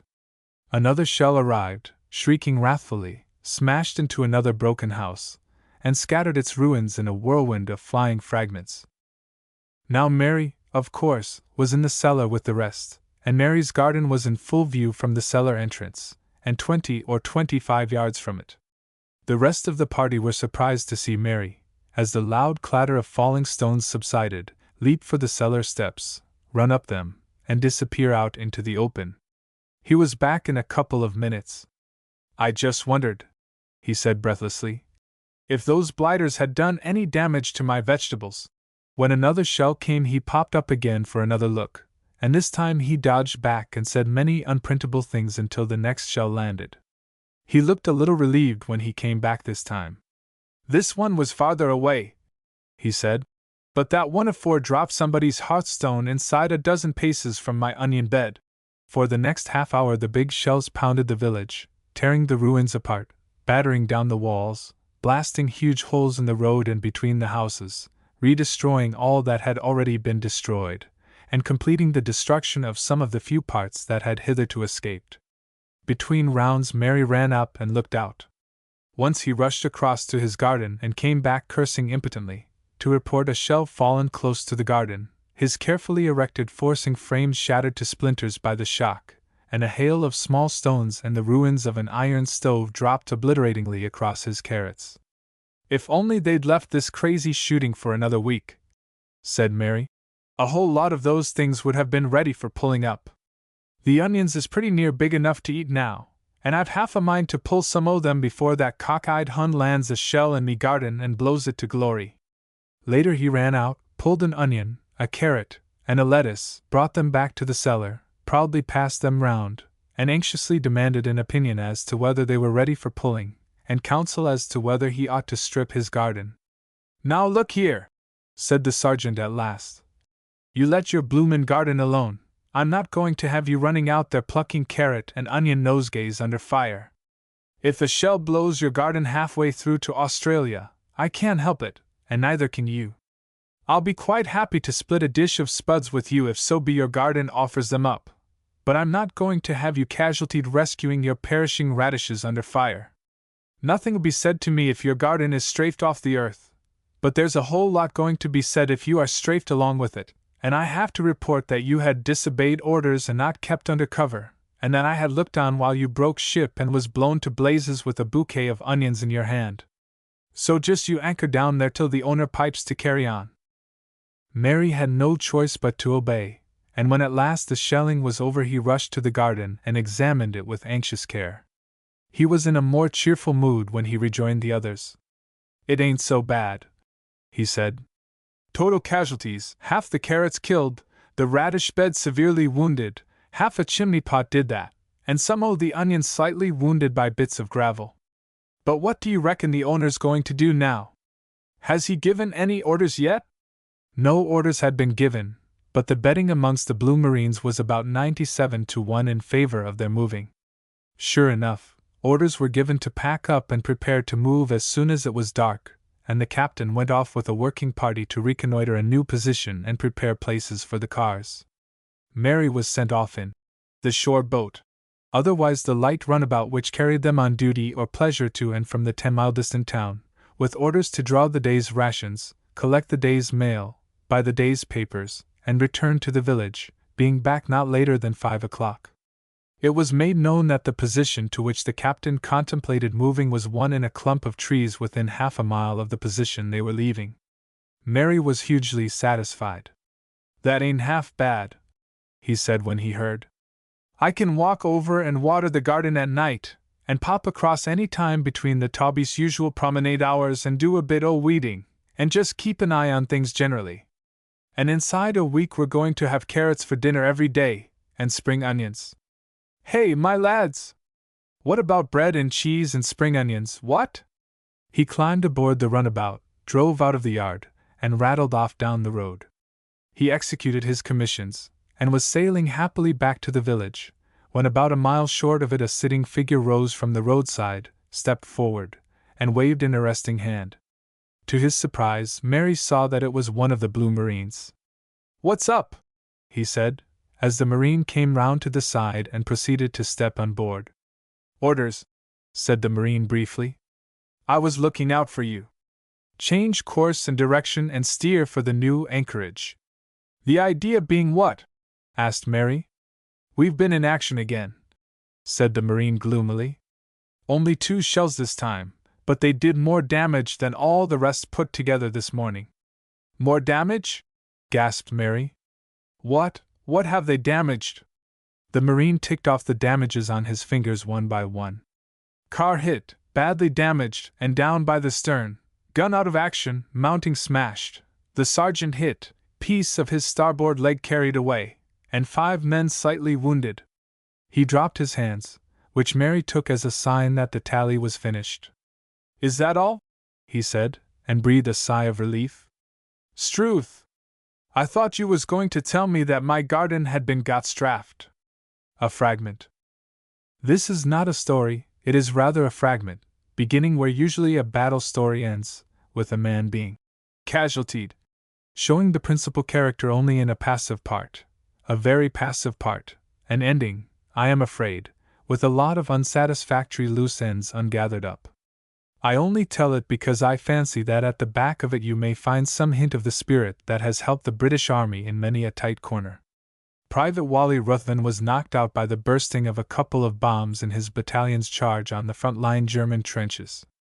Any account of the charge need not be given here, except that it failed, and the battalion making it, or what was left of them, beaten back. Private Wally knew nothing of this, knew nothing of the renewed British bombardment, the renewed British attack half a dozen hours later, and again its renewed failure. All this time he was lying where the force of the bomb's explosion had thrown him, in a hole blasted out of the ground by a bursting shell. During all that time he was unconscious of anything except pain, although certainly he had enough of that to keep his mind very fully occupied. He was brought back to an agonizing consciousness by the hurried grip of strong hands and a wrenching lift that poured liquid flames of pain through every nerve in his mangled body. To say that he was badly wounded hardly describes the case. An RAMC orderly afterwards described his appearance with painful picturesqueness as raw meat on a butcher's block, and indeed it is doubtful if the stretcher-bearers who lifted him from the shell-hole would not rather have left him lying there and given their brief time and badly needed services to a casualty more promising of recovery, if they had seen at first Private Ruthven's serious condition. As it was, one stretcher-bearer thought and said the man was dead, and was for tipping him off the stretcher again. Ruthven heard that, and opened his eyes to look at the speaker, although at the moment it would not have troubled him much if he had been tipped off again. But the other stretcher-bearer said there was still life in him, and partly because the ground about them was pattering with bullets, and the air about them clamant and reverberating with the rush and roar of passing and exploding shells and bombs, and that particular spot, therefore, no place or time for argument, partly because stretcher-bearers have a stubborn conviction and fundamental belief, which, by the way, has saved many a life even against their own momentary judgment, that while there is life there is hope, that a man isn't dead till he's buried, and finally that a stretcher must always be brought in with a load, a live one if possible, and the nearest thing to alive if not, they brought him in. The stretcher-bearers carried their burden into the front trench, and there attempted to set about the first bandaging of their casualty. The job, however, was quite beyond them, but one of them succeeded in finding a doctor, who in all the uproar of a desperate battle was playing Muhammad to the mountain of such cases as could not come to him in the field dressing station.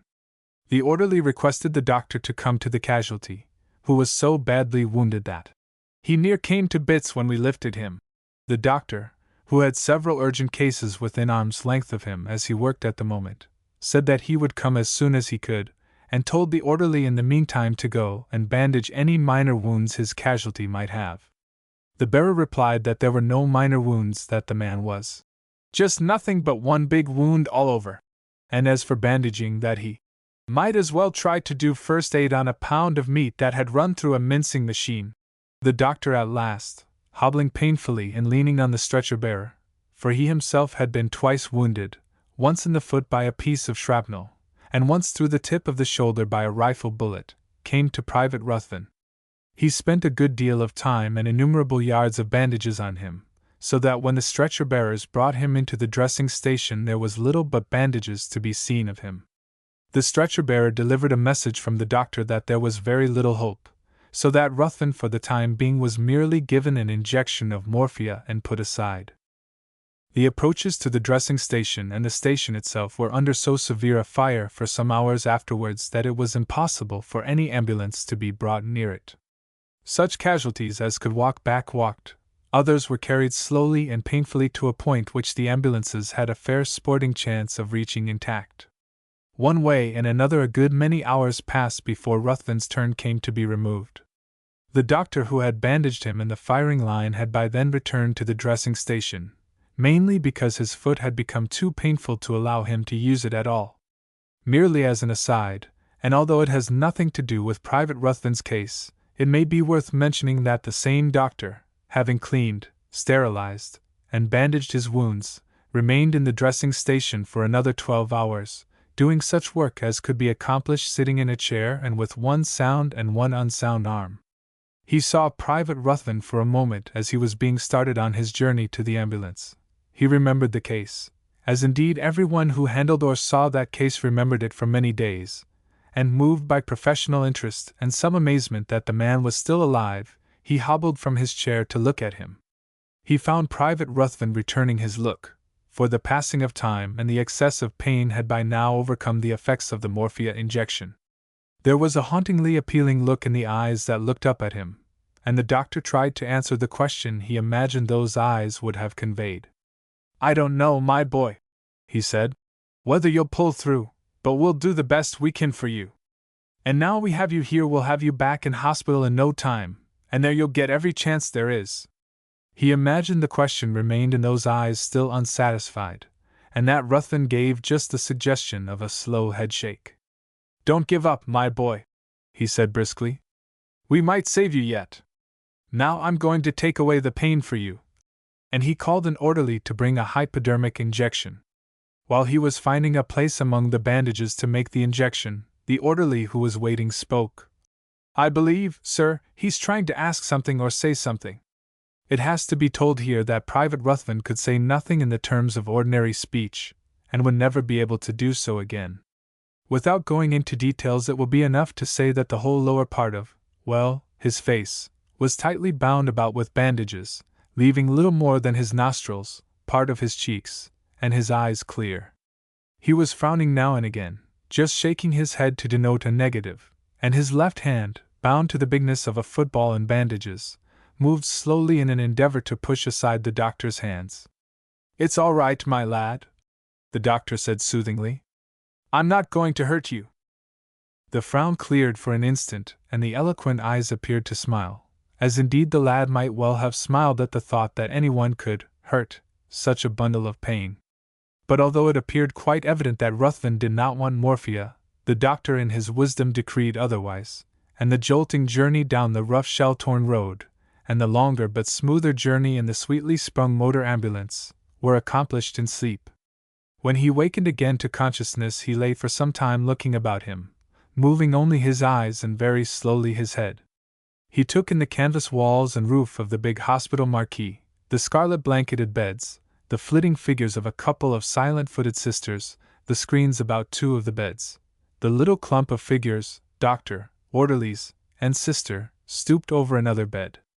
Presently he caught the eye of a sister as she passed swiftly the foot of his bed, and she, seeing the appealing look, the barely perceptible upward twitch of his head that was all he could do to beckon, stopped and turned, and moved quickly to his side.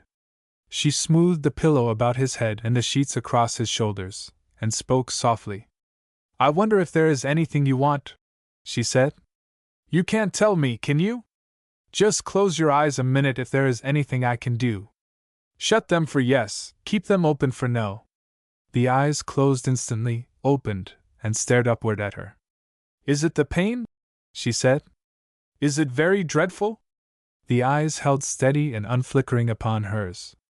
She knew well that there they did not speak truth, and that the pain must indeed be very dreadful. "We can stop the pain, you know," she said. "Is that what you want?" The steady, unwinking eyes answered, "No," again, and to add emphasis to it the bandaged head shook slowly from side to side on the pillow. The sister was puzzled. She could find out what he wanted, of course, she was confident of that. But it might take some time and many questions, and time just then was something that she or no one else in the big clearing hospital could find enough of for the work in their hands. Even then urgent work was calling her, so she left him, promising to come again as soon as she could. She spoke to the doctor, and presently he came back with her to the bedside. "It's marvelous," he said in a low tone to the sister, "that he has held on to life so long." Private Ruthven's wounds had been dressed there on arrival, before he woke out of the morphia sleep, and the doctor had seen and knew. "There is nothing we can do for him," he said, "except morphia again, to ease him out of his pain." But again the boy, his brow wrinkling with the effort, attempted with his bandaged hand to stay the needle in the doctor's fingers. "I'm sure," said the sister, "he doesn't want the morphia. He told me so, didn't you?" appealing to the boy. The eyes shut and gripped tight in an emphatic answer, and the sister explained their code. "Listen," she said gently. "The doctor will only give you enough to make you sleep for 2 or 3 hours, and then I shall have time to come and talk to you. Will that do?" The unmoving eyes answered, "No," again, and the doctor stood up. "If he can bear it, sister," he said, "we may as well leave him. I can't understand it, though. I know how those wounds must hurt." They left him then, and he lay for another couple of hours, his eyes set on the canvas roof above his head, dropped for an instant to any passing figure, lifting again to their fixed position. The eyes and the mute appeal in them haunted the sister, and half a dozen times, as she moved about the beds, she flitted over to him, just to drop a word that she had not forgotten and she was coming presently. "You want me to talk to you, don't you?" she said. "There is something you want me to find out?" "Yes, yes, yes," said the quickly flickering eyelids. The sister read the label that was tied to him when he was brought in. She asked questions round the ward of those who were able to answer them, and sent an orderly to make inquiries in the other tents. He came back presently and reported the finding of another man who belonged to Ruthven's regiment, and who knew him. So presently, when she was relieved from duty, the first relief for 36 solid hours of physical stress and heart-tearing strain, she went straight to the other tent and questioned the man who knew Private Ruthven. He had a hopelessly shattered arm, but appeared mightily content and amazingly cheerful. He knew Wally, he said, was in the same platoon with him. Didn't know much about him except that he was a very decent sort. No, knew nothing about his people or his home, although he remembered, yes, there was a girl. Wally had shown him her photograph once. "And a real ripper she is too." Didn't know if Wally was engaged to her, or anything more about her, and certainly not her name. The sister went back to Wally. His wrinkled brow cleared at the sight of her, but she could see that the eyes were sunk more deeply in his head, that they were dulled, no doubt with his suffering. I'm going to ask you a lot of questions, she said, and you'll just close your eyes again if I speak of what you want to tell me. You do want to tell me something, don't you? To her surprise, the yes was not signaled back to her. She was puzzled a moment. You want to ask me something? She said. Yes. The eyelids flicked back. Is it about a girl? She asked. No. Is it about money of any sort? No. Is it about your mother or your people or your home? Is it about yourself? She had paused after each question and went on to the next, but seeing no sign of answering, yes, she was baffled for a moment. But she felt that she could not go to her own bed to which she had been dismissed, could not go to the sleep she so badly needed, until she had found and answered the question in those pitiful eyes. She tried again. Is it about your regiment? She asked, and the eyes snapped. Yes. And yes. And yes again. She puzzled over that, and then went back to the doctor in charge of the other ward and brought back with her the man who knew Wally. Mentally she clapped her hands at the light that leaped to the boy's eyes. She had told the man that it was something about the regiment he wanted to know, told him, too, his method of answering yes and no, and to put his questions in such a form that they could be so answered. The friend advanced to the bedside with clumsy caution. Hello, Wally, he said cheerfully. They've pretty well chewed you up and spit you out again, ain't they? But you're all right, old son, you're going to pull through, 'cause the OCO, the Linseed Lancers, Medical Service, here told me so. But sister here tells me you want to ask something about someone in the old crush. He hesitated a moment. I can't think who it would be, he confessed. It can't be his own chum, 'cause he stopped one, and Wally saw it and knew he was dead hours before. But look 'ere, he said determinedly. I'll go through the whole bloomin' regiment, from the OC down to the cook, by name and one at a time, and you'll tip me a wink and stop me at the right one. I'll start off with our own platoon first, that ought to do it, he said to the sister. Perhaps, she said quickly, he wants to ask about one of his officers. Is that it? And she turned to him. The eyes looked at her long and steadily, and then closed flutteringly and hesitatingly. We're coming near it, she said, although he didn't seem sure about that yes. Look 'ere, said the other, with a sudden inspiration. There's no good o' this yes and no guessin' game. Wally and me was both in the flag-wagging class, and we knows enough to— There you are. He broke off in triumph and nodded to Wally's flickering eyelids, that danced rapidly in the long and short of the Morse code. YS, ACCC. Footnote, ACCC, 3 A's, denoting a full stop. In Signalese, similar-sounding letters are given names to avoid confusion.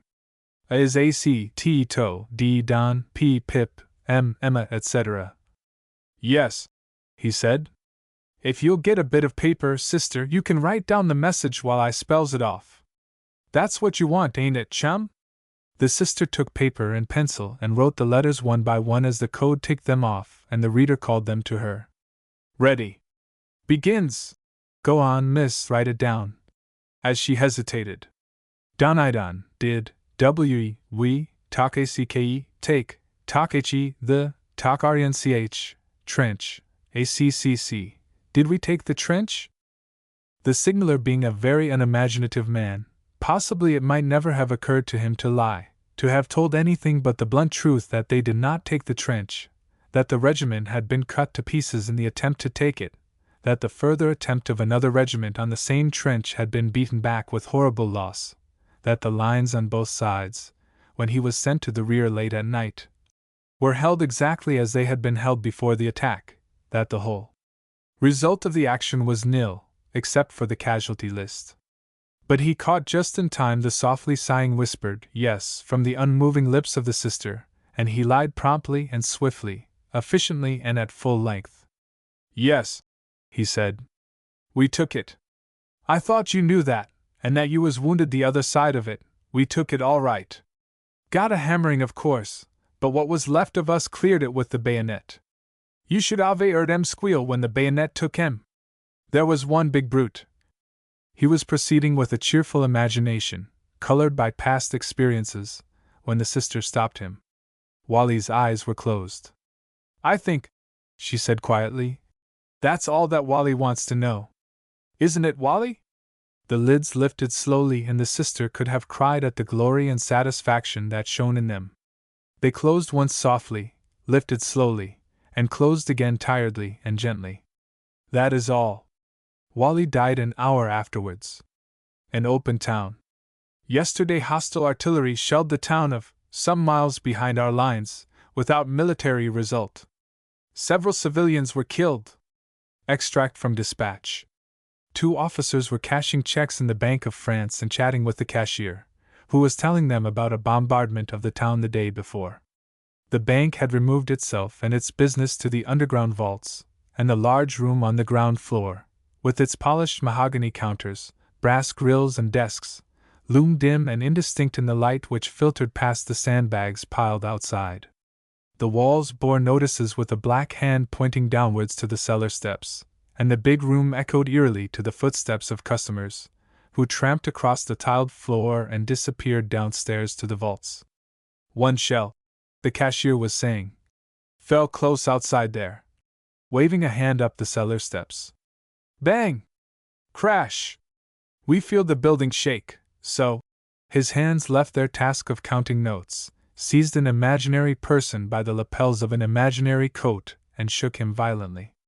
The noise, the great crash, the shoutings, the little squeals, and then the people's running, the glasses breaking, tinkle, tinkle, you have seen the smoke, thick black smoke, and smelling, pah!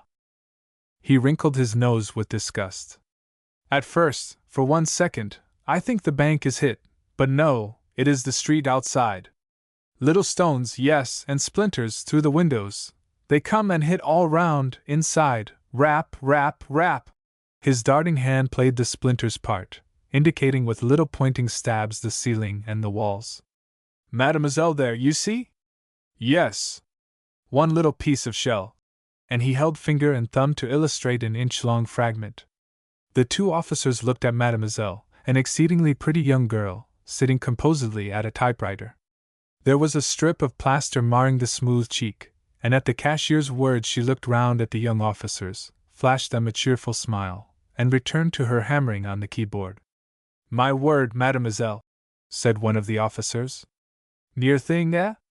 I wonder you are not scared to carry on." The girl turned a slightly puzzled glance on them. "Monsieur means," explained the cashier friendlily to her, "is it that you have no fear, père, to continue the affairs?" Mademoiselle smiled brightly and shook her head. "But no," she said cheerfully, "it is nothings," and went back to her work. "Jolly plucky girl, I think," said the officer. "Nearly as plucky as she is pretty. I say, old man, my French isn't up to handling a compliment like that. See if you can." He did not finish the sentence, for at that moment there was a faint far-off bang, and they sensed rather than felt a faint quiver in the solid earth beneath their feet. The cashier held up one hand and stood with head turned sideways in an attitude of listening. "You hear?" he said, arching his eyebrows. "What was it?" said the officer. "Sounded like a door banging upstairs." "No, no," said the cashier. "They have commenced again. It is the same hour as last time, and the time before." Mademoiselle had stopped typing, and the ledger clerk at the desk behind her had also ceased work and sat listening, but after a moment Mademoiselle threw a little smile towards them, a half-pleased, half-deprecating little smile, as of one who shows a visitor something interesting, something one is glad to show, and then resumed her clicking on the typewriter. The ledger clerk, too, went back to work, and the cashier said off-handedly, "It is not near, the station perhaps, yes," as if the station were a few hundred miles off, instead of a few hundred yards. He finished rapidly counting his bundle of notes, and handed them to the officer. When the 2 emerged from the bank they found the street a good deal quieter than when they had entered it.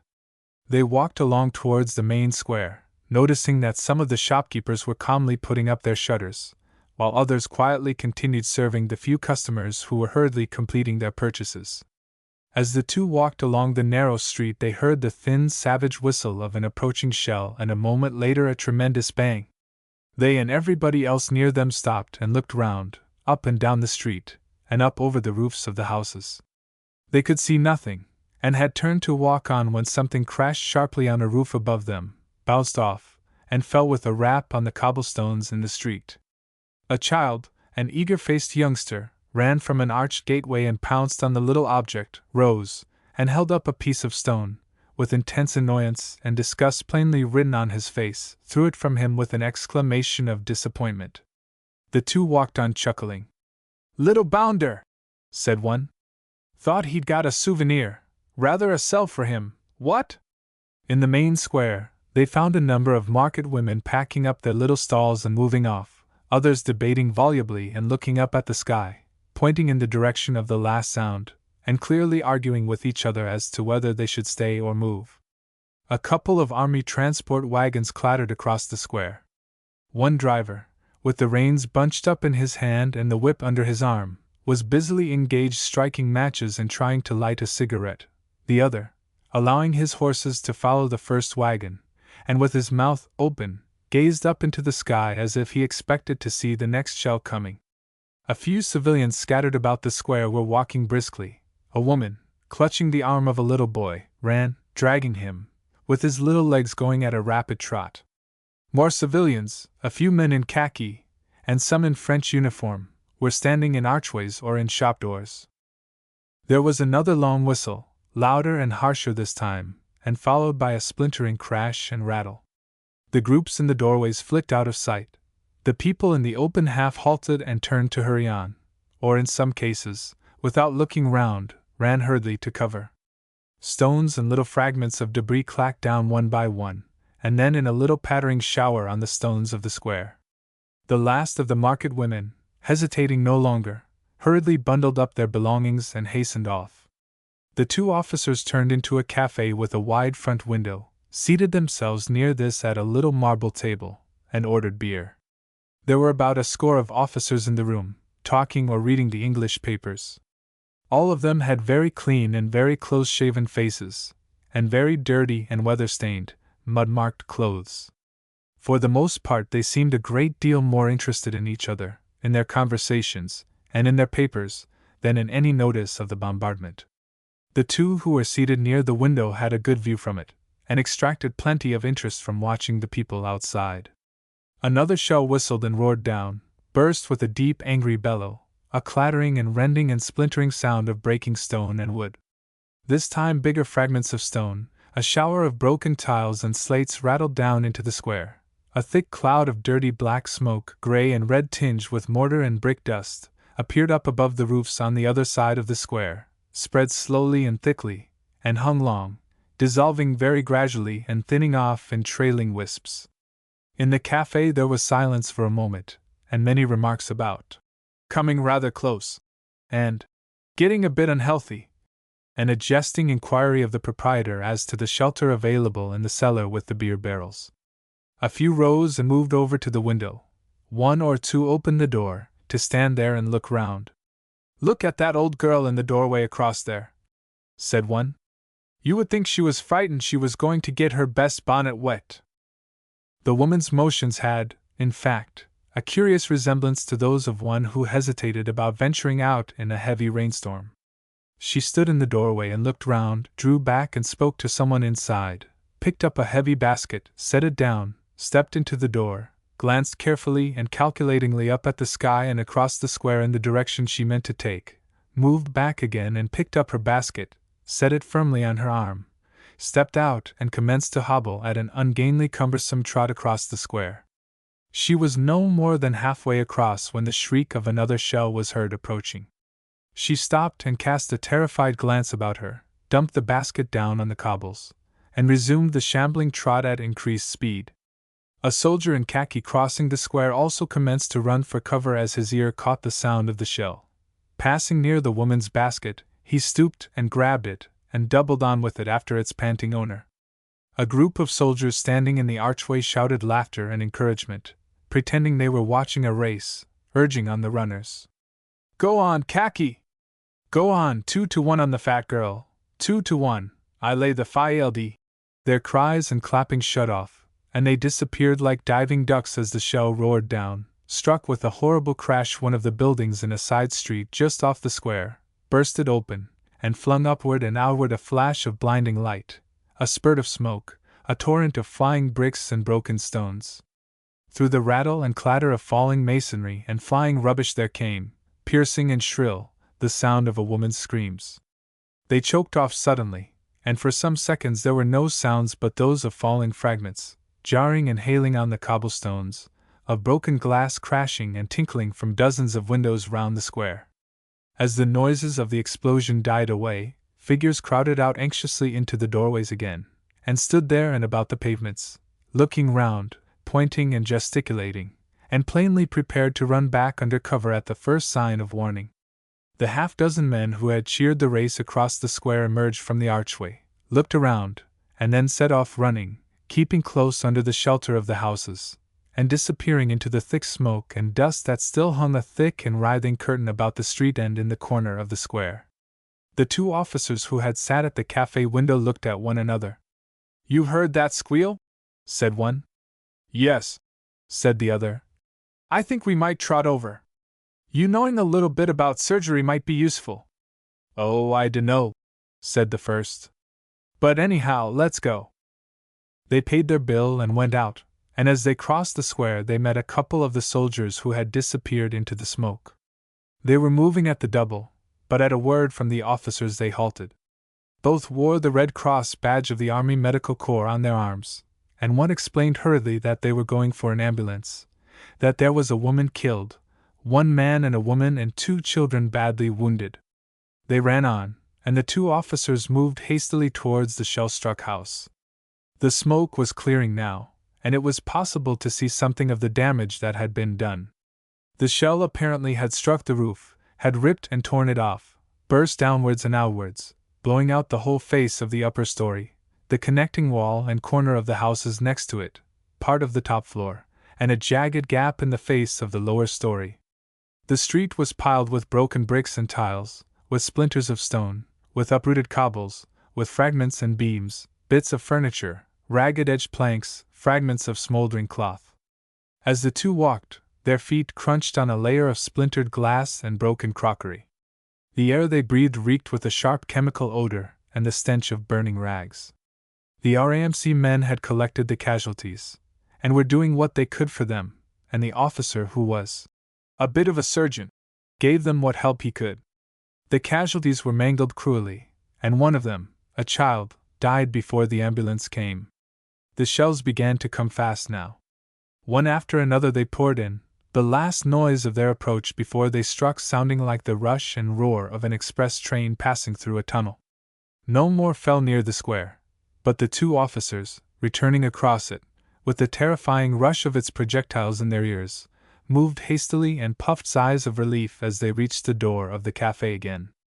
"I just about want a drink," said the one who was a bit of a surgeon. "Thank heaven I didn't decide to go into the medical. The more I see of that job the less I like it." The other shuddered. "How these surgeons do it at all," he said, "beats me. I had to go outside when you started to handle that kitty. Sorry I couldn't stay to help you." "It didn't matter," said the first. "Those medical fellows did all I wanted, and anyhow you were better employed giving a hand to stop that building catching light." The 2 had their drink and prepared to move again. "Time we were off, I suppose," said the first. "Our lot must be getting ready to take the road presently, and we ought to be there." So they moved and dodged through the quiet streets, with the shells still whooping overhead and bursting noisily in different parts of the town. On their way they entered a shop to buy some slabs of chocolate. The shop was empty when they entered, but a few stout raps on the counter brought a woman, pale-faced but volubly chattering, up a ladder and through a trapdoor in the shop floor. She served them while the shells still moaned overhead, talking rapidly, apologizing for keeping them waiting, and explaining that for the children's sake she always went down into the cellar when the shelling commenced, wishing them, as they gathered up their parcels and left, bon chance, and making for the trapdoor and the ladder as they closed the shop door. About the main streets there were few signs of the shell's work, except here and there a litter of fragments tossed over the roofs and sprayed across the road. But passing through a small side square, the two officers saw something more of the effect of direct hits. In the square was parked a number of ambulance wagons, and over a building at the side floated a huge Red Cross flag. 8 or 9 shells had been dropped in and around the square. Where they had fallen were huge round holes, each with a scattered fringe of earth and cobblestones and broken pavement. The trees lining the square showed big white patches on their trunks where the bark had been sliced by flying fragments, branches broken, hanging and dangling, or holding out jagged white stumps. Leaves and twigs and branches were littered about the square and heaped thick under the trees. The brick walls of many of the houses round were pitted and pocked and scarred by the shell fragments. The face of one house was marked by a huge splash, with solid center and a ragged-edged outline of radiating jerky rays, reminding one immediately of a famous ink maker's advertisement. The bricks had taken the impression of the explosion's splash exactly as paper would take the inks. Practically every window in the square had been broken, and in the case of the splash-marked house, blown in, sash and frame complete. One ambulance wagon lay a torn and splintered wreck, and pieces of it were flung wide to the four corners of the square. Another was overturned, with broken wheels collapsed under it, and in the Red Cross canvas tilts of others gaped huge tears and rents.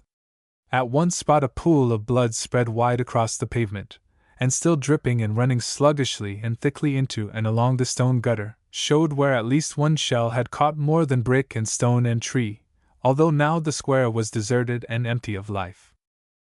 And even as the two hurriedly skirted the place, another shell hurtled over, tripped on the top edge of a roof across the square, and exploded with an appalling clatter and burst of noise. The roof vanished in a whirlwind of smoke and dust, and the officers jumped from the doorway where they had flung themselves crouching, and finished their passage of the square at a run. "Hottish corner," said one, as they slowed to a walk some distance away. "Silly fools," growled the other. "What do they want to hoist that huge Red Cross flag up there for, where any airman can see it? Fairly asking for it, I call it." When they came to the outskirts of the town, they found rather more signs of life. People were hanging about their doorways and the shops, fewer windows were shuttered, fewer faces peeped from the tiny grated windows of the cellars. And up the center of the road, with lordly calm, marched 3 Highlanders. The smooth swing of their kilts, their even, unhurried step, the shoulders well back, and the elbows a shade outturned, the bonnets cocked to a precisely same angle on the upheld heads, all bespoke either an amazing ignorance of, or a bland indifference to, the bombardment. Their march was stopped by a sentry, who shouted to them and moved out from the pavement. Some sort of argument was going on as the officers approached, and in passing they heard the finish of it. "You were pit there, te warn folk," a Highlander was saying. "We'll ye doon that, so will awa on our road. We're nae fonder o' shells than we are yoursel. But we'd look bonny, wouldn't we, te be tellin' the Cameron lads we promised to meet, that we were feared for a bit shellin'." And after they had passed, the officers looked back and saw the 3 Scots swinging their kilts and swaggering imperturbably on to the town, and their meeting with the Cameron lads. There were no more shells, but that afternoon a Taube paid another of its frequent visits and vigorously bombed the railway station again, driving the inhabitants back once more to the inadequate shelter of their cellars and basements. And yet, as the same 2 officers marched with their battalion through the town towards the firing line that evening, they found the streets quite normally bustling and astir, and there seemed to be no lack of light in the shops and houses and about the streets. Here and there as they passed, children stood stiffly to attention and gravely saluted the battalion. Young women and old turned to call a cheery, bon chance, to the soldiers, to smile bravely and wave farewells to them. "Plucky bloomin' lot, ain't they, Bill?" said one man, and blew a kiss to 3 girls waving from a window. "I takes off my hat to them," said his mate. "What why Jack Johnsons and aeroplane bombs, you might expect the population to have emigrated in a bunch. The Frenchman is a plucky enough crowd, but the women, my lord." "Aeroplanes every other day," said the first man. "But I don't notice any darkened streets and white-painted curbs, and we don't hear the inhabitants shrieking about protection from air raids, or where's the anti-aircraft guns, or who's responsible for air defense, or aba the government that don't aba the air raids. C'est la guerre, says they, and shrugs their shoulders, and leaves it go at that. They were in a darker side street now, and the glare of the burning house shone red in the sky over the rooftops. "Somebody's Appiome gone west," remarked one man, and a mouth organ in the ranks answered, with cheerful sarcasm. "Keep the home fires burning!" The signalers. "It is reported that." Extract from official dispatch. The "it" and the "that" which were reported, and which the dispatch related in another 3 or 4 lines, concern the position of a forward line of battle, but have really nothing to do with this account, which aims only at relating something of the method by which it was reported, and the men whose particular work was concerned only with the report as a report, a string of words, a jumble of letters, a huddle of Morse dots and dashes. The signaling company in the forward lines was situated in a very damp and very cold cellar of a half-destroyed house. In it were 2 or 3 tables commandeered from upstairs or from some houses around. That one was a rough deal kitchen table, and that another was of polished wood, with beautiful inlaid work and artistic curved and carven legs, the spoils of some drawing-room apparently, was a matter without the faintest interest to the signalers who used them. To them a table was a table, no more and no less, a thing to hold a litter of papers, message forms, telephone gear, and a candle stuck in a bottle. If they had stopped to consider the matter, and had been asked, they would probably have given a dozen of the delicate inlaid tables for one of the rough, strong kitchen ones. There were 3 or 4 chairs about the place, just as miscellaneous in their appearance as the tables. But beyond the tables and chairs there was no furniture whatever, unless a scanty heap of wet straw in one corner counts as furniture, which indeed it might well do since it counted as a bed. There were fully a dozen men in the room, most of them orderlies for the carrying of messages to and from the telephonists. These men came and went continually. Outside it had been raining hard for the greater part of the day, and now, getting on towards midnight, the drizzle still held and the trenches and fields about the signalers' quarters were running wet, churned into a mass of gluey chalk and clay mud. The orderlies coming in with messages were daubed thick with the wet mud from boot soles to shoulders, often with their puttees and knees and thighs dripping and running water, as if they had just waded through a stream. Those who by the carrying of a message had just completed a turn of duty, reported themselves, handed over a message perhaps, slouched wearily over to the wall farthest from the door, dropped on the stone floor, bundled up a pack or a haversack, or anything else convenient for a pillow, lay down and spread a wet mackintosh over them, wriggled and composed their bodies into the most comfortable, or rather the least uncomfortable possible position, and in a few minutes were dead asleep. It was nothing to them that every now and again the house above them shook and quivered to the shock of a heavy shell exploding somewhere on the ground round the house, that the rattle of rifle fire dwindled away at times to separate and scattered shots, brisked up again and rose to a long roll, the devil's tattoo of the machine guns rattling through it with exactly the sound a boy makes running a stick rapidly along a railing.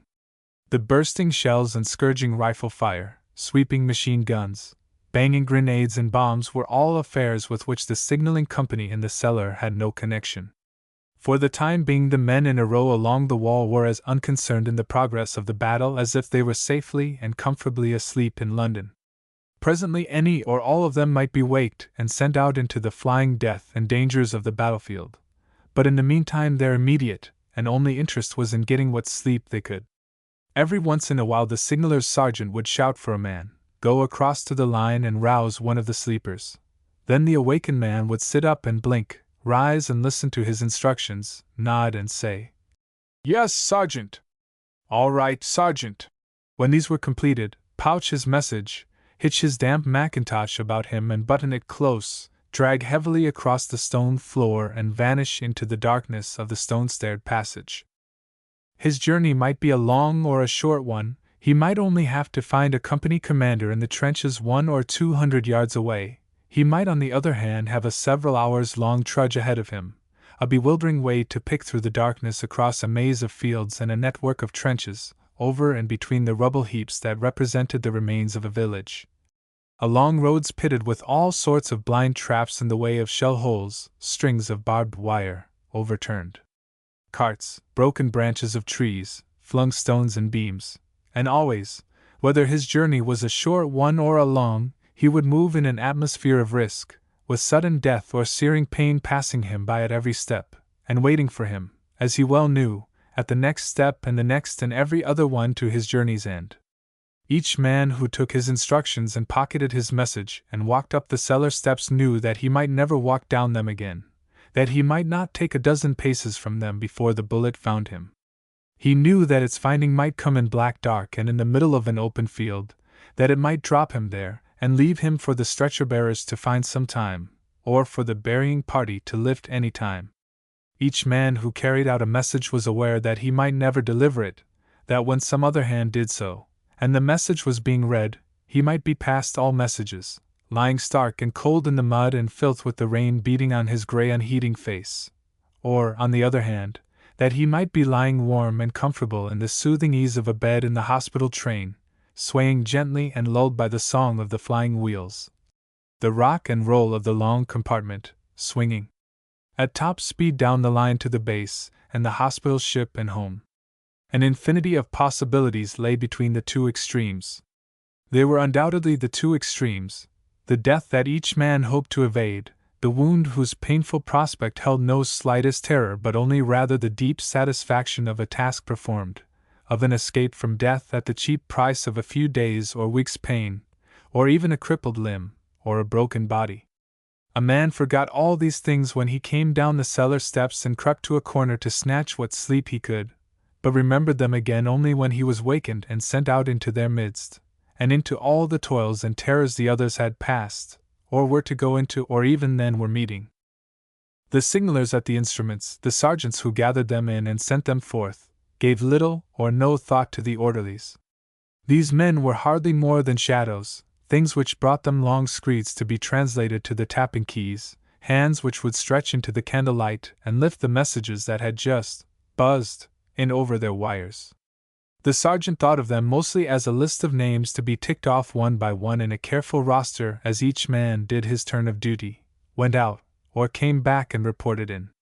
And the man who sent messages these men bore may never have given a thought to the hands that would carry them, unless perhaps to wonder vaguely whether the message could get through from so and so to such and such, from this map square to that, and if the chance of the message's getting through, the message you will note, not the messenger, seemed extra doubtful, orders might be given to send it in duplicate or triplicate, to double or treble the chances of its arriving.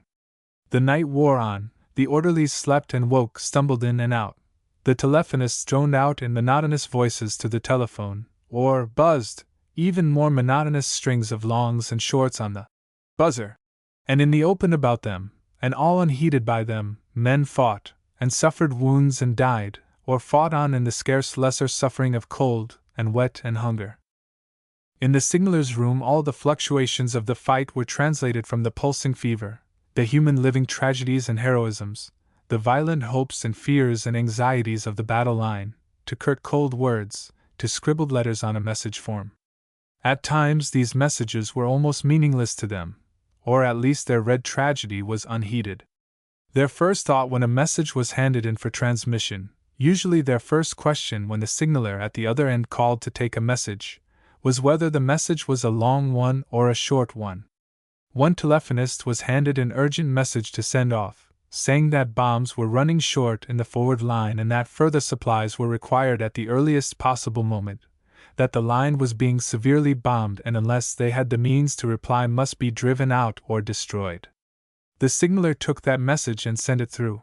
But his instrument was not working very clearly, and he was a good deal more concerned and his mind was much more fully taken up with the exasperating difficulty of making the signaler at the other end catch word or letter correctly, than it was with all the close-packed volume of meaning it contained. It was not that he did not understand the meaning. He himself had known a line bombed out before now, the trenches rent and torn apart, the shattered limbs and broken bodies of the defenders, the horrible ripping crash of the bombs, the blinding flame, the numbing shock, the smoke and reek and noise of the explosions. But though all these things were known to him, the words bombed out meant no more now than 9 letters of the alphabet, and the maddening stupidity of the man at the other end, who would misunderstand the sound and meaning of bombed, and had to have it in time-consuming letter-by-letter spelling. When he had sent that message, he took off and wrote down one or two others from the signaling station he was in touch with.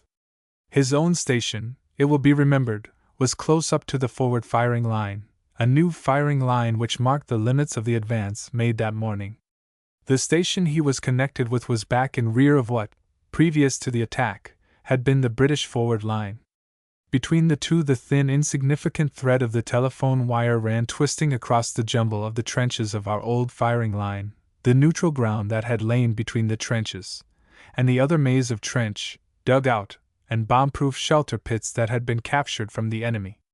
Then, in the middle of sending a message, the wire went dead, gave no answer to repeated calls on the buzzer. The sergeant, called to consultation, helped to overlook and examine the instrument. Nothing could be found wrong with it, but to make quite sure the fault was not there, a spare instrument was coupled onto a short length of wire between it and the old one. They carried the message perfectly, so with curses of angry disgust the wire was pronounced disconnected, or disc, as the signaller called it. This meant that a man or men had to be sent out along the line to find and repair the break, and that until this was done, no telephone message could pass between that portion of the forward line and the headquarters in the rear. The situation was the more serious, inasmuch as this was the only connecting line for a considerable distance along the new front. A corporal and 2 men took a spare instrument and a coil of wire, and set out on their dangerous journey.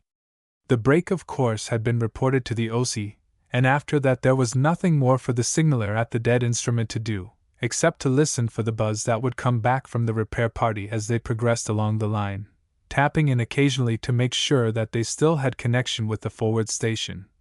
Their getting no reply at the same time from the rear station being of course sufficient proof that they had not passed the break. Twice the signaller got a message, the second one being from the forward side of the old neutral ground in what had been the German front-line trench. The report said also that fairly heavy fire was being maintained on the open ground. After that there was silence. When the signaller had time to look about him, to light a cigarette and to listen to the uproar of battle that filtered down the cellar steps and through the closed door, he spoke to the sergeant about the noise, and the sergeant agreed with him that it was getting louder, which meant either that the fight was getting hotter or coming closer. The answer to their doubts came swiftly to their hands in the shape of a note from the OC, with a message borne by the orderly that it was to be sent through anyhow or somehow, but at once. Now the OC, be it noted, had already had a report that the telephone wire was cut, but he still scribbled his note, sent his message, and thereafter put the matter out of his mind. He did not know how or in what fashion the message would be sent, but he did know the signaling company, and that was sufficient for him. In this he was doing nothing out of the usual.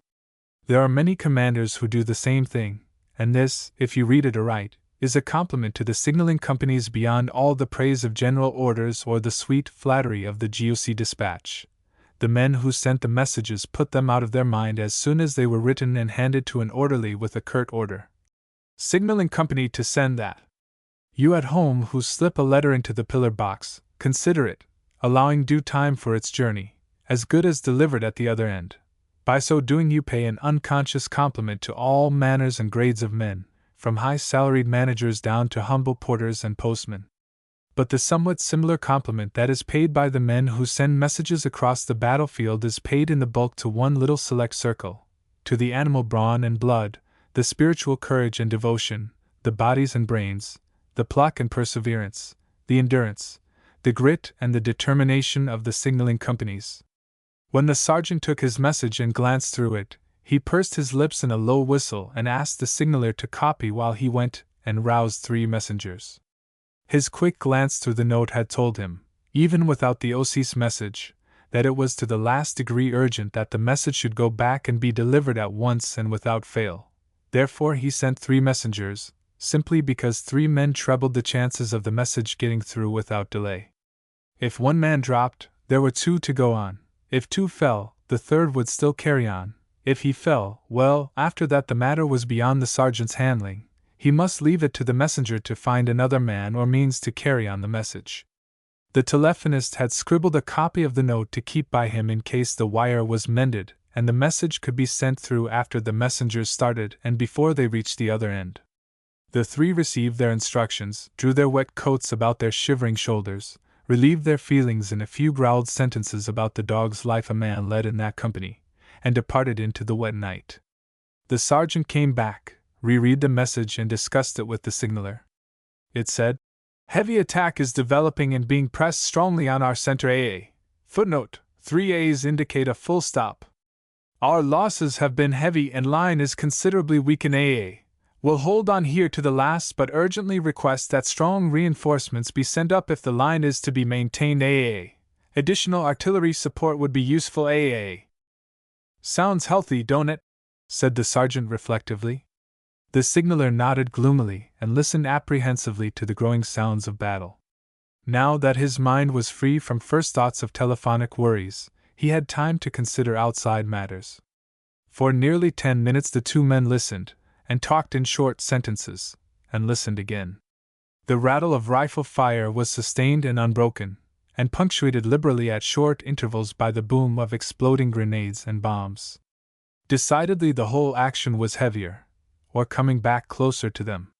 The sergeant was moving across the door to open it and listen when a shell struck the house above them.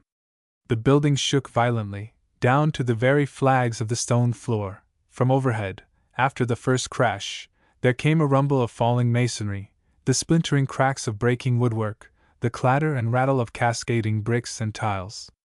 A shower of plaster grit fell from the cellar roof and settled thick upon the papers littered over the table. The sergeant halted abruptly with his hand on the cellar door. 3 or 4 of the sleepers stirred restlessly. One woke for a minute sufficiently to grumble curses and ask, "What the blank was that?" The rest slept unserene and undisturbed.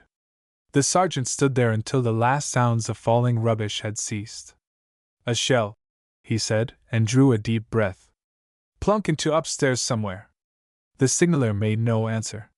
He was quite busy at the moment rearranging his disturbed papers and blowing the dust and grit off them. A telephonist at another table commenced to take and write down a message.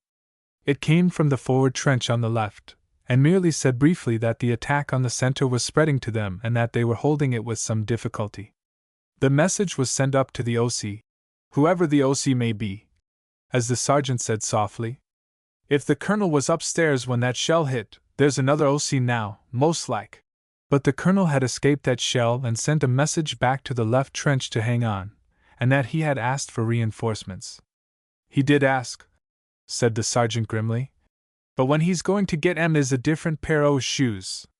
It'll take those messengers most of an hour to get there, even if they dodge all the lead on the way." As the minutes passed, it became more and more plain that the need for reinforcements was growing more and more urgent.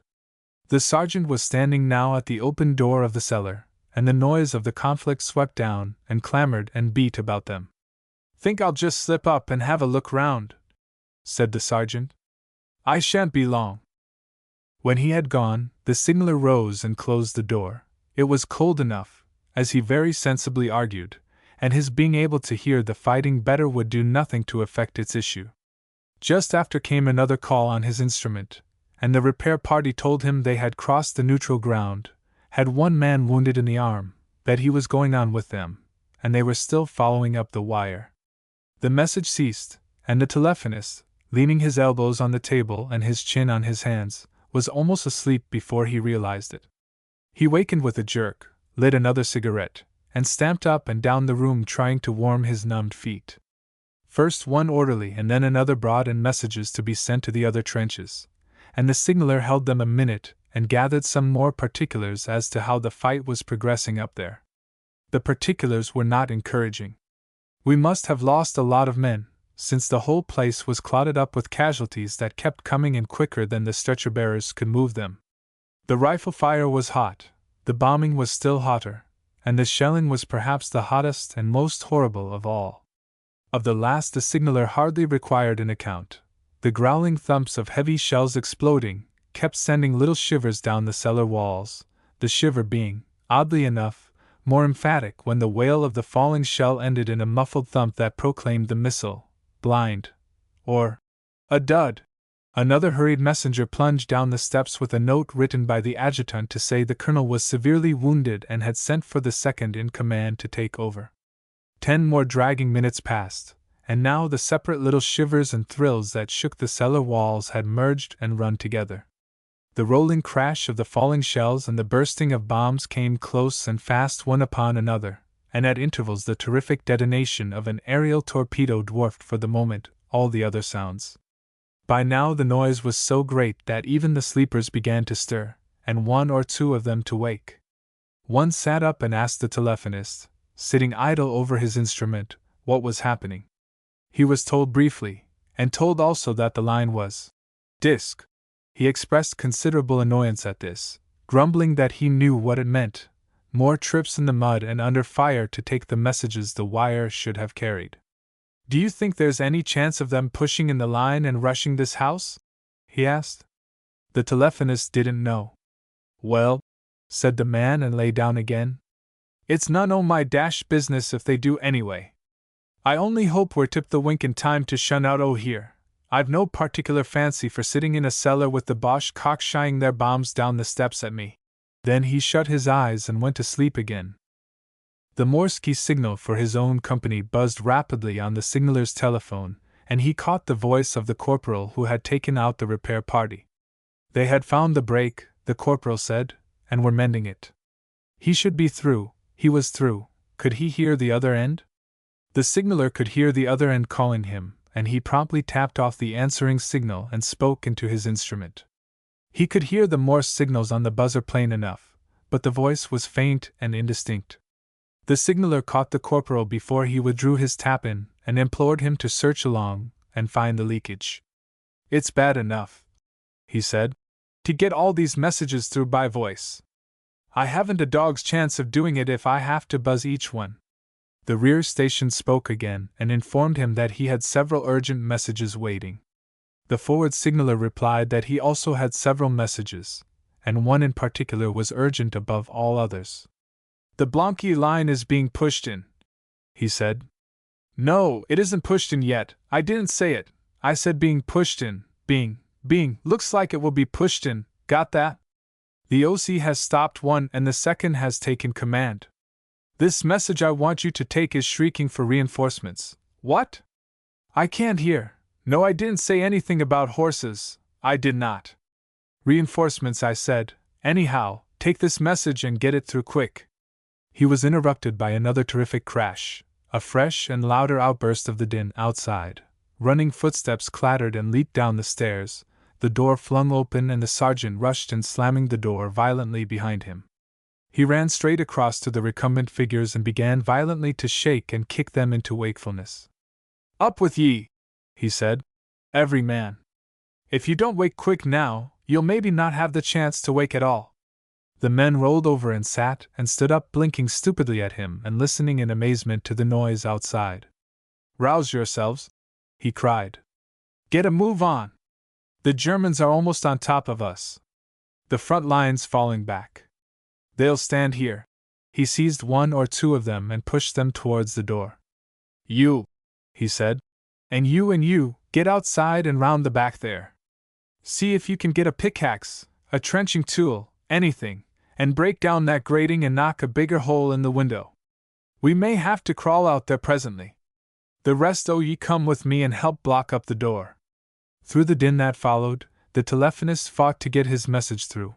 He had to give up an attempt to speak it while a hatchet, a crowbar, and a pickaxe were noisily at work breaking out a fresh exit from the back of the cellar, and even after that work had been completed, it was difficult to make himself heard. He completed the urgent message for reinforcements at last, listened to some confused and confusing comments upon it, and then made ready to take some messages from the other end. "You'll have to shout," he said. "No, shout, speak loud, because I can't hardly hear myself think. No, hear myself think. Oh, all sorts, but the shelling is the worst, and one o' them beastly air Yale torpedoes." "All right, go ahead." The earpiece receiver strapped tightly over one ear left his right hand free to use a pencil, and as he took the spoken message word by word, he wrote it on the pad of message forms under his hand. Under the circumstances, it is hardly surprising that the message took a good deal longer than a normal time to send through, and while he was taking it, The signaler's mind was altogether too occupied to pay any attention to the progress of events above and around him. But now the sergeant came back and warned him that he had better get his things ready and put together as far as he could, in case they had to make a quick and sudden move.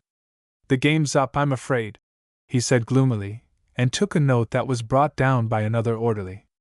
"I thought so," he commented, as he read it hastily and passed it to the other signaler. "It's a message warning the right and left flanks that we can't hold the center any longer, and that they are to commence falling back to conform to our retirement at 3.20 ACM, which is 10 minutes from now." Over their heads the signalers could hear tramping, scurrying feet, the hammering out of loopholes, the dragging thump and flinging down of obstacles piled up as an additional defense to the rickety walls. Then there were more hurrying footsteps, and presently the jarring rap rap rap of a machine gun immediately over their heads. "That's done it," said the sergeant. "We've got no orders to move, but I'm going to chance it and establish an alternative signaling station in one of the trenches somewhere behind here. This cellar roof is too thin to stop an ordinary fizz-bang, much less a good solid crump, and that machine gun upstairs is a certain invitation to sudden death and the German gunners to down and out us." He moved towards the new opening that had been made in the wall of the cellar, scrambled up it, and disappeared. All the signalers lifted their attention from their instruments at the same moment, and sat listening to the fresh note that ran through the renewed and louder clamor and racket. The signaler who was in touch with the rear station called them and began to tell them what was happening. "We're about all in, I believe," he said. "5 minutes ago we passed word to the flanks to fall back in 10 minutes. "What?" "Yes, it's thick. I don't know how many men we've lost hanging on, and I suppose we'll lose as many again taking back the trench we're to give up." "What's that?" "No, I don't see how reinforcements could be here yet." "How long ago you say you passed orders for them to move up?" "An hour ago." "That's wrong, because the messengers can't have been back. Telephone message?" "That's a lot less than an hour ago. I sent it myself no more than half an hour since." "Oh! Did you get that bump?" "Dunno, couple o' big shells or something dropped just outside." "I can hardly hear you. There's a most almighty row going on all round. They must be charging, I think, or our front line's fallen back, because the rifles is going 19 to the dozen, They're getting stronger too, and it sounds like a lot more bombs going. Hold on, there's that blighting Maxim again." He stopped speaking while upstairs the Maxim clattered off belt after belt of cartridges. The other signalers were shuffling their feet anxiously and looking about them. "Are we going to stick it here?" said one. "Didn't the sergeant say something about opping it?" "If he did," said the other, "he hasn't given any orders that I've heard. I suppose he'll come back and do that, and we've just got to carry on till then." The men had to shout now to make themselves heard to each other above the constant clatter of the Maxim and the roar of rifle fire. By now they could hear, too, shouts and cries and the trampling rush of many footsteps. The signaler spoke into his instrument again. "I think the line's fallen back," he said. "I can hear a heap o' men running about there outside, and now I suppose us here is about due to get it in the neck." There was a scuffle, a rush, and a plunge, and the sergeant shot down through the rear opening and out into the cellar. "The flank trenches!" he shouted. "Quick! Get onto them, right and left flank, tell them they're to stand fast. Quick, now, give them that first. Stand fast, do not retire." The signalers leaped to their instruments, buzzed off the call, and getting through, rattled their messages off. "Ask them," said the sergeant anxiously. "Had they commenced to retire?" He breathed a sigh of relief when the answers came. "No, that the message had just stopped them in time." "Then," he said, "you can go ahead now and tell them the order to retire is cancelled, that the reinforcements have arrived, that they're up in our forward line, and we can hold it good. Oh!" He paused and wiped his wet forehead. "You," he said, turning to the other signaler, "tell them behind there the same thing." "How in thunder did they manage it, Sergeant?" said the perplexed signaler. "They haven't had time since they got my message through." "No," said the sergeant, "but they've just had time since they got mine." "Got yours?" said the bewildered signaler. Yes, didn't I tell you? Said the sergeant. When I went out for a look round that time, I found an artillery signaller laying out a new line, and I got him to let me tap in and send a message through his battery to headquarters. You might have told me, said the aggrieved signaller. It would have saved me a heap of sweat getting that message through. After he had finished his message to the rear station, he spoke reflectively. Lucky thing you did get through, he said. 'Twas a pretty close shave. The O.C. should have a thank you for you over it. I don't suppose, answered the sergeant, the O.C. will ever know or ever trouble about it. He sent a message to the signaling company to send through, and it was sent through. There's the beginning and the end of it. And as he said, so it was, or rather the end of it was in those 3 words that appeared later in the dispatch. It is reported. Conscript courage. You must know plenty of people, if you yourself are not one of them, who hold out stoutly against any military compulsion or conscription in the belief that the fetched man can never be the equal in valor and fighting instinct of the volunteer, can only be a source of weakness in any platoon, company, and regiment. This tale may throw a new light on that argument. Gerald Bunthrop was not a conscript in the strict sense of the word, because when he enlisted no legal form of conscription existed in the United Kingdom, but he was, as many more have been, a moral conscript, a man utterly averse to any form of soldiering, much less fighting, very reluctantly driven into the army by force of circumstance and pressure from without himself. Before the war, the army and its ways were to him a sealed book. Of war he had the haziest ideas, compounded of novels he had read and dimly remembered and mental pictures in a confused jumble of Charles O'Malley dragoons on spirited charges, half-forgotten illustrations in the papers of pith-helmeted infantry in the Boer War, faint boyhood recollections of Magersfontein and the glumness of the Black Week. A much more realistic and vivid impression of Waterloo as described by Brigadier Gerard, and odd figures of Black Sudanese, of Light Brigade troopers, of Peninsula Redcoats, of Sepoys and Bonnet Highlanders in the Mutiny period, and of Life Guard sentries at Whitehall, lines of fixed bayonets on city procession routes, and khaki-clad terriers seen about railway stations and on bus-tops with incongruous rifles on Saturday afternoons. Actually, it is not correct to include these living figures in his vague idea of war. They had to him no connection with anything outside normal peaceful life, stirred his thoughts to war no more than seeing a gas bracket would wake him to imaginings of a coal mine, or a pit explosion. His slight conceptions of war, then, were a mere matter of print and books and pictures, and the first months of this present war were exactly the same, no more and no less. Newspaper paragraphs and photos and drawings in the weeklies hanging on the bookstalls.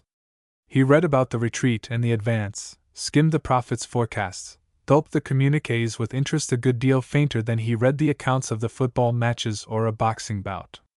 He expected, our side, to win of course, and was quite patriotic, was in fact a supporter of the British Army in exactly the sense of being a supporter, or follower, of Tottenham Hotspurs or Kent County. Any thoughts that he might shoulder a rifle and fight Germans would at that time, if it had entered his head, have seemed just as ridiculous as a thought that he should play in the final at the Crystal Palace or step into the ring to fight Carpentier. It took a long time to move him from this attitude of aloofness. Recruiting posters failed utterly to touch him. He looked at them, criticized them, even discussed their goodness, or drawing power on recruits with complete detachment, and without the vaguest idea that they were addressed to him. He bought Allies flag buttons, and subscribed with his fellow employees to a Red Cross fund, and joined them again in sending some sixpences to a newspaper smokes gift fund. He always most scrupulously stood up and uncovered to God Save the King, and clapped and encored vociferously any patriotic songs or sentiments from the stage. He thought he was doing his full duty as a loyal Briton, and even, this was when he promised a regular 6 pence a week to the Smokes Fund, going perhaps a little beyond it. First hints and suggestions that he should enlist he treated as an excellent jest, and when at last they became too frequent and pointed for that, and began to come from complete strangers, he became justly indignant at such impudence and interference, and began long explainings to people he knew that he wasn't the one to be bullied into anything, that fighting wasn't his line, that he had no liking for soldiering, that he would have gone like a shot, but had his own good and adequate reasons for not doing so. There is no need to tell of the stages by which he arrived at the conclusion that he must enlist, from the first dawning wonder at such a possibility, through qualms of doubt and fear and spasms of hope and, almost, courage, to a dull apathy of resignation. No need to tell either the particular circumstances that conscripted him at last, because although his name is not real the man himself is, and one has no wish to bring shame on him or his people. I have only described him so closely to make it very clear that he was driven to enlistment, that a less promising recruit never joined up, that he was a conscript in every real sense of the word. We can pass over all his training, his introduction to the life of the trenches, his feelings of terror under conditions as little dangerous as the trenches could be. He managed, more or less, to hide this terror, as many a worse and many a better man has done before him, until one day the Germans had made a fierce attack, had overborne a section of the defense and taken a good deal of trenched ground, had been counterattacked and partly driven back, had scourged the lost parts with a fresh tempest of artillery fire and driven in again to close quarters, to hot bomb and bayonet work, were again checked and for the moment held. Private Gerald Bunthrop's battalion had been hurried up to support the broken and breaking line, was thrust into a badly wrecked trench with crumbling sides and broken traverses, with many dead and wounded cumbering the feet of the few defenders, with a reek of high explosive fumes catching their throats and nostrils. The open ground beyond the trench was scattered thick with great heaps of German dead, a few more sprawled on the broken parapet, another and lesser few were huddled in the trench itself amongst the many khaki forms. The battalion holding the trench had been almost annihilated in the task, had in fact at first been driven out from part of the line, and had only reoccupied it with heavy losses. Bunthrop had with his battalion passed along some smashed communication trenches and over the open ground this fighting had covered, and the sights they saw in passing might easily have shaken the stoutest hearts and nerves. They made the approach, too, under a destructive fire with high explosive shells screaming and crashing over, around, and amongst them, with bullets whistling and hissing about them and striking the ground with the sound of constantly exploding Chinese crackers. Bunthrop himself, to state the fact baldly, was in an agony of fear. He might have been tempted to bolt, but was restrained by a complete lack of any idea where to bolt to, by a lingering remnant of self-respect, and by a firm conviction that he would be dealt with mercilessly if he openly ran. But when he reached the comparative shelter of the broken trench, all these safeguards of his decent behavior vanished. He flung himself into the trench, cowered in its deepest part, made not the slightest attempt to look over the parapet, much less to use his rifle. There is this much of excuse for him, that on the very instant that they reached the cover of the trench a bursting high explosive had caught the four men next in line to him. The excuse may be insufficient for those who have never witnessed at very close hand the instant and terrible destruction of four companions with whom they have eaten and slept and talked and moved and had their intimate being for many months. But those who have known such happenings will understand. Bunthrop's sergeant understood, and because he was a good sergeant, and had the instinct for the right handling of men, it must have been an instinct, because up to a year before, he had been ledger clerk in a city office and had handled nothing more alive than columns of figures in a book. He issued exactly the order that appealed exactly to Bunthrop's terror, and roused him from a shivering embodiment of fear to a live thinking and order-obeying private. "Get up and sling some of those sandbags back on the parapet, Bunthorpe," he said, "and see if you can't make some decent cover for yourself. You've nothing there that would stop a half-crippled Hun jumping in on top of you." When he came back along the trench 5 minutes later, he found Bunthorpe feverishly busy repiling sandbags and strengthening the parapet, ducking hastily and crouching low when a shell roared past overhead, but hurriedly resuming work the instant it had passed. Then came the fresh German attack, preceded by 5 minutes' intense artillery fire, concentrated on the half-wrecked trench. The inferno of noise, the rush and roar of the approaching shells, the crash and earth-shaking thunder of their explosions, the ear-splitting cracks overhead of high-explosive shrapnel, the drone and whir and thump of their flying fragments, the whole racking, roaring, deafening, sense-destroying tempest of noise was too much for Bunthrop's nerve. He flung down and flattened himself to the trench bottom again, squeezing himself close to the earth, submerged and drowned in a sweeping wave of panic fear. He gave no heed to the orders of his platoon commander, the shouting of his sergeant, the stir that ran along the trench, the flat spitting reports of the rifles that began to crack rapidly in a swiftly increasing volume of fire. A huge fragment of shell came down and struck the trench bottom with a suggestively violent thud a foot from his head. Half sick with the instant thought, if it had been a foot this way! Half crazed with the sense of openness to such a missile, Bunthrop rose to his knees, pressing close to the forward parapet, and looking wildly about him. His sergeant saw him. "You, Bunthrop!" he shouted. "Are you hit? Get up, you fool, and shoot! If we can't stop 'em before they reach you, we're done in." Bunthrop hardly heeded him. Along the trench the men were shooting at top speed over the parapet. A dozen paces away 2 of the battalion machine guns were clattering and racketing in rapid gusts of fire. A little farther along a third one had jammed and was being jerked and hammered at by a couple of sweating men and a wildly cursing boy officer. So much Bunthrop saw, and then with a hideous screeching roar a high explosive fell and burst in a shattering crash, a spouting hurricane of noise and smoke and flung earth and fragments. Bunthrop found himself half buried in a landslide of crumbling trench, struggled desperately clear, gasping and choking in the black cloud of smoke and fumes, saw presently, as the smoke thinned and dissolved, a chaos of broken earth and sandbags where the machine guns had stood, saw one man and an officer dragging their gun from the debris, setting it up again on the broken edge of the trench. Another man staggered up the crumbling earth bank to help, and presently amongst them they got the gun into action again. The officer left it, and ran to where he saw the other gun half buried in loose earth. He dragged it clear, found it undamaged, looked round, shouted at Bunthrop crouching flat against the trench wall, shouted again, came down the earth bank to him with a rush. "Come and help!" he yelled, grabbing at Bunthrop's arm. Bunthrop mumbled stupidly in reply. "What?" shouted the officer. "Come and help, will you? Never mind if you are hurt," as he noticed a smear of blood on the private's face. "You'll be hurt worse if they get into this trench with the bayonet. Come on and help." Bunthrop, hardly understanding, obeyed the stronger will and followed him back to the gun. "Can you load?" demanded the officer. "Can you fill the cartridges into these drums while I shoot?" Bunthrop had had in a remote period of his training some machine gun instruction. He nodded and mumbled again. "God!" said the officer. "Look at 'em! There's enough to eat us if they get to bayonet distance.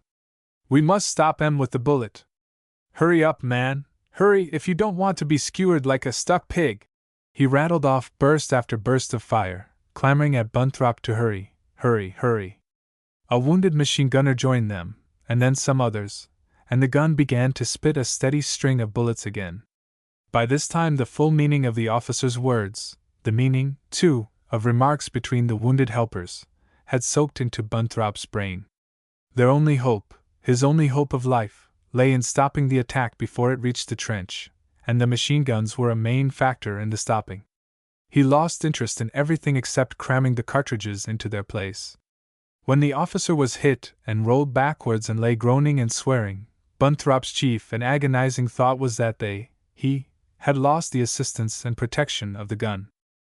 When one of the wounded gunners took the officer's place and reopened fire, Bunthrop's only concern again was to keep pace with the loading. The thoughts were repeated exactly when that gunner was hit and collapsed and his place was taken by another man. And by now the urgent need of keeping the gun going was so impressed on Bunthrop that when the next gunner was struck down and the gun stood idle and deserted, it was Bunthrop who turned wildly, urging the other loaders to get up and keep the gun going, babbled excitedly about the only hope being to stop the Germans before they got in with the bayonet, repeated again and again at them the officer's phrase about skewered like stuck pigs. The others hung back. They had seen man after man struck down at the gun. They could hear the hiss and whit of the bullets over their heads, the constant cracker-like smacks of others that hit the parapet, and they hung back. "Why don't you do it yourself?" demanded one of them, angered by Bunthrop's goading and in some degree, no doubt, by the disagreeable knowledge that they were flinching from a duty. And then Bunthrop's Conscript. The man who had held back from war to the last possible minute, who hated soldiering and shrank from violence and all fighting, who was known to his fellows as a funk, the source of much uneasiness to company and platoon commanders and sergeants as a weak spot. Bunthrop did what these others, these average good men who had joined up, freely, who had longed for the end of home training and the transfer out front, dared not do. Bunthrop scrambled up the broken bank, seized the gun, swung the sights full to the broad gray target, and opened fire. He kept it going steadily, too, with a sleet of bullets whistling and whipping past him, kept on after a bullet snatched the cap from his head, and others in quick succession cut away a shoulder strap, scored a red wheal across his neck, stabbed through the point of his shoulder. And when a shell fragment smashed the gun under his hands, he left it only to plunge hastily to the other gun abandoned by all but dead and dying, pulled off a dead man who sprawled across it, and recommenced shooting. He stopped firing only when his last cartridge was gone, squatted a moment longer staring over the sights, and then raised his head and peered out into the trailing film of smoke clouds from the bursting shells. Although it took him a minute to be sure of it, he saw plainly at last that the attack was broken. Dimly he could see the heaped clusters of dead that lay out in the open, the crawling and limping figures of the wounded who sought safety back in the cover of their own trench, and more than that he could see men running with their heads stooped and their gray coats flapping about their ankles. It was this last that roused him again to action. He scrambled hurriedly back down the broken parapet into the trench. "Come on, you fellows!" he shouted to 2 or 3 nearby men who continued to fire their rifles over the parapet. "It's no use waiting here any longer." A heavy shell whooped roaring over them and crashed thunderously close behind the parapet. Bunthrop paid no slightest heed to it. His wide, staring eyes and white face, and blood smeared from the trickling wound in his neck, his capless head and tumbled hair, his clay and mud-caked and blood-stained uniform all gave him a look of wildness, of desperation, of abandonment. His sergeant, the man who had seen his fear and set him to pile the sandbags, caught sight of him again now, heard some word of his shoutings, and pushed hastily along the trench to where he fidgeted and called angrily to the others to "Chuck that silly shooting, I'm going anyhow, what's the use?" The sergeant interrupted sharply. "Here, you shut up, Bunthrop," he shouted. "Keep down in the trench. You're wounded, aren't you? Well, you'll get back presently." "That be damn," said Bunthrop. "You don't understand. They're running away, but we can't go out after 'em if these silly blighters here keep shootin'. Come on now, or they'll all be gone." And Private Bunthrop, the despised conscript, slung his bayonet rifle over his wounded shoulder and commenced to scramble up out over the front of the broken parapet.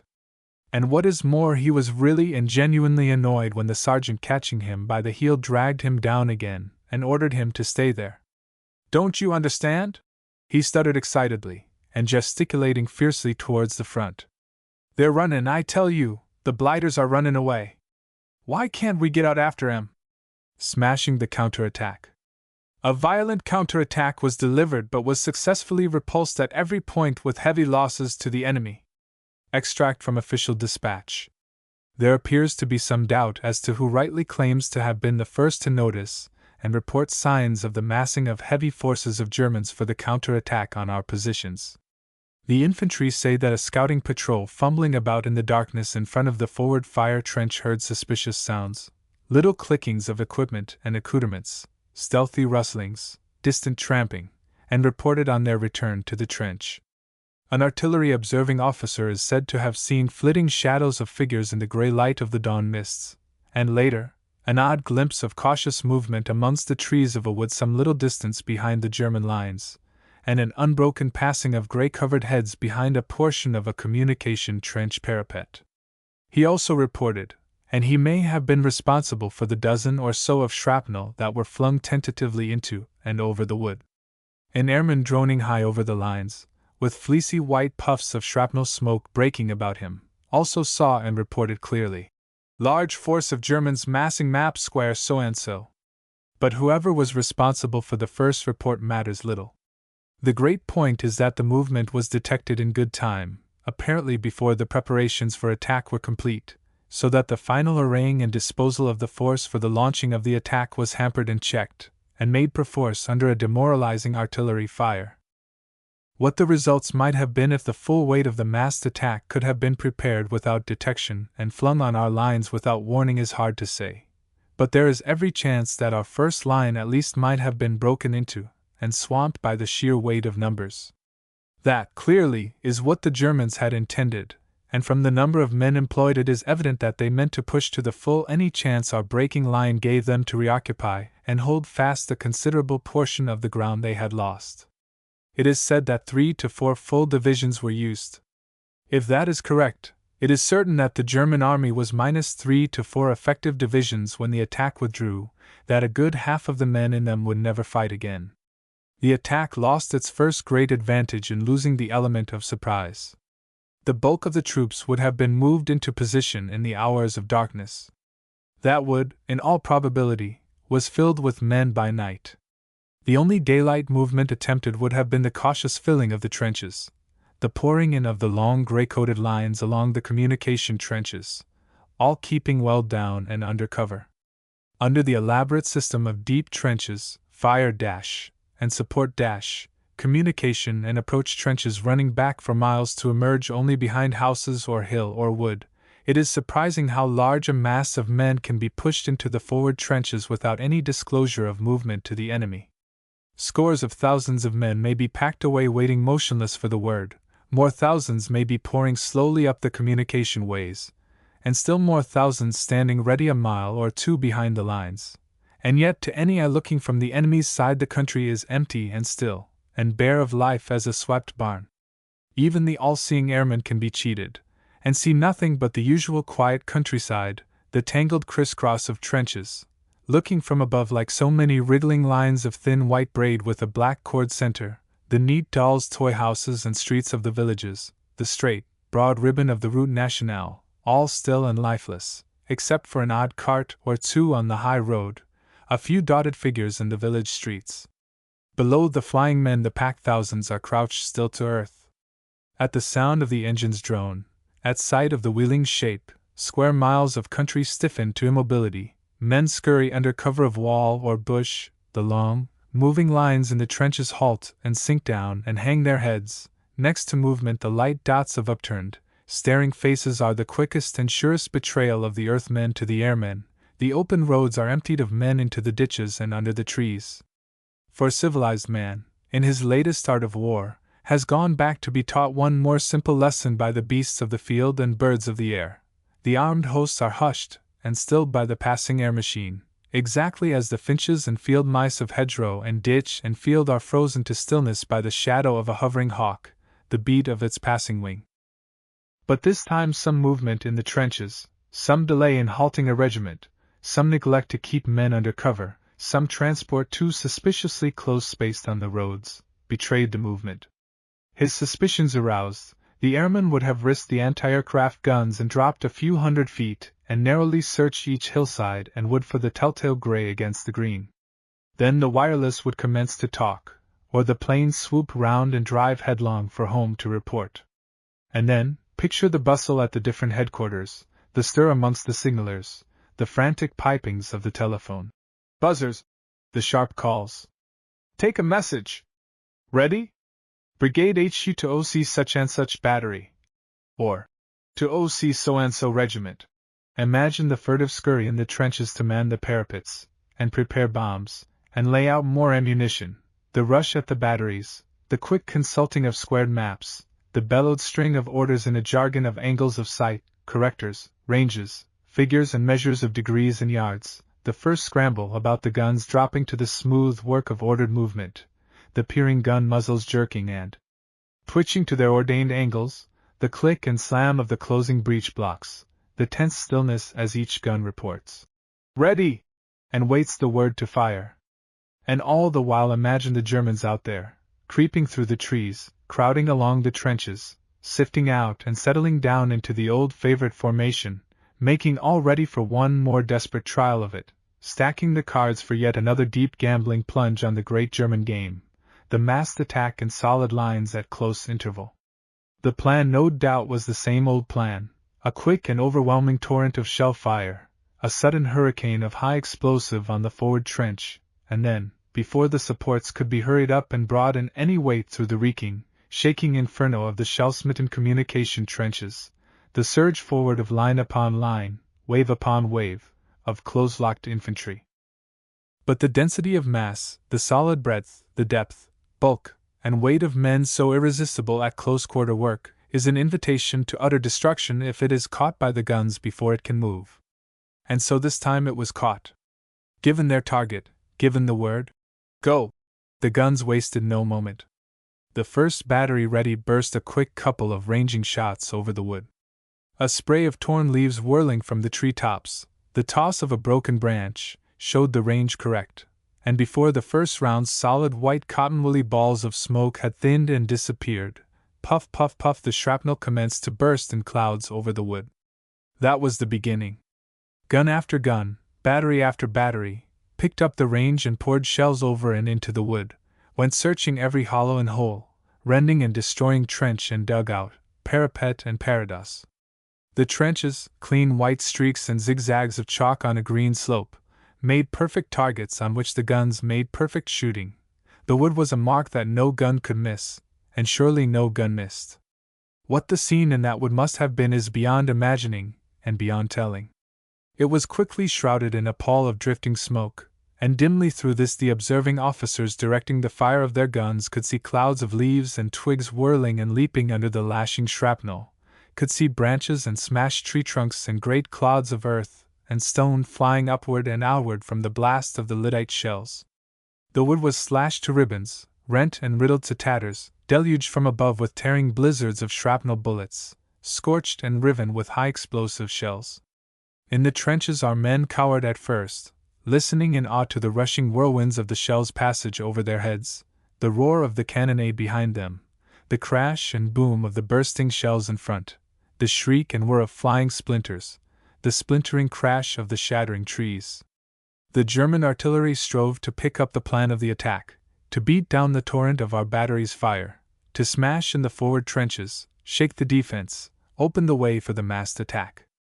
But the contest was too unequal, the devastation amongst the crowded mass of German infantry too awful to be allowed to continue. Plainly the attack, ready or not ready, had to be launched at speed, or perish where it stood. And so it was that our new armies had a glimpse of what the old, contemptible little army has seen and faced so often, the huge gray bulk looming through the drifting smoke, the packed mass of the old German infantry attack. There were some of these old contemptibles, as they proudly styled themselves now, who said when it was all over, and they had time to think of anything but loading and firing a red-hot rifle, that this attack did not compare favorably with the German attacks of the Mons Marne days, that it lacked something of the steadiness, the rolling majesty of power, the swinging stride of the old attacks, that it did not come so far or so fast, that beaten back it took longer to rally and come again, that coming again it was easier than ever to bring to a stand, but against that these old contemptibles admit that they never in the old days fought under such favorable conditions, that here in this fight they were in better constructed and deeper trenches, that they were far better provided with machine guns, and above all, that they had never had such a magnificent backing from our guns, such a tremendous stream of shells helping to smash the attack. And smashed, hopelessly and horribly smashed, the attack assuredly was. The woods in and behind which the German hordes were massed lay from 300 to 400 yards from the muzzles of our rifles. Imagine it, you men who were not there, you men of the new armies still training at home, you riflemen practicing and striving to work up the number of aimed rounds fired in the mad minute, you machine gunners riddling holes in a target or a row of posts. Imagine it, oh you artillery, imagine the target lavishly displayed in solid blocks in the open, with a good 400 yards of ground to go under your streaming gun muzzles.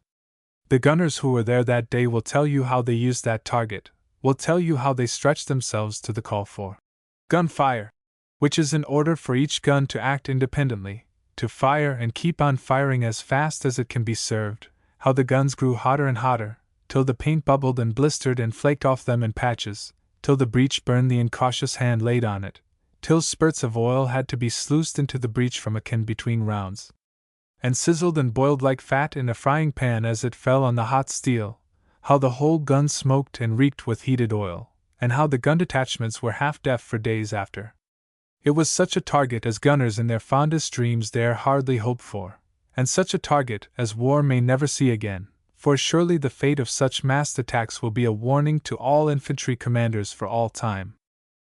The guns took their toll, and where death from above missed, death from the level came in an unbroken torrent of bullets sleeting across the open from rifles and machine guns.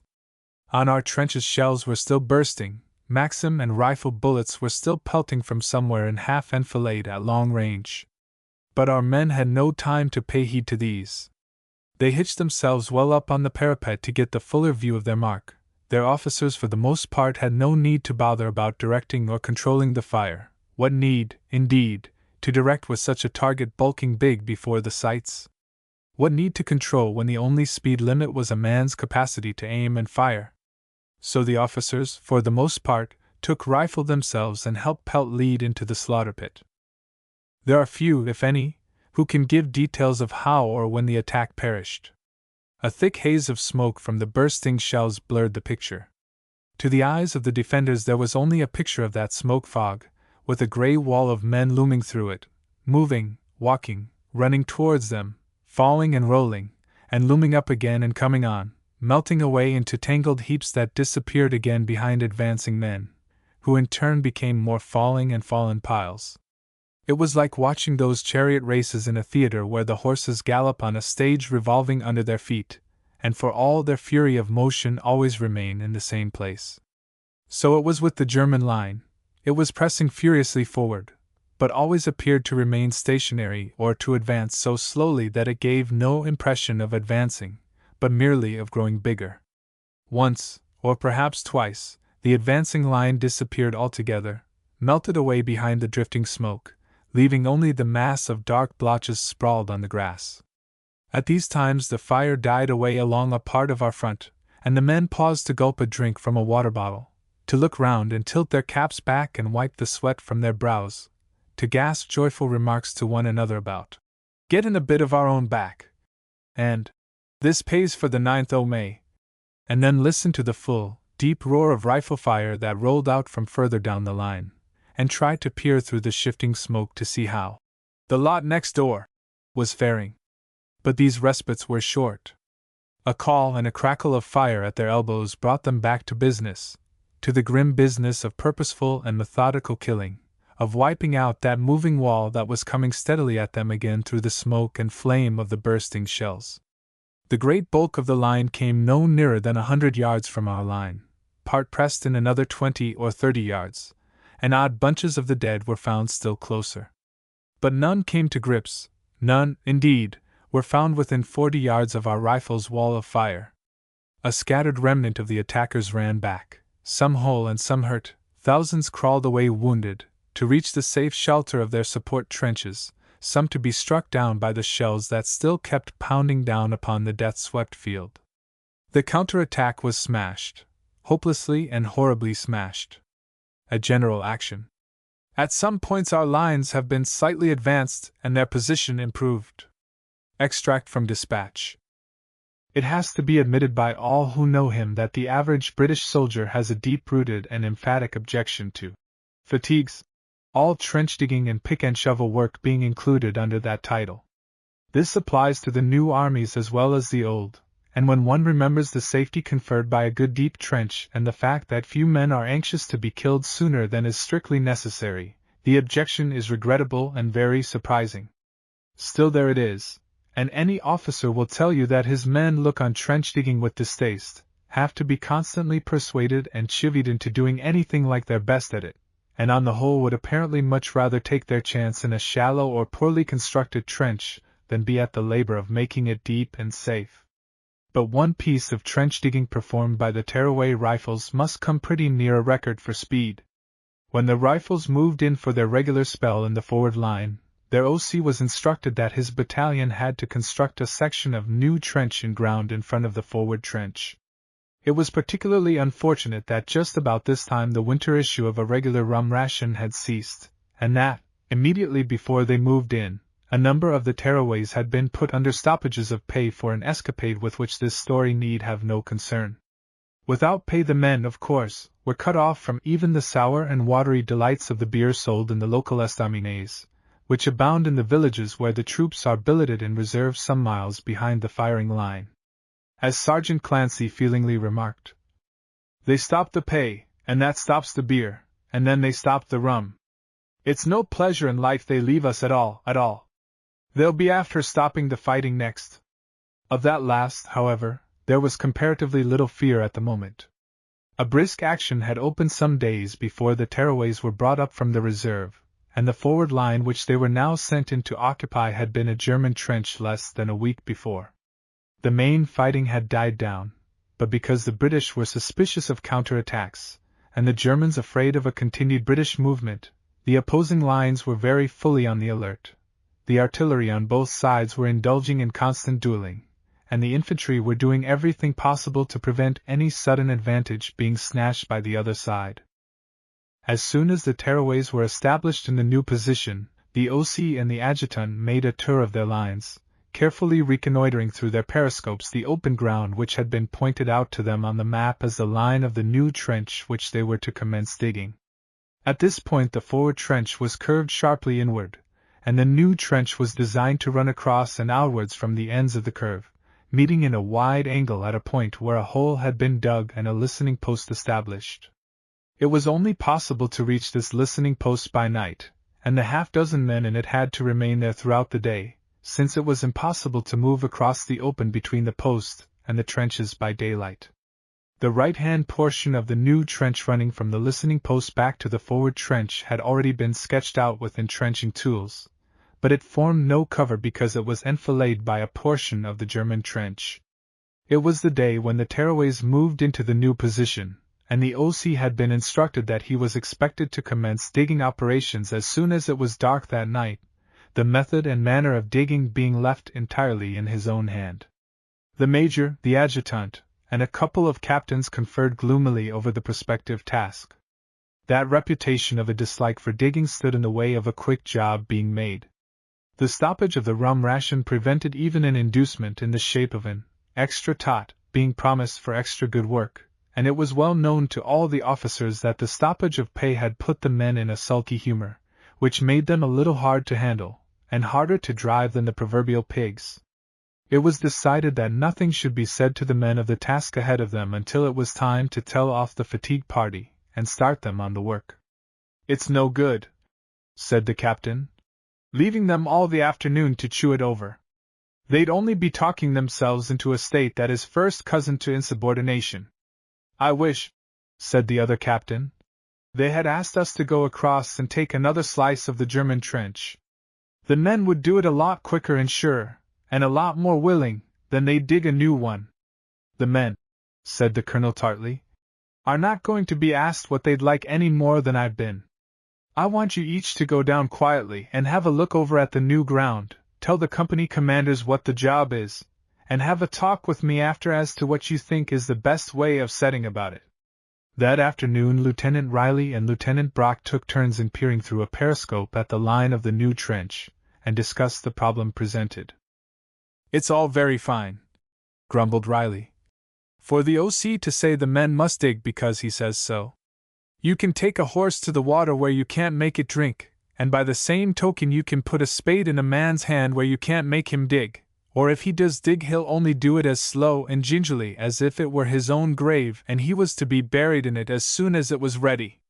"Don't talk about burying," retorted Brock. "It isn't a pleasant subject with so many candidates for a funeral scattered around the front door." He sniffed the air, and made an exclamation of disgust. "They haven't even been chloride of limed," he said. "A lot of lazy, untidy brutes that battalion must have been we have just relieved." Riley stared again into the periscope. "It's German the most of them are anyway," he said. "That's one consolation, although it's small comfort to a sense of smell. I say, have a look at that man lying over there, out to the left of the listening post. His head is towards us, and his hair is white as driven snow. They must be getting hard up for men to be using up the grandfathers of that age." Brock examined the white head carefully. "He's a pretty old stager," he said. "Unless he's a young un whose hair has turned white in a night like they do in novels. Or maybe he's a general." "A general!" said Riley, and stopped abruptly. "Man, now, wait a minute. A general!" he continued musingly, and then suddenly burst into chuckles, and nudged Brock in the ribs. "I have a great notion," he said. "Great notion, Brocky. What'll you bet I don't get the men coming to us before night with a petition to be allowed to do some digging?" Brock stared at him. "You're out of your senses," he said. "I'd as soon expect them to come with a petition to be allowed to sign the pledge." "Well, now listen," said Riley, "and we'll try it anyway," he explained swiftly, while over Brock's face a gentle smile beamed and widened into subdued chucklings. "Here's Sergeant Clancy coming along the trench," said Riley. "You have the notion now, so play up to me, and make sure Clancy hears every word you say. I want to see that general of theirs the Boche prisoner spoke about," said Riley, as Clancy came well within earshot. "An old man, the Boche said he was, with a head of hair as white and shining as a gull's wing." "I'm not so interested in his shining head," said Brock, "as I am in the shining gold he carries on him. Doesn't it seem sinful waste for all that good money to be lying out there?" Out of the tail of his eye Riley saw the sergeant halt and stiffen into an attitude of listening. He turned round. "Was it me you wanted to see, Clancy?" he said. "No, sor, yes, sor," said Clancy hurriedly, and then more slowly, in neat adoption of the remarks he had just heard. "Leastways, sor, I was just after wondering if you had heard anything of this tale of a German general lying out there on the ground bayoned." "You mean the one that was shot last week?" said Riley. "Him with the 5,000 francs in his breeches pocket, and the diamond-studded gold watch on his wrist?" said Brock. "The same, sor, the same," said Clancy eagerly, and with his eyes glistening. "And have you made out which of them he is, sor?" "No," said Riley shortly. "And remember, Sergeant, there are to be no men going over the parapet this night without orders. The last battalion in here lost a big handful of men trying to get hold of that general, but the Germans were watching too close, and they've got a machine gun trained to cover him. See to it, Clancy. That's all now." Sergeant Clancy moved off, but he went reluctantly. "Why didn't you give him a bit more?" asked Brock. "Because I know Clancy," said Riley, whispering. "If we had said more now, he might have suspected a plant. As it is, he's got enough to tickle his curiosity, and you can be sure it won't be long before a gentle pumping performance is in operation." Sergeant Clancy came in sight round the traverse again, moving briskly, but obviously slowing down as he passed them, and very obviously straining to hear anything they were saying. But they both kept silent, and when he had disappeared round the next traverse, Riley grinned and winked at his companion. "He's hooked, Brocky," he said exultantly. "Now you wait and—" He stopped as a rifleman moved round the corner and took up a position on the firing step near them. "I'll bet," said Riley delightedly, "Clancy has put him there to listen to anything he can catch us saying." He turned to the man, who was clipping a tiny mirror onto his bayonet and hoisting it to use as a periscope. "Are you on the lookout?" he asked. "And who posted you there?" "It was Sergeant Clancy, sir," answered the man. "He said I could hear better, see better," he corrected himself, "from here." Riley abruptly turned to their own periscope and apparently resumed the conversation. "I'm almost sure that's him with the white head," said Riley. "Out there, about 40 or 50 yards from the German parapet, and about 100 yards 10 o'clock from our listening post. Have a look."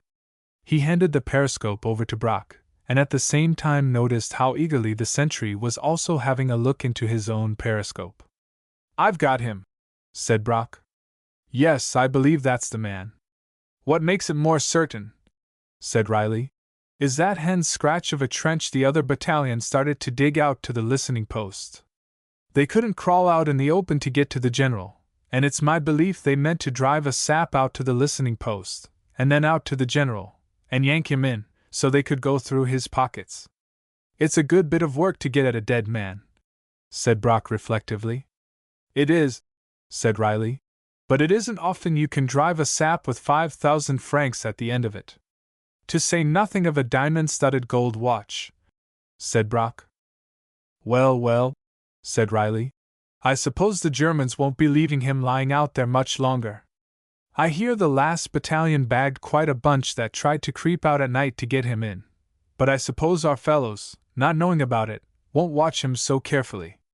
They turned the conversation to other and more casual things, and shortly afterwards moved off. The first fruits of their sowing showed within the hour, when some of the officers were having tea together in a corner of a ruined cottage, which had been converted into a keep. The servant who was preparing tea had placed a battered pot on the half of a broken door, which served for a mess table, had laid out a loaf of bread, tin pots of jam, a cake, and a flattened box of flattened chocolates, and these offices having been fully performed he should have retired. Instead, however, he fidgeted to and fro, offered to pour the tea from the dented coffee pot, asked if anything more was wanted, pushed the loaf over to the captain, apologizing at length for the impossibility of getting a scrape of butter these days, hovered round the table, and generally made it plain that he had something he wished to say, or that he supposed they had something to say he wished to hear. "What are you dodging about there for, man?" the captain asked irritably at last. "Is it anything you want?" "Nothing, sir," said the man. "Only I was just wondering if you had heard anything of a general with 50,000 francs in his pocket, lying out there beyond the trench." 5,000 francs, corrected Riley gently. "'Twas 50,000 I heard, sir," said the man eagerly. "But ye have heard then, sir? What's this about a general?" demanded the captain. "Yes," said Riley quickly. "What is it?" "We have heard nothing of the general." "Ah," said the messman, eyeing him thoughtfully. "I thought maybe ye had heard." "We have heard nothing," said Riley. "What is it you are talking about?" "About them 50,000 francs, sir," said the messman, cunningly. "Or 5,000, was it?" "What's this?" said the captain, and the others, making no attempt to answer his question, left the messman to tell a voluble tale of a German general. Though 'twas a field marshal, some said it was, and others went the length of Von Kluck himself, who had been killed some days before, and lay out in the open with 5,000, or 50,000, francs in his breeches pocket, a diamond-studded gold watch on his wrist, diamond rings on his fingers, and his breast covered with iron crosses and jeweled orders. That both Riley and Brock, as well as the captain, professed their profound ignorance of the tale only served, as they well knew, to strengthen the Tearaway's rifle's belief in it, and after the man had gone they imparted their plan with huge delight and joyful anticipation to the captain. When they had finished tea and left the keep to return to their own posts, they were met by Sergeant Clancy. "I just wanted to speak with you a moment, sir," he said. "I have been looking at that listening post, and thinking to myself, wouldn't it be as well if we ran a sap out to it? It would save the crawling out across the open at night, and keeping the men, and some wounded among them maybe, cooped up the whole day." "There's something in that," said the captain, pretending to reflect. "And I see the last battalion had made something of a beginning to dig a trench out to the post. And they must have been thinking with their boots when they dug it there," said Riley. "A trench on that side is open to enfilade fire. It should have been dug out from the left corner of that curve instead of the right. If you would speak to the O.C. about it, sir," said Clancy, "he might be willing to let us dig it. The men is fresh, too, and won't harm for a bit of exercise." "Very well," said the captain carelessly. "We'll see about it tomorrow."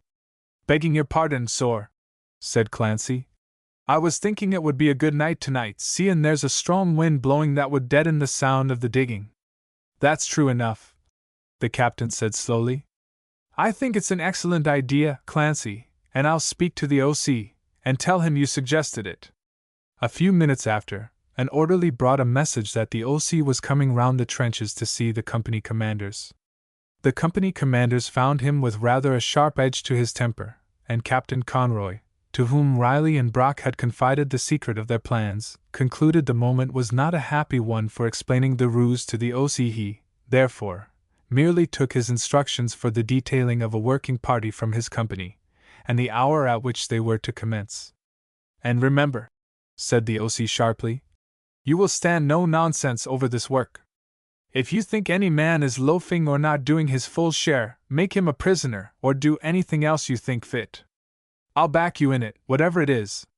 Conroy murmured a "Very good, sir," and left it at that. When he returned to his company, he made arrangements for the working party, implying subtly to Sergeant Clancy that the trench was to be started as the result of his, the sergeant's, arguments. Clancy went back to the men in high feather. "I suppose now," he said complacently, "there's some would be like to laugh if they were told that a blessed sergeant could be saying where and when he'd be having this trench or that trench dug or not dug. But there's more ways of killing a cat than choking it with butter, and old Prickles can take a hint as good as the next man when it's put to him right." Prickles, be it noted, being the fitting, if somewhat disrespectful, name which the OC carried in the rifles.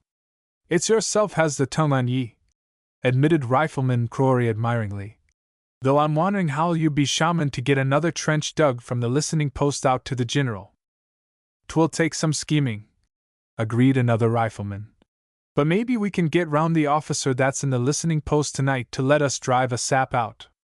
"It's not him you'll be getting round," said Crory, "for it's the little lad himself that's in it.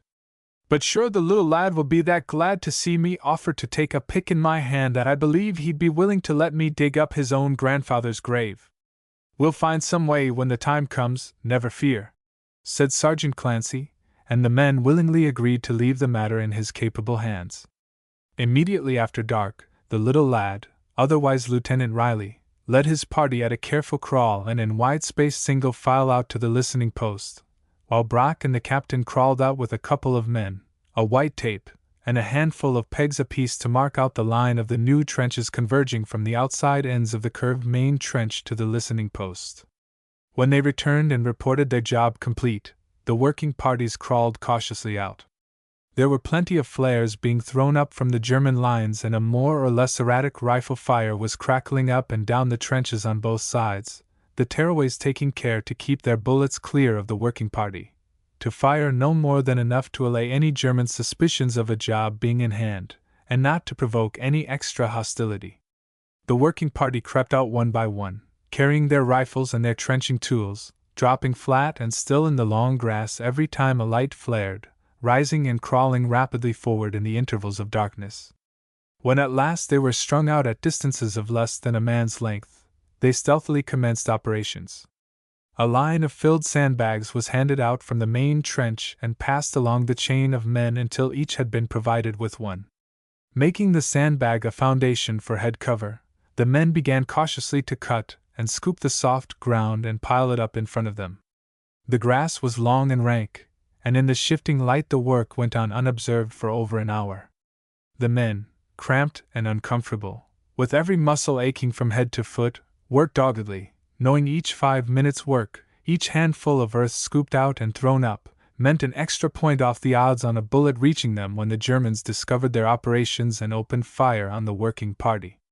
They still worked only in the dark intervals between the flares, and of course, in as deep a silence as they possibly could. Brock and the captain crawled at intervals up and down the line with a word of praise or a reproach dropped here and there as it was needed. At the end of one trip, Brock crept into the listening post and conversed in whispers with Riley, his fellow conspirator. "They're working like beavers," he said, "and if the Boche doesn't twig the game for another half hour, we'll have enough cover scooped out to go on without losing too many men from their fire." Riley chuckled. "It's working fine," he said. "I'm only hoping that some ruffian doesn't spoil the game by crawling out and finding our general is no more than a false alarm." "That would queer the pitch," agreed Brock. "But I don't fancy anyone will try it. They all know the working party is liable to be discovered at any minute, and anyone out in the open when that comes off is going to be in a tight corner." "There's a good many here," said Riley. "That would chance a few tight corners if they knew 5,000 francs was at the other side of it. But I took the precaution to hint gently to Clancy that our machine gun was going to keep on spraying lead round the general all night, to discourage any private enterprise." "Anyhow," said Brock, "I suppose the whole regiment's in it, and flatter themselves this trifle of digging is for the special benefit of their pockets. But what are those fellows of ours supposed to be digging at in the corner there? That, whispered the little lad, grinning, is merely an improving of the amenities of the listening post and the beginning of a dugout shelter from bombs. At least, that's Clancy's suggestion, though I have a suspicion there will be no hurry to roof in the dugout and that its back door will travel an unusual length out. Well, so long, said Brock. I must sneak along again and have a look at the digging. It was when he was halfway back to the main trench that it became apparent the German suspicions were aroused, and that something, a movement after a light flared perhaps, or the line of a parapet beginning to show above the grass, had drawn their attention to the work. Light after light commenced to toss in an unbroken stream from their parapet in the direction of the working party, and a score of bullets, obviously aimed at them, hissed close overhead. Glory be, said Rifleman Crory, flattening himself to the ground. It's a good foot and a half I have of head cover, and I'm thinking it's soon we will be needing it, and all the rest we can get. The flaring lights ceased again for a moment, and the men plied their tools in feverish haste to strengthen their scanty shelter against the storm they knew must soon fall upon them. It came within a couple of minutes. Again the lights streamed upward, and flares burst and floated down in dazzling balls of fierce white light, while the rifle fire from the German parapet grew heavier and heavier. Concealment was no longer possible, and the word was passed to get along with the work in light or dark, and so, still lying flat upon their faces, and with the bullets hissing and whistling above them, slapping into the low parapet and into the bare ground beside them, the working party scooped and buried and scraped, knowing that every inch they could sink themselves or heighten their parapet added to their chance of life. The work they had done gave them a certain amount of cover, at least for the vital parts of head and shoulders, but in the next half hour there were many casualties, and man after man worked on with blood oozing through the hastily applied bandage of a first field dressing or crawled in under the scanty parapet and crouched there helplessly. It was little use at that stage trying to bring in the wounded. To do so only meant exposing them to almost a certainty of another wound and of further casualties amongst the stretcher-bearers. 1 or 2 men were killed. Lieutenant Riley, dragging himself along the line, found Rifleman Crory hard at work behind the shelter of a body rolled up on top of his parapet. It's killed he is, said Crory in answer to a question. Killed to the bone. He won't be feeling any more bullets that hit him, and it's himself would be the one to have said to use him this way. Riley admitted the force of the argument, and crept on. Work moved faster now that there was no need to wait for the periods between the lights. But the German fire also grew faster, and a machine gun began to pelt its bullets up and down the length of the growing parapet. By now, fortunately, the separate chain of pits dug by each man were practically all connected up into a long, twisting, shallow trench. Down this trench the wounded were passed, and a fresh working party relieved the cramped and tired batch who had commenced the work. In the main trench men had been hard at work filling sandbags, and now these were passed out, dragged along from man to man, and piled up on the parapet, doubling the security of the workers and allowing them the greater freedom of rising to their knees to dig. The rifles and Maxims of the tearaways had from the main trench kept up a steady volume of fire on the German parapet, in an endeavor to keep down its fire. They shot from the main trench in comparative safety, because the German fire was directed almost exclusively on the new trench. Now that the new parapet had been heightened and strengthened, the casualties behind it had almost ceased, and the tearaways were quite reasonably flattering themselves on the worst of the work being done and the worst of the dangers over. It appeared to them that the trench now provided quite sufficient shelter to fulfill both its ostensible object of allowing relief parties to move to and from the listening post, and also their own private undertaking of attaining the dead general, but the O.C. and company commanders did not look on it in that light. The order was to construct a firing trench, and that meant a good deal more work than had been done, so reliefs were kept going and the work progressed steadily all night, a good deal of impetus being given to it by some light German field guns which commenced to scatter high-explosive shrapnel over the open ground. The shooting, fortunately, was not very accurate, no doubt because, by the light of the flares, it was difficult for the German observers to direct their fire. But the hint was enough for the tearaways, and they knew that daybreak would bring more accurate and more constant artillery fire upon the new position. The British gunners had been warned not to open fire unless called upon, because a working party was in the open, but now the batteries were telephoned to with a request for shrapnel on the German parapets to keep down some of the heavy rifle fire. Since the gunners had already registered the target of the German trench, their fire was just as accurate by night as it would be by day, and shell after shell burst over the German parapet, sweeping their trench with showers of shrapnel. While all this was going on, the men at the listening post had tackled the job of driving their sap out to the German general. This work was done in a different fashion from the digging of the new trench. The listening post was merely a pit in the ground, originally a large shell crater, and deepened and widened until it was sufficiently large to hold half a dozen men. At one side of the pit the men commenced with pick and spade to hack out an opening like a very narrow doorway. As the earth was broken down and shoveled back, the doorway gradually grew to be a passage. In this 2 men at a time worked in turn, the one on the right-hand side making a narrow cut that barely gave him shoulder play, the second man on the left working a few paces in the rear and widening the passage. Necessarily it was slow work, because only these 2 men could reach the face of the cut, and because it had to be of sufficient depth to allow a man to work upright without his head showing above the ground. But because they worked in short reliefs and put every ounce of energy into their task, they made surprising and unusual progress. Lieutenant Riley, who was in command of the listening post for that night, left the workers to themselves, both because it was necessary for him to keep a sharp lookout in order to give warning of any attempt to rush the working party, and because officially he was not supposed to know anything of any sap to an officially unrecognized dead German general. When he was relieved after daybreak, Riley told the joke and explained the position to the subaltern who took over from him, and that subaltern in turn looked with a merely unofficial eye on the work of the sapping party. As the day and the work went on, it was quite obvious that a good many more men were working on the new trench than had been told off to it.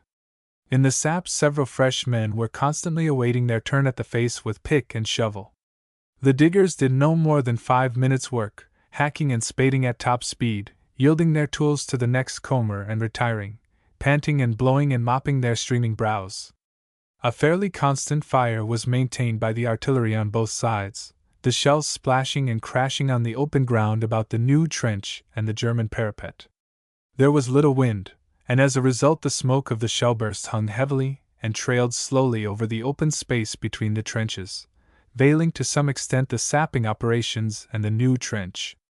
On the latter a tendency was quickly displayed to slacken work and to treat the job as being sufficiently complete, but when it came to Lieutenant Riley's turn to take charge of a fresh relief of workers on the new trench, he very quickly succeeded in brisking up operations. Arrived at the listening post, he found Sergeant Clancy and spoke a few words to him. "Clancy," he said gently, "the work along that new trench is going a great deal too slow." "'Tis hard work, sor," replied Clancy excusingly, "and you'll be remembering the boys have been at it all night."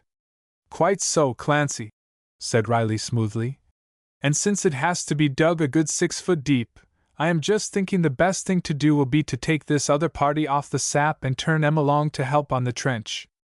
I'm not denying, Clancy, that I've a notion what the sap is for, although I'm supposed to know nothing of it, but I don't care if the sap is made, and I do care that the trench is. Now do you think I had better stop them on the sap, or can the party in the trench put a bit more ginger into it?"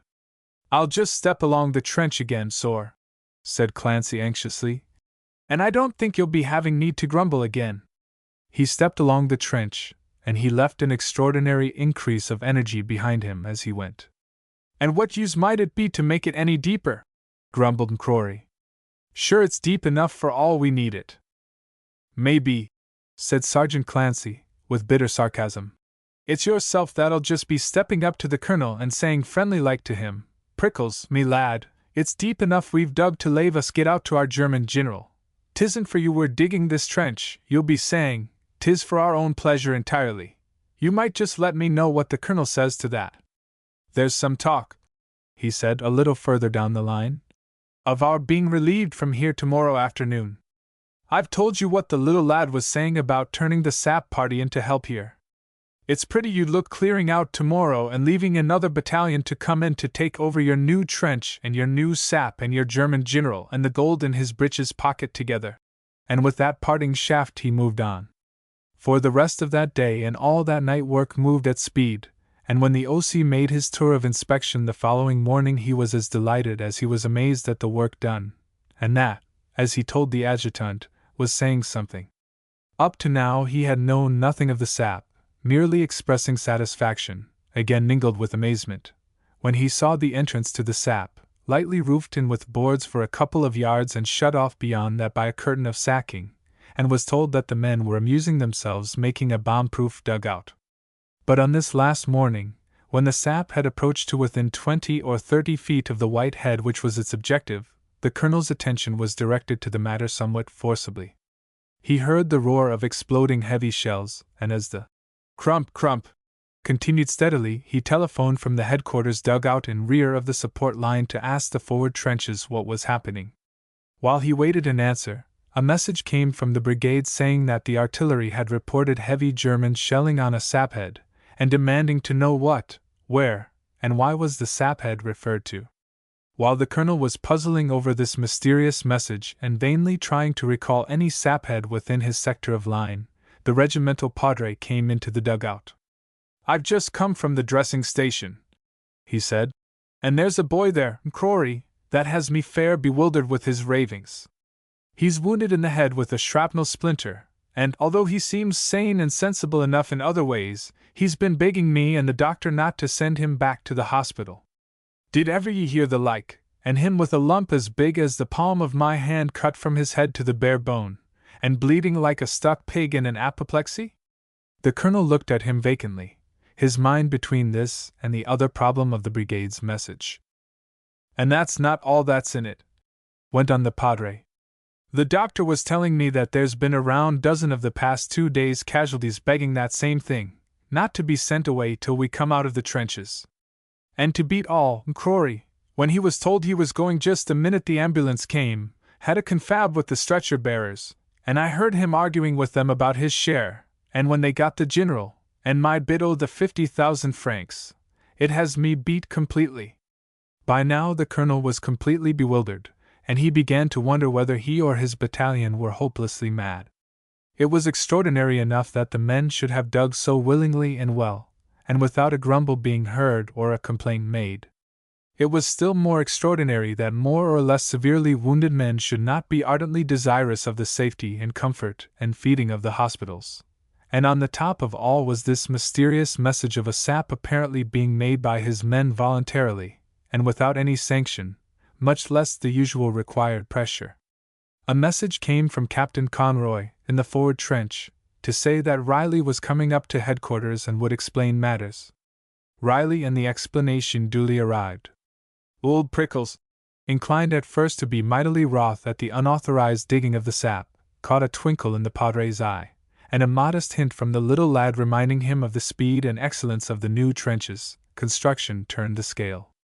He burst into a roar of laughter, and the padre joined him heartily, while the little lad stood beaming and chuckling complacently.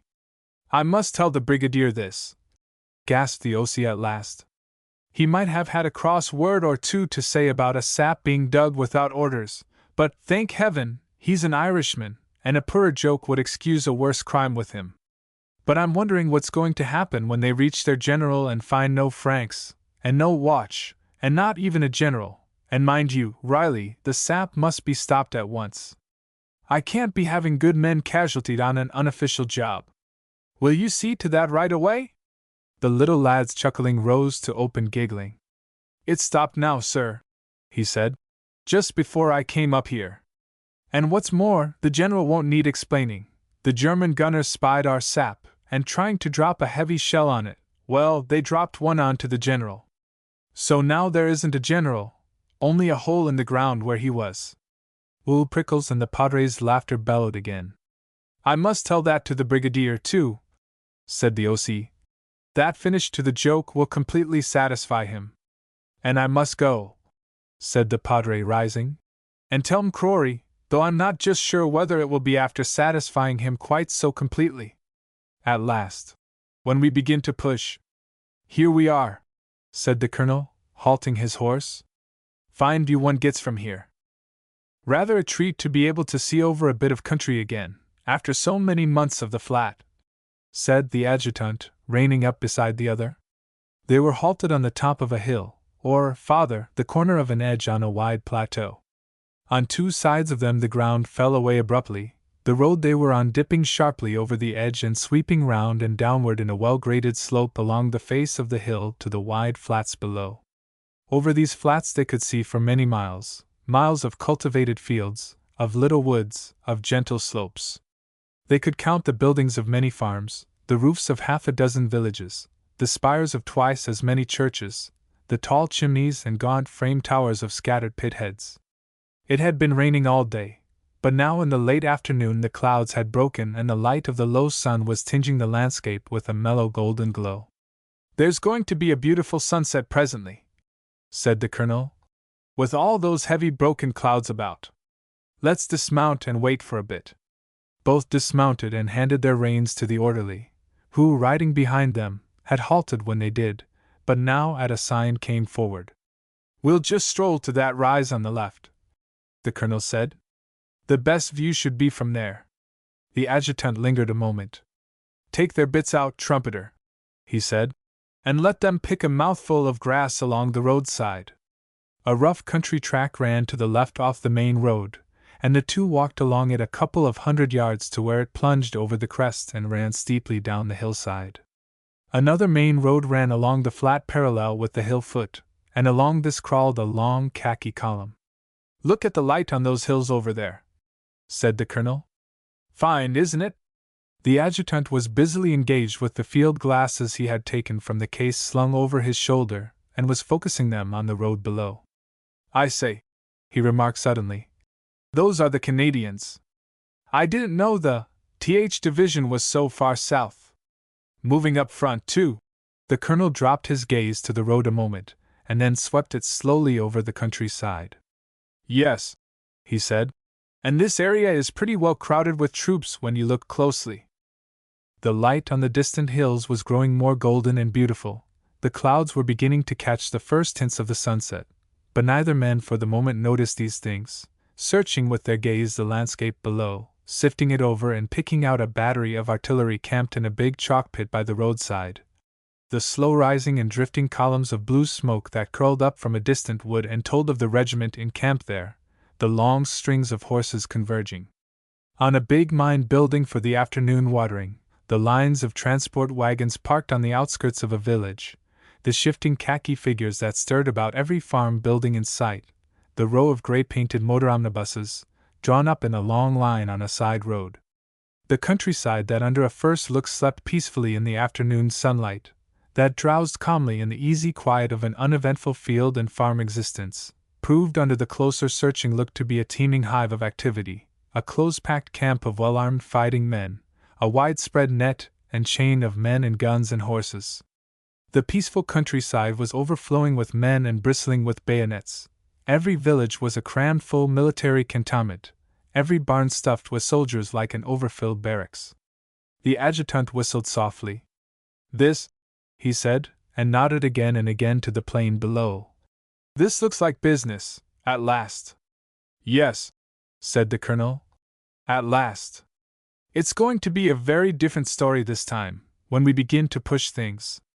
"Hark at the guns," said the adjutant, and both stood silent a moment listening to the long, deep, rolling thunder that boomed steady and unbroken as surf on a distant beach. "And there are guns too, mostly," went on the adjutant. "I suppose we're firing more shells in an ordinary trench war routine day now than we dared fire in a month this time last year. Last year we were short of shells, the year before we were short of guns and shells and men. Now hear the guns and look down there at a few of the men." Through the still air rose from below them the shrill crow of a farmyard rooster, the placid mooing of a cow, the calls and laughter of some romping children. But the two on the hillside had no ear for these sounds of peace. They heard only that distant sullen boom of the rumbling guns, the throbbing footbeats of the marching battalions below them, the plop-plopping hoofs and rattling wheels of wagons passing on their way up to the firing line with food for the guns. "Our turn coming," said the adjutant. At last. Yes, the colonel said, and repeated grimly. At last. End of Project Gutenberg's Action Front, by Boyd Cable, Ernest Andrew Ewart.